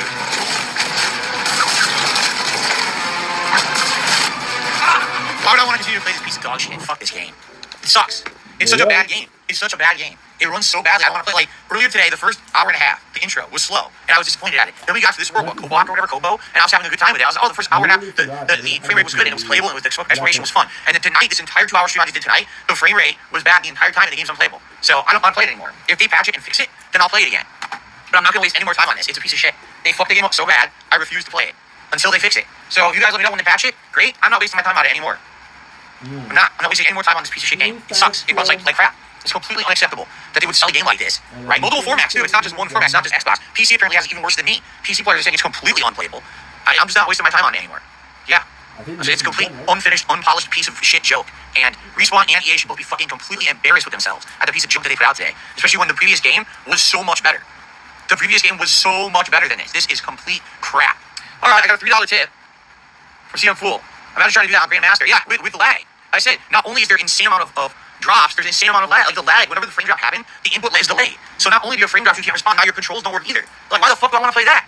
I could literally play games from 2, 3, 4 years ago that run better than this. I mean, I just played a bunch of games. I'm playing Elden Ring, my second run. I played Wolong. As much as I didn't like Wolong Fallen Dynasty, that game worked. The response, it worked, the controls responded, right? Like, this is shit. DSP would also have unrecorded segments, some for warning new viewers, and some for begging for money. You're welcome, Giant Enemy Crab says thank you so much for the community. I love it here. I'm glad to hear that. I'm glad that you like the community. So here's the thing. Giant Enemy Crab is relatively new to the community, to my knowledge, right? Giant Enemy Crab, you've been around for a little bit, but you haven't been here long term. Here's the funny part about this. You enjoy the daily streams, correct, Giant Enemy Crab, and you like the vibe around here. It's chill, it's relaxing, we have a good time, right? Would you be aware, and I'm just going to warn you, with the toxicity and the negativity and all the crap on the internet, you're not aware of any of that kind of negative crap, right? You're just here on the streams enjoying with us, correct? Because I don't think we've had a single negative thing really happen in the last month. It's been pretty smooth, right? It's been a pretty smooth, interesting month of content. Because how funny is it, right, that if you go outside of the realm of these streams, and you go on the internet, like on YouTube, and there's so many toxic, messed up people who just constantly do toxic, messed up content about everything, including me and everything else but me as well. You know, me, I'm a focus of a lot of these people. And it's like, so if you just sit here and you watch the content and you hang out with me, it's positive and it's great, right? So I have to ask, where does the toxicity and the negativity really come from? Because these people like to say, oh, it's Phil does and everything. It's like, actually, no. We don't do that here. I don't promote toxicity. I don't want negativity on my streams. I just want everyone to chill and relax here and have a good time with this community. But it's all these other people on the outside that have become this toxic, nasty, really bad force on YouTube that have made these things, you know, so bad for everyone. And they do it on purpose because they get overdoing it. You know what I mean? Some of them have made money over the years doing it. The whole nonsense, drama, conspiracy level content is just so stupid. And you know what? Maybe things are not going to get better. And the reason I say that is it seems like we're kind of past that time. Like, I don't really feel that shit anymore, being honest. Like, I'm not feeling that toxic negativity anymore here on the streams. I'm feeling like we may have all gotten past it. And that's a good thing because we were kind of stuck in it for a while. And I think that possibly just doing what I did, as much as we saw it backfired, actually I think it did exactly what it was intended to do. It made all those people who were toxic and negative move on to the toxic negative stuff outside of the streams. And I can just be with you guys on the streams because I told you, I'm done addressing any kind of toxicity and negativity on these streams. I'm completely done with it. You know, people try to come into real. Nope, I shut them right down and get them out. I don't pay attention to that shit anymore. I don't want to hear about any of the shit that people are doing or saying that's any kind of nasty shit. I'm not involved. I'm literally not involved. I'm in this room every day, relaxing with you guys, playing fun games. That's it. I'm not involved in any of the nonsense that they make up. And I refuse to be at this point, you know. I really do feel that perhaps, even though initially there was a lot of stress, that I think that we've gotten to the point where now we're at the place we wanted to get to. You know what I'm saying? I think so. You know what I'm saying? Giant Enemy Crab says, so listen, I consider Giant Enemy Crab an outsider, right? Because he's only been here for about a month. But by the way, you're very welcome, Giant Enemy Crab, but I want you to understand, you're coming from a different perspective than a lot of people. Since I discovered you through your Bullstorm gameplay from years ago, it brought me to your channel here. I'm not seeing anything toxic from you, just trolls coming once or twice the stream. Exactly right. Exactly right. All you gotta do is chill. That's it. Just be a positive person and not being some kind of a toxic troll, and everything's good here, right? We've had a great time. Mm-hmm. Yeah, that's what I want. That's the kind of community I want, man. People just relaxing, chilling, enjoying games at face value, having a good time. And thanks for chilling. Anyone, if you can support the stream in any way, it'd be great. Support today has been slow. I don't know why. As you can see, we have less than $8 in super chats. We have no memberships whatsoever, and tips froze around the $50 range at the beginning of the game and haven't increased. So any support you could lend today would be appreciated. All right. Stay on a 15-minute break. I'll be back. So guys, 1 more hour left. Again, any support would be greatly appreciated. Support seems to completely die off when I started playing the game. Like, no exaggeration. I started playing, and that was it. All the support came out of the pre-stream, pretty much. So anything would be appreciated. As simple as a like, or a super chat, or a membership, or a gift membership, or yes, a tip. All appreciated. All right. I'll admit the intro was slow. I think the intro was meant to introduce you to a lot of gameplay elements, but there's been like zero story development. Pretty much introducing you to a crew of people who are all dead, so who cares, right? So kind of messed up, and now we'll get into the meat of the game. Okay, here we go.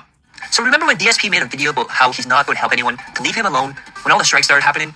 Well, DSP got a short-lived karma moment, as his intro for the Level 1 podcast, which had an Eminem parody with Andy Dick, started getting strikes. He would then have to delete every level 1 podcast with the intro in it, as he had 2 strikes against his channel. He would then say that it was a troll and a fake music company, and pleaded with the detractors to help him, because if he goes away, the detractors won't be able to make content on him anymore, and implied that DSP and the detractors needed each other. DSP then made a special video where he declared that DSP Gaming was under attack. Hello everyone, Phil here, and this is not a video. This is not a video that I want to make. This is not a video that I plan on making, or I really hope I never would have to make it.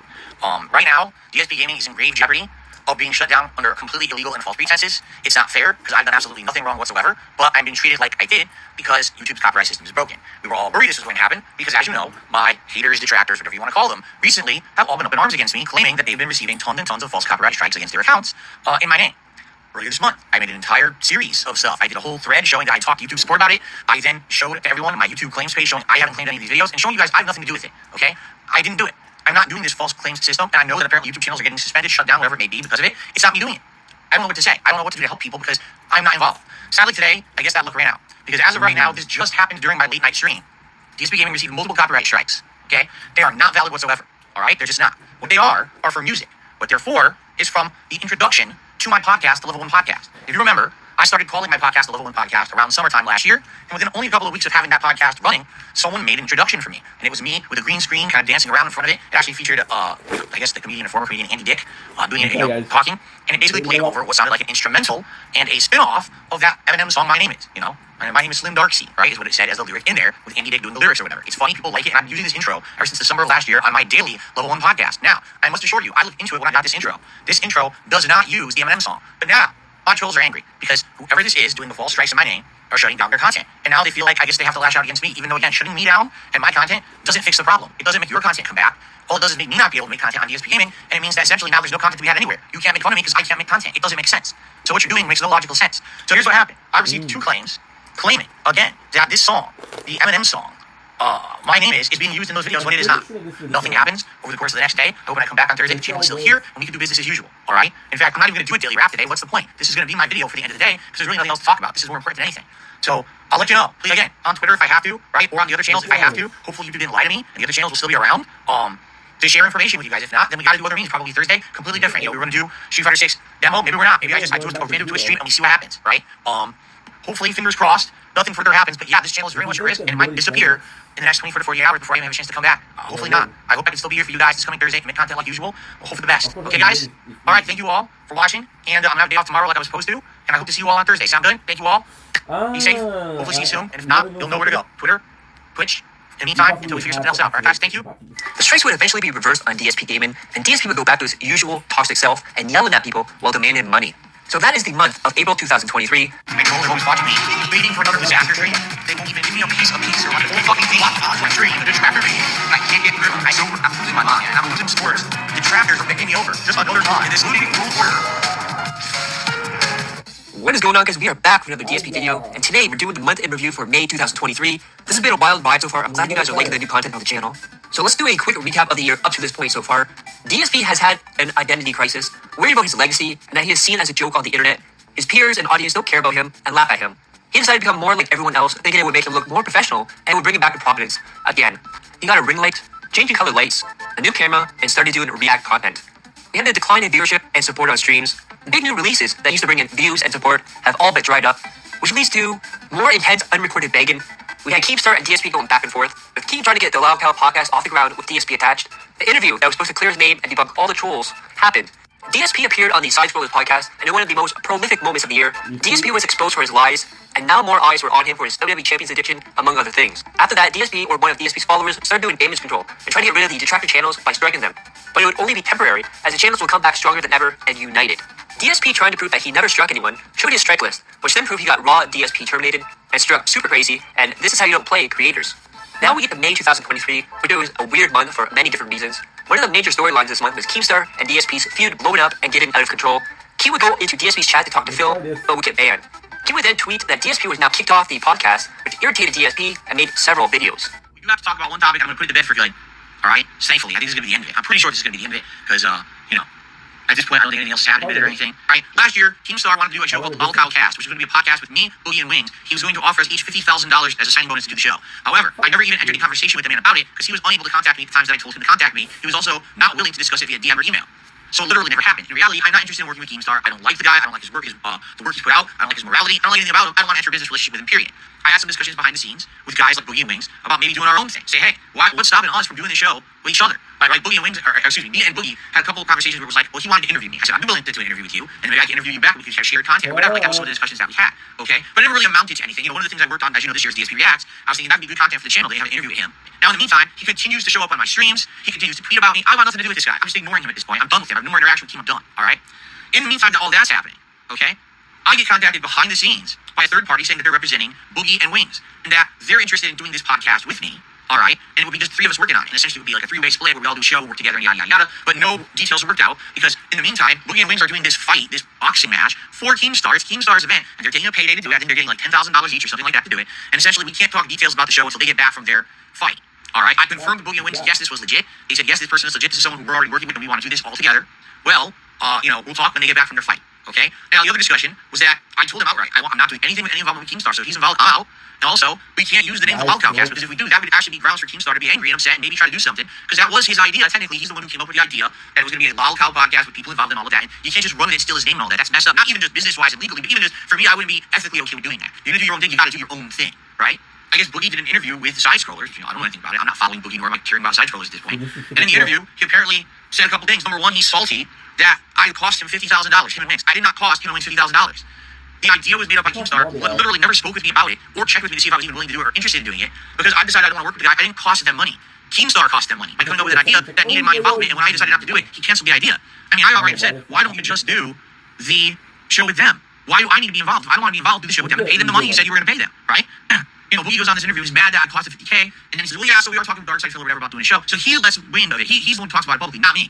You didn't notice, I haven't said a word about this. It's been going on for a few weeks. I haven't mentioned it. Why didn't I mention it? Because nothing's happened. There's been no concrete discussions, no contract signed, no even details discussed. It's just, we're going to talk about it after the fight, right? So last night, I'm streaming Oblivion, and people keep bringing up, what Boogie said, what Boogie said, what Boogie said. I said, all right, enough of this. Let me just address what Boogie said. And I literally just said to you what I just said right now. I said last night on my Oblivion stream. All right, way less people on the Oblivion stream. There's like 200 people there as opposed to the 450 that are here today, okay? And I'm like, that's what happened. So all of a sudden people are like, Team just tweeted about you. He says he's kicking you off the Lolcowcast, and now they're looking for a third host to join Boogie and Wings. You're kicking me off the show that I'm not on. That's an interesting concept. I've actually never heard that one before. That you can actually get fired when you don't work for someone. Then again, it's happened before. If you remember, I was fired from Twitter when Elon Musk bought it, and I never worked for them, but nevertheless, I was publicly fired. Coming to my stream to tell me that you're fired from the Lolcowcast. I'm not on the Lolcowcast. I never wanted to be. Like, what are you talking about, right? If you want to talk about delusion and being egotistical, someone who actually thinks that because they wanted me on their show, that I was on it, even though we never even had the discussion about being on it, and I never wanted to be on it, that I was on it, and now they can fire me. You're insane. Like, you're literally insane. Anyone will tell you you're nuts. That's fucking crazy. I was never part of your team. I was never employed by you. You can't kick me off of anything I'm not in. In fact, I'll be honest with you guys. If these guys are going to make $50K and they desperately need money, and it means working with Keem, and they're okay with working with Keem, then more power to them. In fact, that's what I've already said. Did I not literally just say, why can't they do the show with Keem and not me and still make the money? I didn't understand that. Like, why would I, the linchpin, the crux of the show that has to be part of it, just do the show without me and still give them the money if they need it? That would make more sense, wouldn't it? I'd rather have that. I'd rather have the show go on without me than have a show that never happened, and now these guys were hard up for money, and they didn't get it, and now they're feeling bad about it, and they're angry at me for it. Like, what the hell, man? Like, why am I somehow getting, again, you understand? Number one, I wasn't involved in the podcast at all. I wasn't involved in the Keemstar podcast. I never was. But I get pulled into the drama, even though I have nothing to do with it. I'm not involved in a podcast with Wings and Boogie. I never was. It's early discussions, nothing to determine, no contract, nothing. Yet somehow Boogie was on someone else's show, talked about it, now I'm pulled into the drama again. Do you see how stupid this shit is? Do you understand why I don't want to be involved with people? Do you get it? Like, this is why. Every fucking time that this happens, they pull me into their fucking nonsense. You know what I'm saying? I hate it. I don't want to be involved with these people.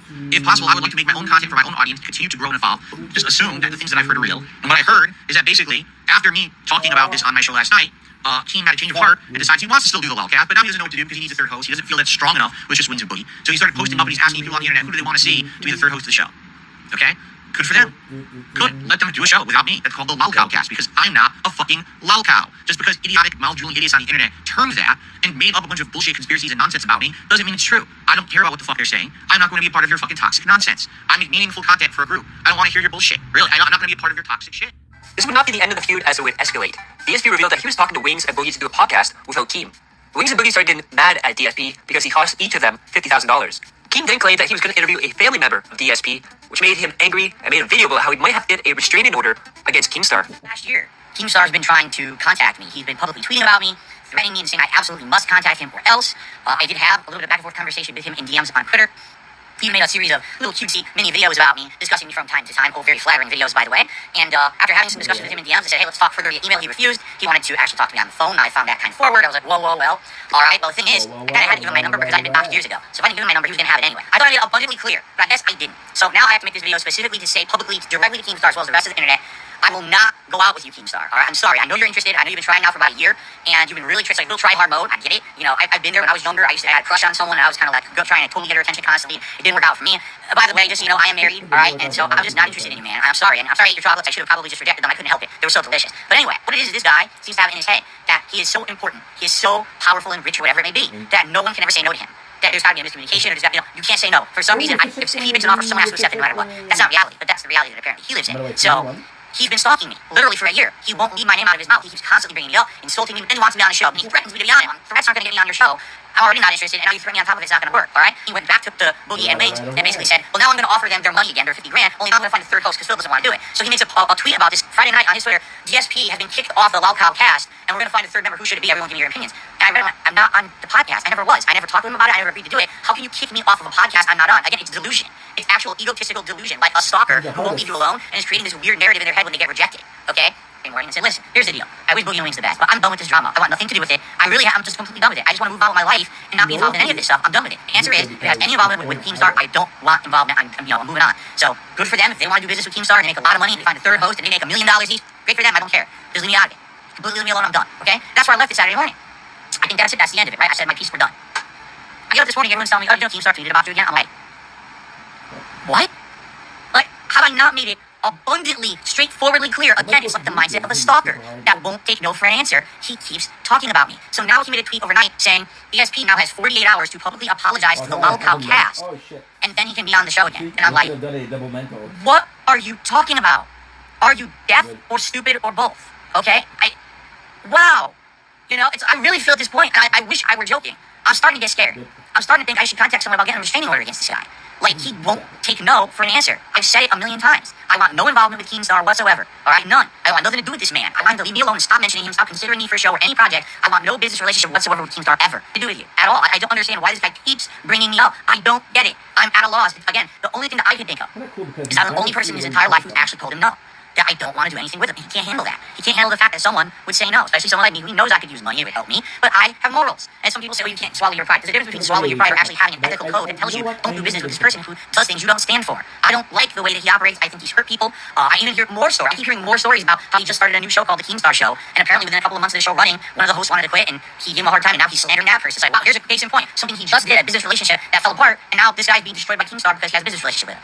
This is literal, not logical thinking. This is like crazy person thoughts in their head. Oh, he really wants to be on the show. No, he really wants to be on the show. He's gonna give him another cake. He'll do that. No, I don't. Leave me alone. I mean it too. Like, if this continues, I might have to start looking into like, what can I do to protect myself for someone who won't leave me alone? I'm tired of it. At this point, it's become like a mass campaign against me. You keep bringing me up in a negative way. I'm done with it, man. I don't bring up Keem unless someone brings him up talking about me first. I don't care about this guy. We couldn't be further apart in mindset and what we do with content on the internet. So why do I have to keep being in his mouth? And why do I have to keep bringing it up? I don't want to anymore. I'm done. Every time there's someone going after Phil and creating drama, his viewers always wail out on him to soothe his ego and distract everyone else from noticing the drama. We then saw the emergence of Jinx, which we all knew right away that it was OYC. Jinx decided he wanted to revive the best streak and bring back some of that positivity. Now this is a bad idea for multiple reasons, with one of them making Phil get more entitled and raising the bar of how much his audience now has to spend on him. Remember that the original Vest streak, he was only looking for $200 a day, and now wants $300 a day. Soon every stream was the Jinx stream, with 95% of support will be from Jinx. DSP tried to convince people that Jinx wasn't the only one supported, and went on a crazy rant. Pretty crazy. So listen to this. As I said last night, this week we have an unprecedented amount of support. We had 6 straight streams where we hit my support goals, if you can believe it. So this morning, I'm on the podcast, and people are coming in and supporting, and it's not Jinx, who's the person who has come this week and basically done a ton of support, allowing us to hit the goals every stream. It's not them. It's other people.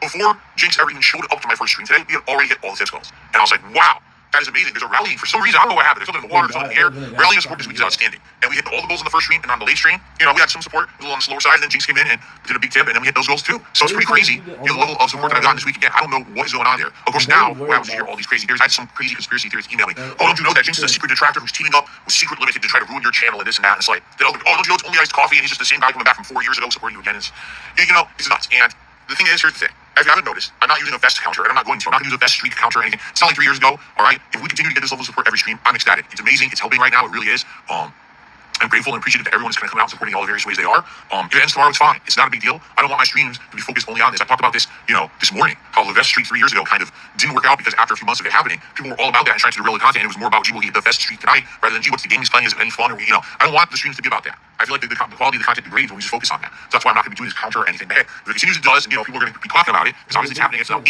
straight freaking streams where I hit my sport goals. That's insanely cool. So thank you to anyone who's been on those streams and supported, anyone who's been behind the scenes, who's been overnight tips and stuff. Yeah, if you tip overnight, I always count that tip towards the next stream the next day. So if you happen to be watching this and I want to support Phil's content, I'll send them an overnight tip. That will count for tomorrow's first stream. Okay? So thank you anyone who supported. Really, I'm grateful. 2 more streaming days this week. Can we actually go get a whole week through? Just like every other mega whale, he got special treatment, and it was told his audience that if you talk with Jinx, you will be banned. 3 years ago, we were doing a special retrospective marathon as an event here on DSP Gaming. We were going down memory lane. In fact, this might have been my last retrospective event. I don't even remember. We were going down memory lane. We were watching old videos. We were having a good time. And we just so happened to be watching a random channel update vlog that I had done maybe 10 years prior. Okay. And the vlog, I happened to be wearing a vest, a beige vest. And everyone's like, "Do you have that? It's like a puffy jacket style vest. Like, do you still have that? Because we've never seen you wear that in any kind of recent time frame." And I was like, what it is I moved out to Washington. When I moved out here, all the weather out here is different. I don't really wear that kind of clothing anymore. If I go out, I'll wear I have a leather jacket. I wear my leather jacket out or whatever if it's colder in the winter or fall. But outside of that, I wouldn't really be wearing that kind of puffy vest anymore. I was more Connecticut style clothing from where I came from. I said, I don't know if I have it, honestly. Let me go look. So I go and I go downstairs. All right, I go into my closet downstairs, and lo and behold, I come out of the closet and there it is, and it looks brand new. It's unworn, right? And people are like, "Holy crap, you still have it? That's the one from over a decade ago. You have it?" I was like, "Yeah, look, it's brand new. Didn't even, it didn't fall apart. It's really good quality, right?" And people are like, "Well, why don't you wear it?" I said, "Well, I'm not gonna wear it indoors. That's stupid. I don't need to wear a jacket indoors." So what we came up with the idea was that since I'm now an interactive live streamer, right? If I raise a certain amount of funds, support in this particular stream, I'll put on a vest. And so we started this practice. If I raise $100 on any particular stream, I'll put on a vest. Somehow, and I don't know how, this idea took off. Ladies and gentlemen, we hit an unprecedented vest streak. How many was it? I don't even know how many it was, but it lasted 3 months. It was I want to say it was March or April, and it lasted through July. I'm completely wrong probably with the timing, but people are saying 270, 250. It was something like 250, 260, 270 straight streams. I had 2 streams a day, right? So you're talking, it was a 3 to 4 month streak where every single stream I was raising $100 this was superb, tremendous, right? It helped a lot because at that point I was going through a bankruptcy, all right? I had no money. All my money was going to bills and lawyers and all kinds of shit. And basically, if that hadn't happened, I would have been way hard up, and it was really helpful at that time in my life to have that support. And so it was called the Vest Street. We actually had a thing at the bottom of the street that said Vest Street. That every stream when we hit the Vest goal, another number added to the street, right? But I'll be honest with everyone, because you guys know me.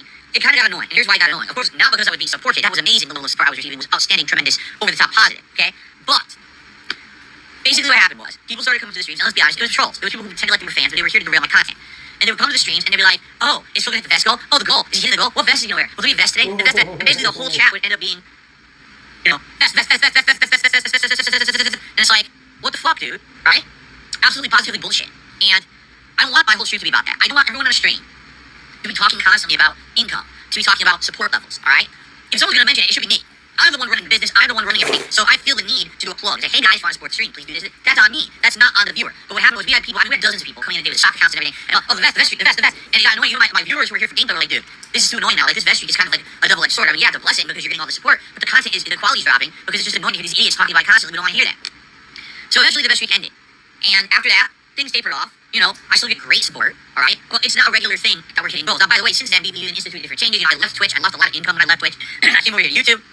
And we actually adjusted the goals. Now we have 3 tiers of goals: a $50 goal, a $100 goal, and a $150 goal. It's donor glasses at 50, a hat of your choice at 100, and a vest of your choice at 150. Okay, so things are different now, years later. But very rarely are we hitting these goals. And quite frankly, I'm not harping on it. Overall, in a day, I do really well for a streamer of my size. I mean, ridiculous. I have some of the most supportive viewers on this planet, and I know that. I'm incredibly grateful for it. Okay, so I'm not going to sit here and harp on it every day.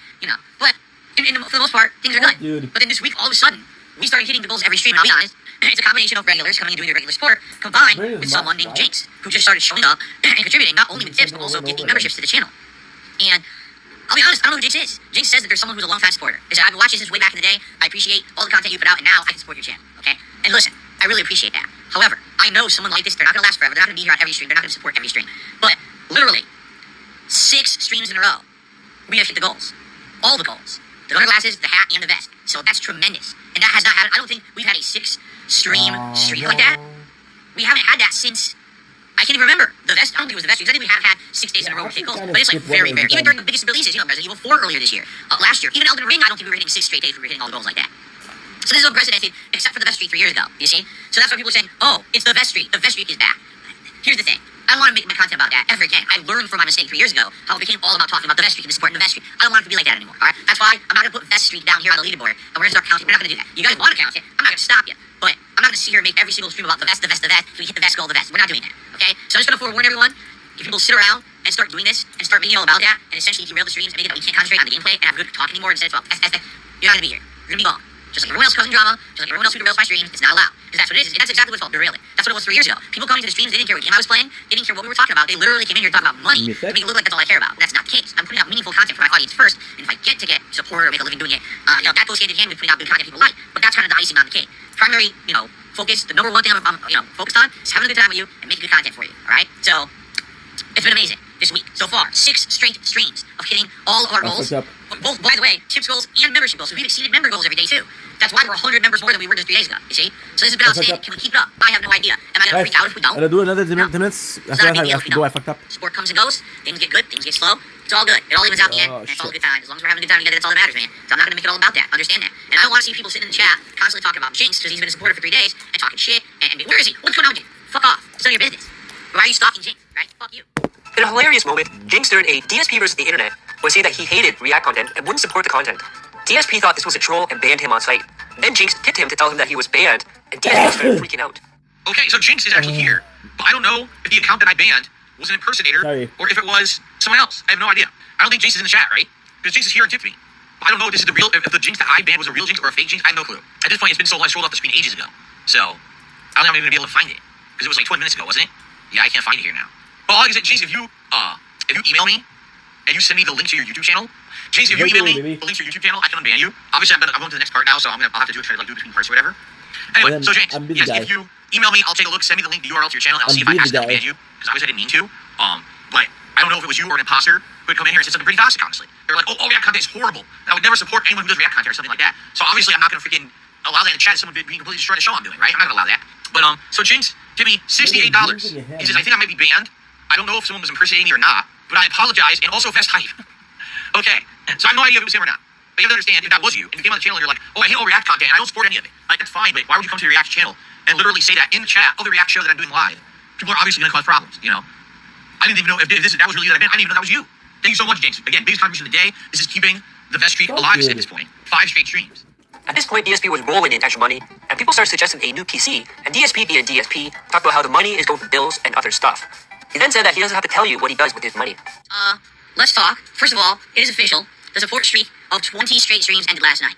I'm not surprised with the insane amount of support that came out during the Fight and Feast Marathon on Sunday.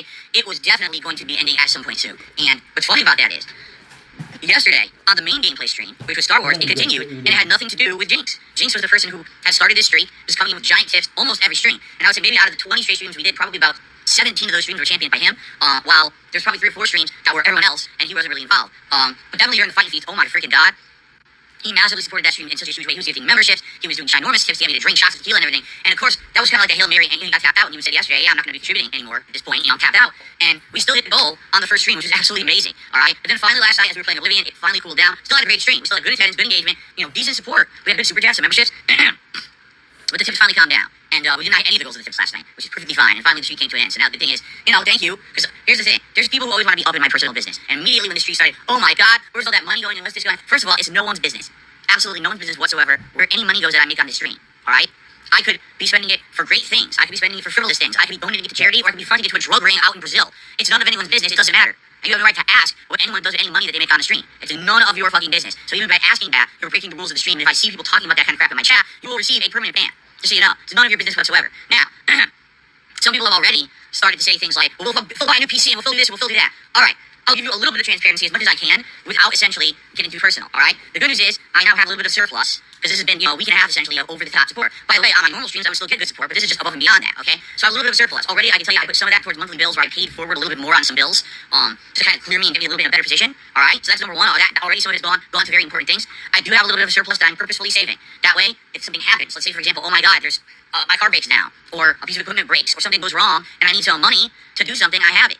That is the pitfall of having basically little to no credit, is, having a bankruptcy many years ago, that, I don't have the same abilities as everybody else. I don't have just money to charge or spend on a whim, but I'll have a little bit of extra, which is nice. It's nice to have that flexibility. This will also take a little bit of pressure of the next several months when I'm going to start buying lots of new games and everything. It won't be really a concern that I have to invest that money back into the business, and I have that flexibility. But the truth is, I don't need to be telling you this. I really don't. It's literally none of anyone's business what any content creator or streamer does with the money that they've raised. It's just that people on the internet are scumbags to me. They've made so many things up about me and said so many nonsensical things about me that are complete bullshit or based, again, on a nugget of truth that they turn into an insane conspiracy with no factual substantiation that people will literally question every little thing I do. Like, for example, if today I was going to play Zelda and I picked up my controller and you notice it's a white controller, people would be like, wait a minute, what's that? He didn't have that controller before. He had a black Pro controller. Why is he playing with a white controller? Where did he get it from? How much was it? What was the money spent? You see what I mean? It's insane. These people are fucking nuts. That's not normal behavior. That's obsessive behavior in a very toxic way. And this is what I deal with every day of my life. So please understand that's why I don't reveal more about my personal life. That's why I don't do house tours. That's why I don't do all this shit. These people are actually crazy and have latched themselves onto me in a very negative way in order to propagate that crazy conspiracy and toxicity. The news streak would go on for 20 straight streams, but the last time he hit the goal was on his Street Fighter marathon. Now I know that you're asking, why did it end so fast? Well, DSP decided to do shots for money, even though he says he's a former alcoholic. DSP got tipsy and boxed games live on stream. There's something special that I do for marathons, and I am going to be doing it today. If I receive a $100 tip at any point during the course of today, it has to be $100 or more, I'm going to be taking a shot. Now, in previous streams, there have been various different liquors that I've drank. Today we're doing something different that I've not had yet on stream. Today, ladies and gentlemen, I have a handle, that's correct, a handle of tequila. You're going to see Drunken Rio today, depending on how much support actually comes in during the course of the stream. All right? Now, I'm not drinking this whole thing. You're out of your mind, okay? I basically just bought a giant thing for a long time, margaritas and stuff. There we go. We got tequila here today. I got my shot glass. We're ready to go. However, you have to understand something. Just break it. I have to pace myself. All right? And here's what I mean by that. I'm not going to be taking nonstop shots. Right now, with 5 people tipped $100 each, I'm not going to say,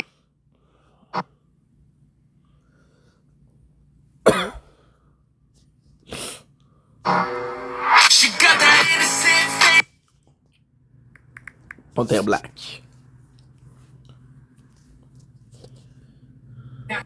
Je comprends. Bon, je fais une pause. Lou Écolo, bonsoir. Merci beaucoup pour le tapotage. Lou Écolo, Team Lenny. Merci. T'as vu les wins? On les a fait depuis hier, Thomas. Hein, avec moi, jus de pan. She got that.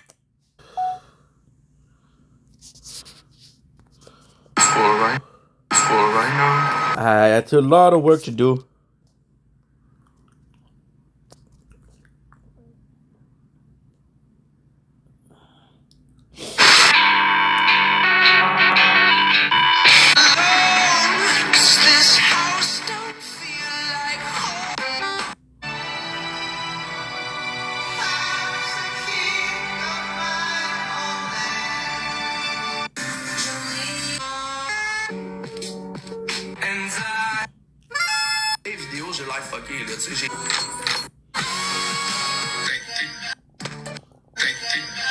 Il m'a appelé hier soir pour me demander sa glacière. Je suis allé lui porter ce matin. Il était 9h du matin. Puis je veux pas aucune association. J'ai reçu. Je suis quand même connu en ville. J'ai déjà eu une longue vie. Puis c'est pour ça que je suis allé dans la bienfaisance. J'ai voulu aider le monde. Puis je vais continuer.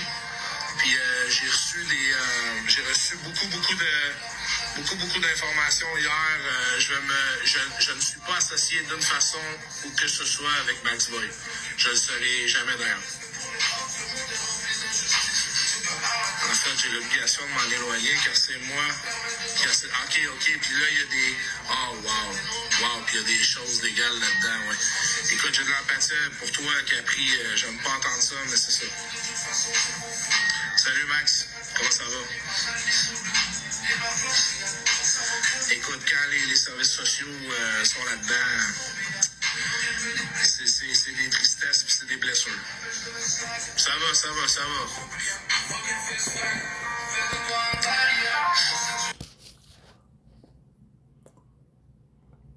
Trop, c'est trop. Ah, ça c'est vrai. Faut pas pleurer. Faut pas pleurer, mon frère. Trop, c'est trop. Ah, ça c'est vrai. Faut pas pleurer. Faut pas pleurer, mon frère. Je sais pas, environ, moi je dis, l'extérieur plus qu'avec le... Parce que mettons 200 tatous, 500 d'épicerie, blablabla, et là ça va acheter une coupe de cochonnerie. Et moi je dis... 100 pour 80 000, ça fait tellement de sens à... Moi je dis entre 3 000 et 4 000.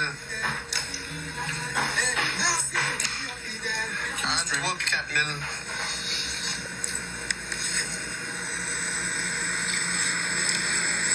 Moi du bâton, c'est eux Je comprends pas pourquoi tu dis ça, oui. I'm in the crowd.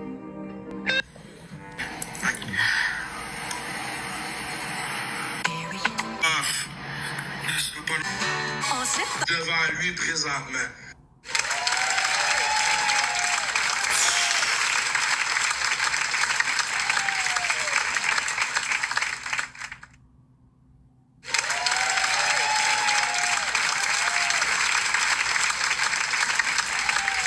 Pourquoi tu partages de live, man?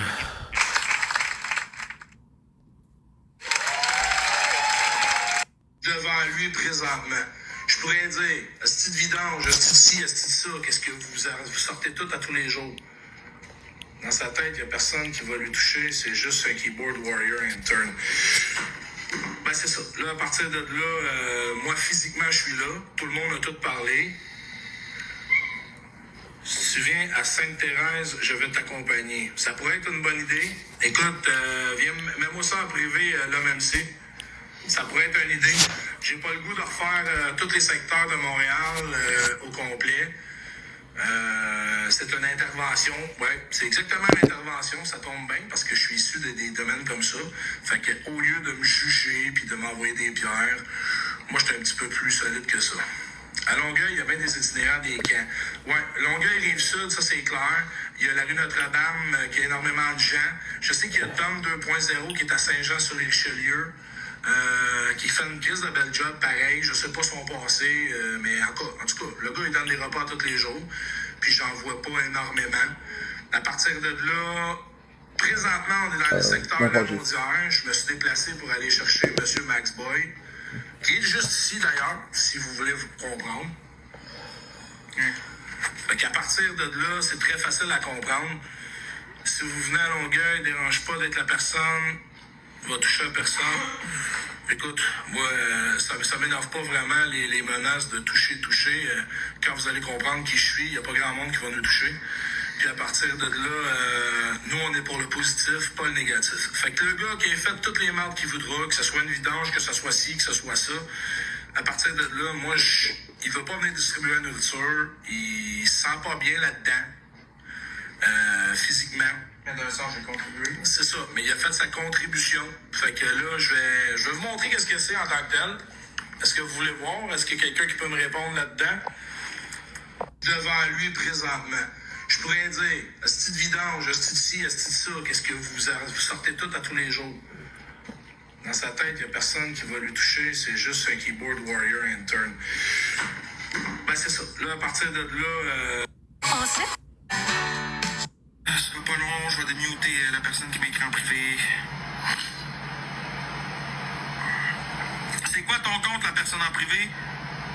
Parce que... t'es pas démuté. Merci, Abs. Les pizzas étaient passées date. Bon, ça y est, à cette heure, les pizzas étaient passées date. Il a fait un live. Il l'a fait en live tantôt, le vrai Skullface. Ça a été fait en live.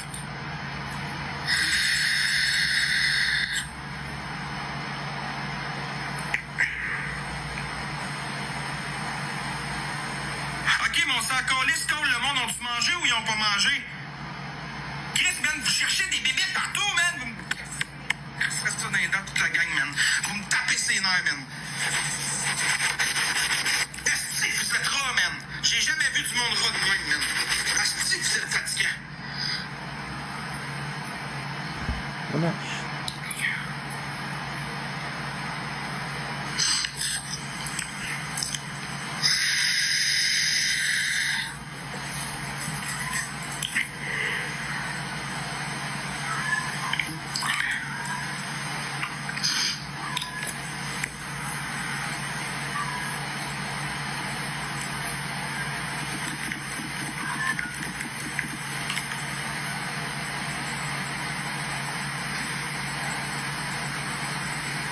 Ça va pas long, je vais démuter la personne qui m'écrit en privé. Off.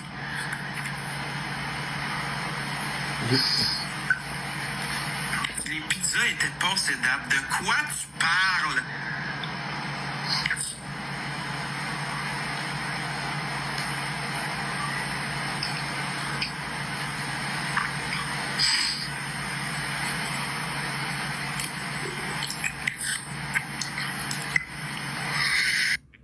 I might have another tip. Oh my god, seriously?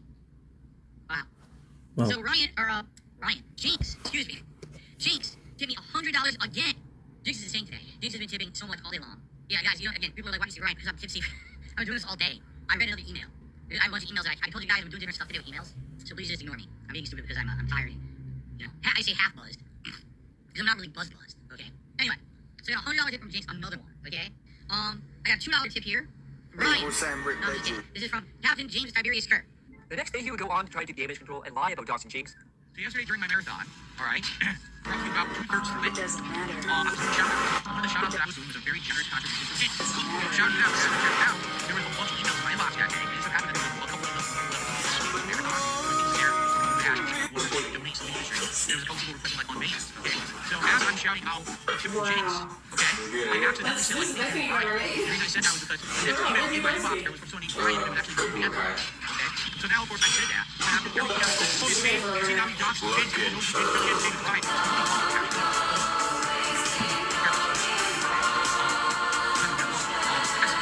They made it up. Look at this, what they're saying. There's just I accidentally said on name.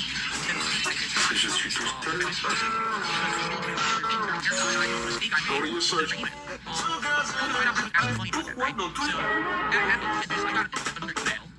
Sont capables avec la reconnaissance faciale, les sont capables avec la reconnaissance faciale, les signes de regard.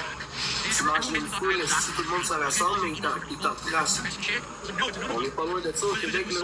Quand tu vas marcher dans une foule, là, ils vont te reconnaître, ils vont t'arrêter, tu vas te connaître pourquoi vous m'arrêtez. Ah, ils vont chercher, non. C'est pareil, là. Oh, ben, je vais essayer de trouver non, j'en fais pas de bâton avec du monde que vous nommez, là. Ah ouais, je parle avec, il y a quand même beaucoup de monde.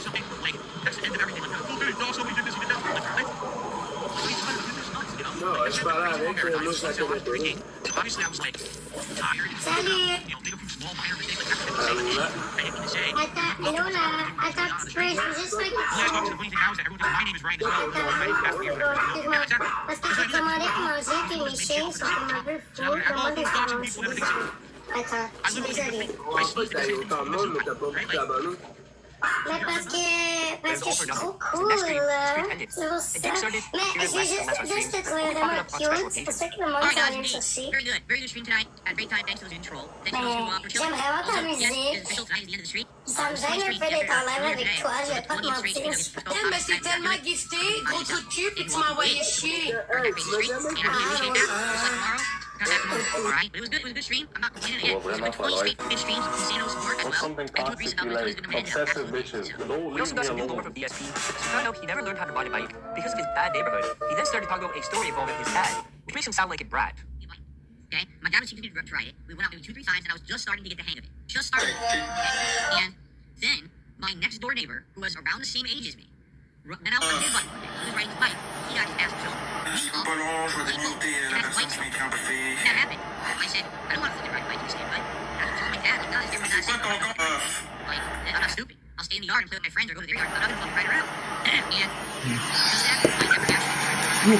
Les pizzas étaient passées date. De quoi tu parles?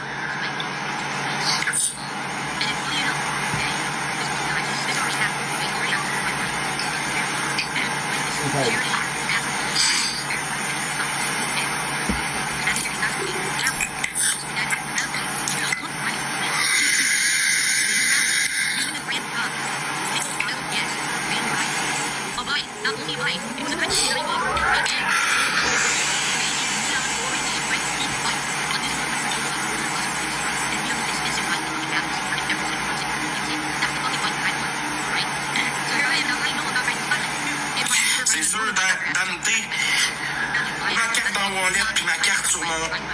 C'est deux cartes différentes, c'est pas les mêmes numéros. C'est normal.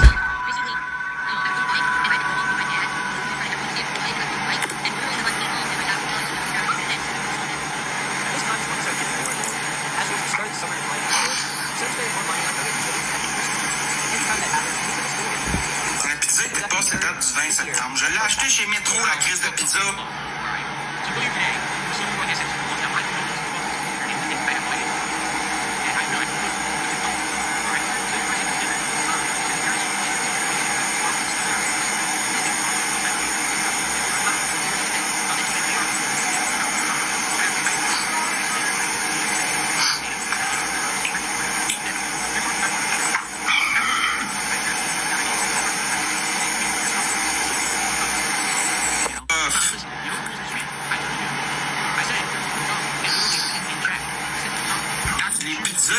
c'est date de... Ouais.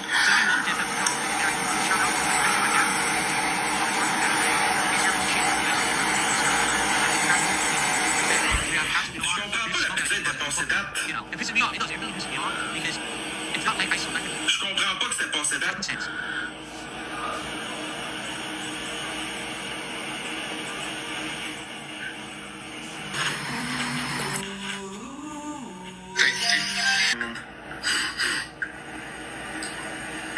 On a payé pour que tu le fasses, pas pour Pasteur. Ça fait du bien d'avoir descendu. Ok, vous avez payé pour que la nourriture soit donnée aux personnes itinérantes. La nourriture, elle a été donnée aux personnes itinérantes. Merci, PA.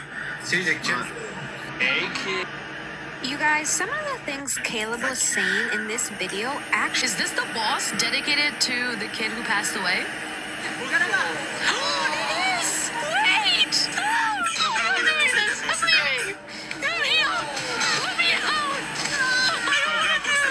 This boss that we just came across is a tribute to Seth Goldman, a young fan who passed away from Ewing sarcoma, a type of bone cancer. Team Cherry collaborated with Seth before his death to design the character whose story and design are integrated into the game through the quest line and a challenging boss fight. Time to go. Incognito. Excuse me, what do you think about that? I don't think anything. Huh? I'm trying to blend in.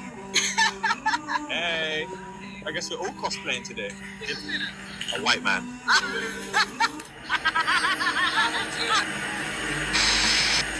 Ever be just us two. I never loved you enough to trust you. We just met and I just fucked you. But I do know one thing, no. Bitches, they come, they go.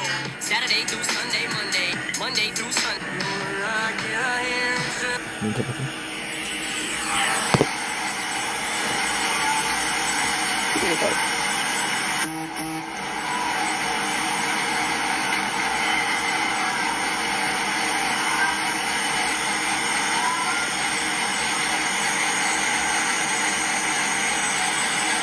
C'est pas moi qui l'a distribué, mais dis ça. C'est Pasteur.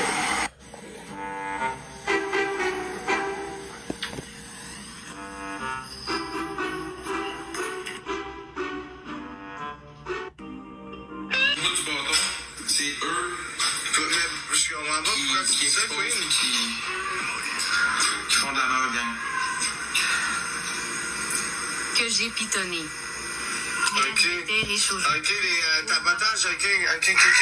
Merci, ok. Hey, là, je commençais à capoter, je te le Chris. Tabarnak, mais non, ok, c'est juste que ça a tombé de ma mère, what the fuck. Parce que si je le payais pas, il venait pas. Il voulait que je le paye, je l'ai payé. Non, mais dans les alentours là, guys. Dans ces alentours là. Parce que c'est ça.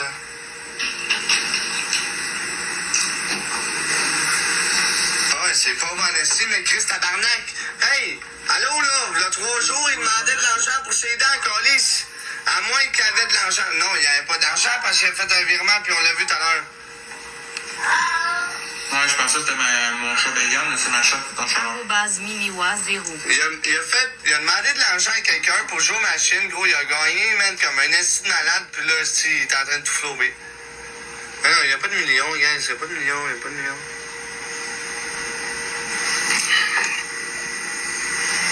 A new follower. Il y a On va faire ce que je veux avec mon chat, là. S'il occupe toute ta vie, je vais me... Ouais, non, il y en a encore. C'est bon, hein? Ben oui, tu peux faire un virement direct. Ça rentre tout de suite, ça prend 5 minutes. Non, ils font pas de bébé, il est opéré, mon béguin.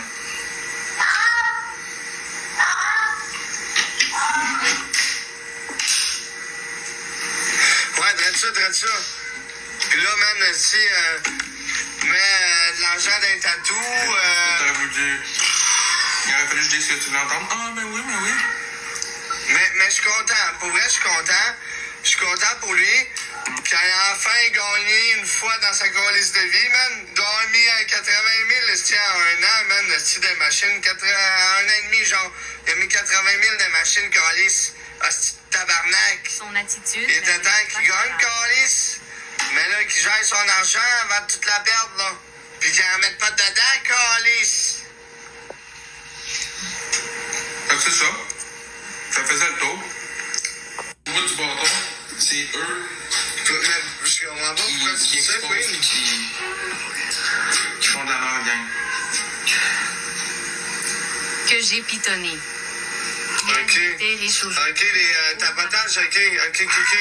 Merci, ok. Hey, là, je commençais à capoter, je te le Chris, tabarnak.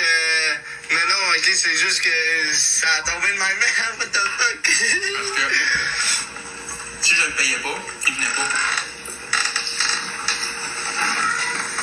Il voulait que je le paye, je l'ai payé. Non, mais dans les alentours, là, guys. Je sais pas, environ, moi je dis, l'extérieur plus qu'avec le... Parce que mettons 200 tatous, 500 d'épicerie, blablabla, blablabla, et là ça va acheter. Trop c'est trop. Ah, ça c'est vrai. Wallah, trop c'est trop. Faut pas pleurer. Trop c'est trop. Faut pas pleurer, mon frère. Wallah, trop c'est trop. On y croche en partant. C'est pas un secret, ça. Ils vont tous avoir des petites tranches de salade dans leur sandwich. Il m'a appelé hier soir pour me demander sa glacière. Je suis allé lui porter ce matin. Il était 9h du matin. Puis je veux pas aucune association. J'ai reçu.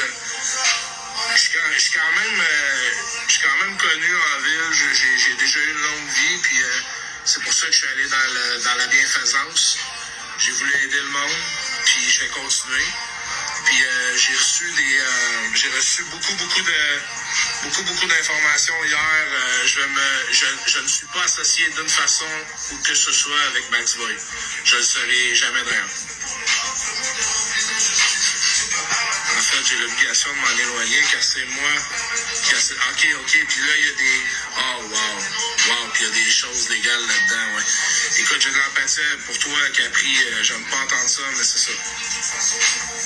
Salut Max, comment ça va? Écoute, quand les services sociaux sont là-dedans, c'est des tristesses puis c'est des blessures. Ça va.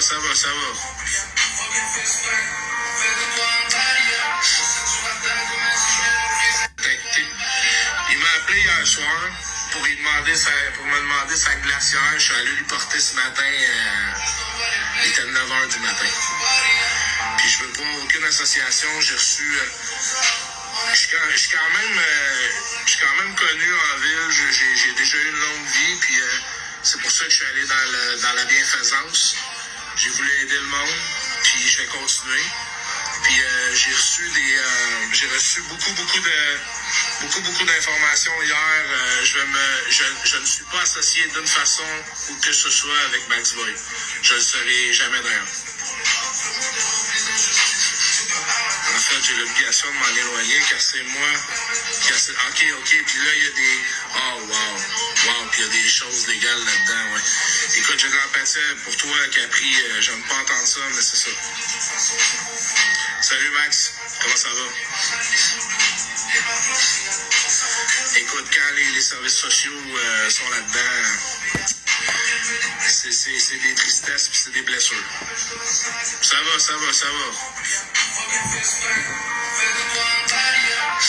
Let's sleep a little bit, guys. Il m'a appelé hier soir pour me demander sa glacière. Je suis allé lui porter ce matin. Il était 9h du matin. Puis je veux pas aucune association. J'ai reçu. Je suis quand même connu en ville. J'ai déjà eu une longue vie. Puis c'est pour ça que je suis allé dans la bienfaisance. J'ai voulu aider le monde. Puis je vais continuer. Puis j'ai reçu beaucoup d'informations hier. Je ne suis pas associé d'une façon que ce soit avec Maxi Boy. Je ne le serai jamais d'ailleurs. Ok. En fait, j'ai l'obligation de m'en éloigner car c'est moi. Ok. Puis là, il y a des... Oh, wow. Puis il y a des choses légales là-dedans, ouais. Écoute, j'ai de l'empathie pour toi, Capri. J'aime pas entendre ça, mais c'est ça. Salut Max, comment ça va? Écoute, quand les services sociaux sont là-dedans, c'est des tristesses puis c'est des blessures. Ça va, ça va, ça va. On lâche pas.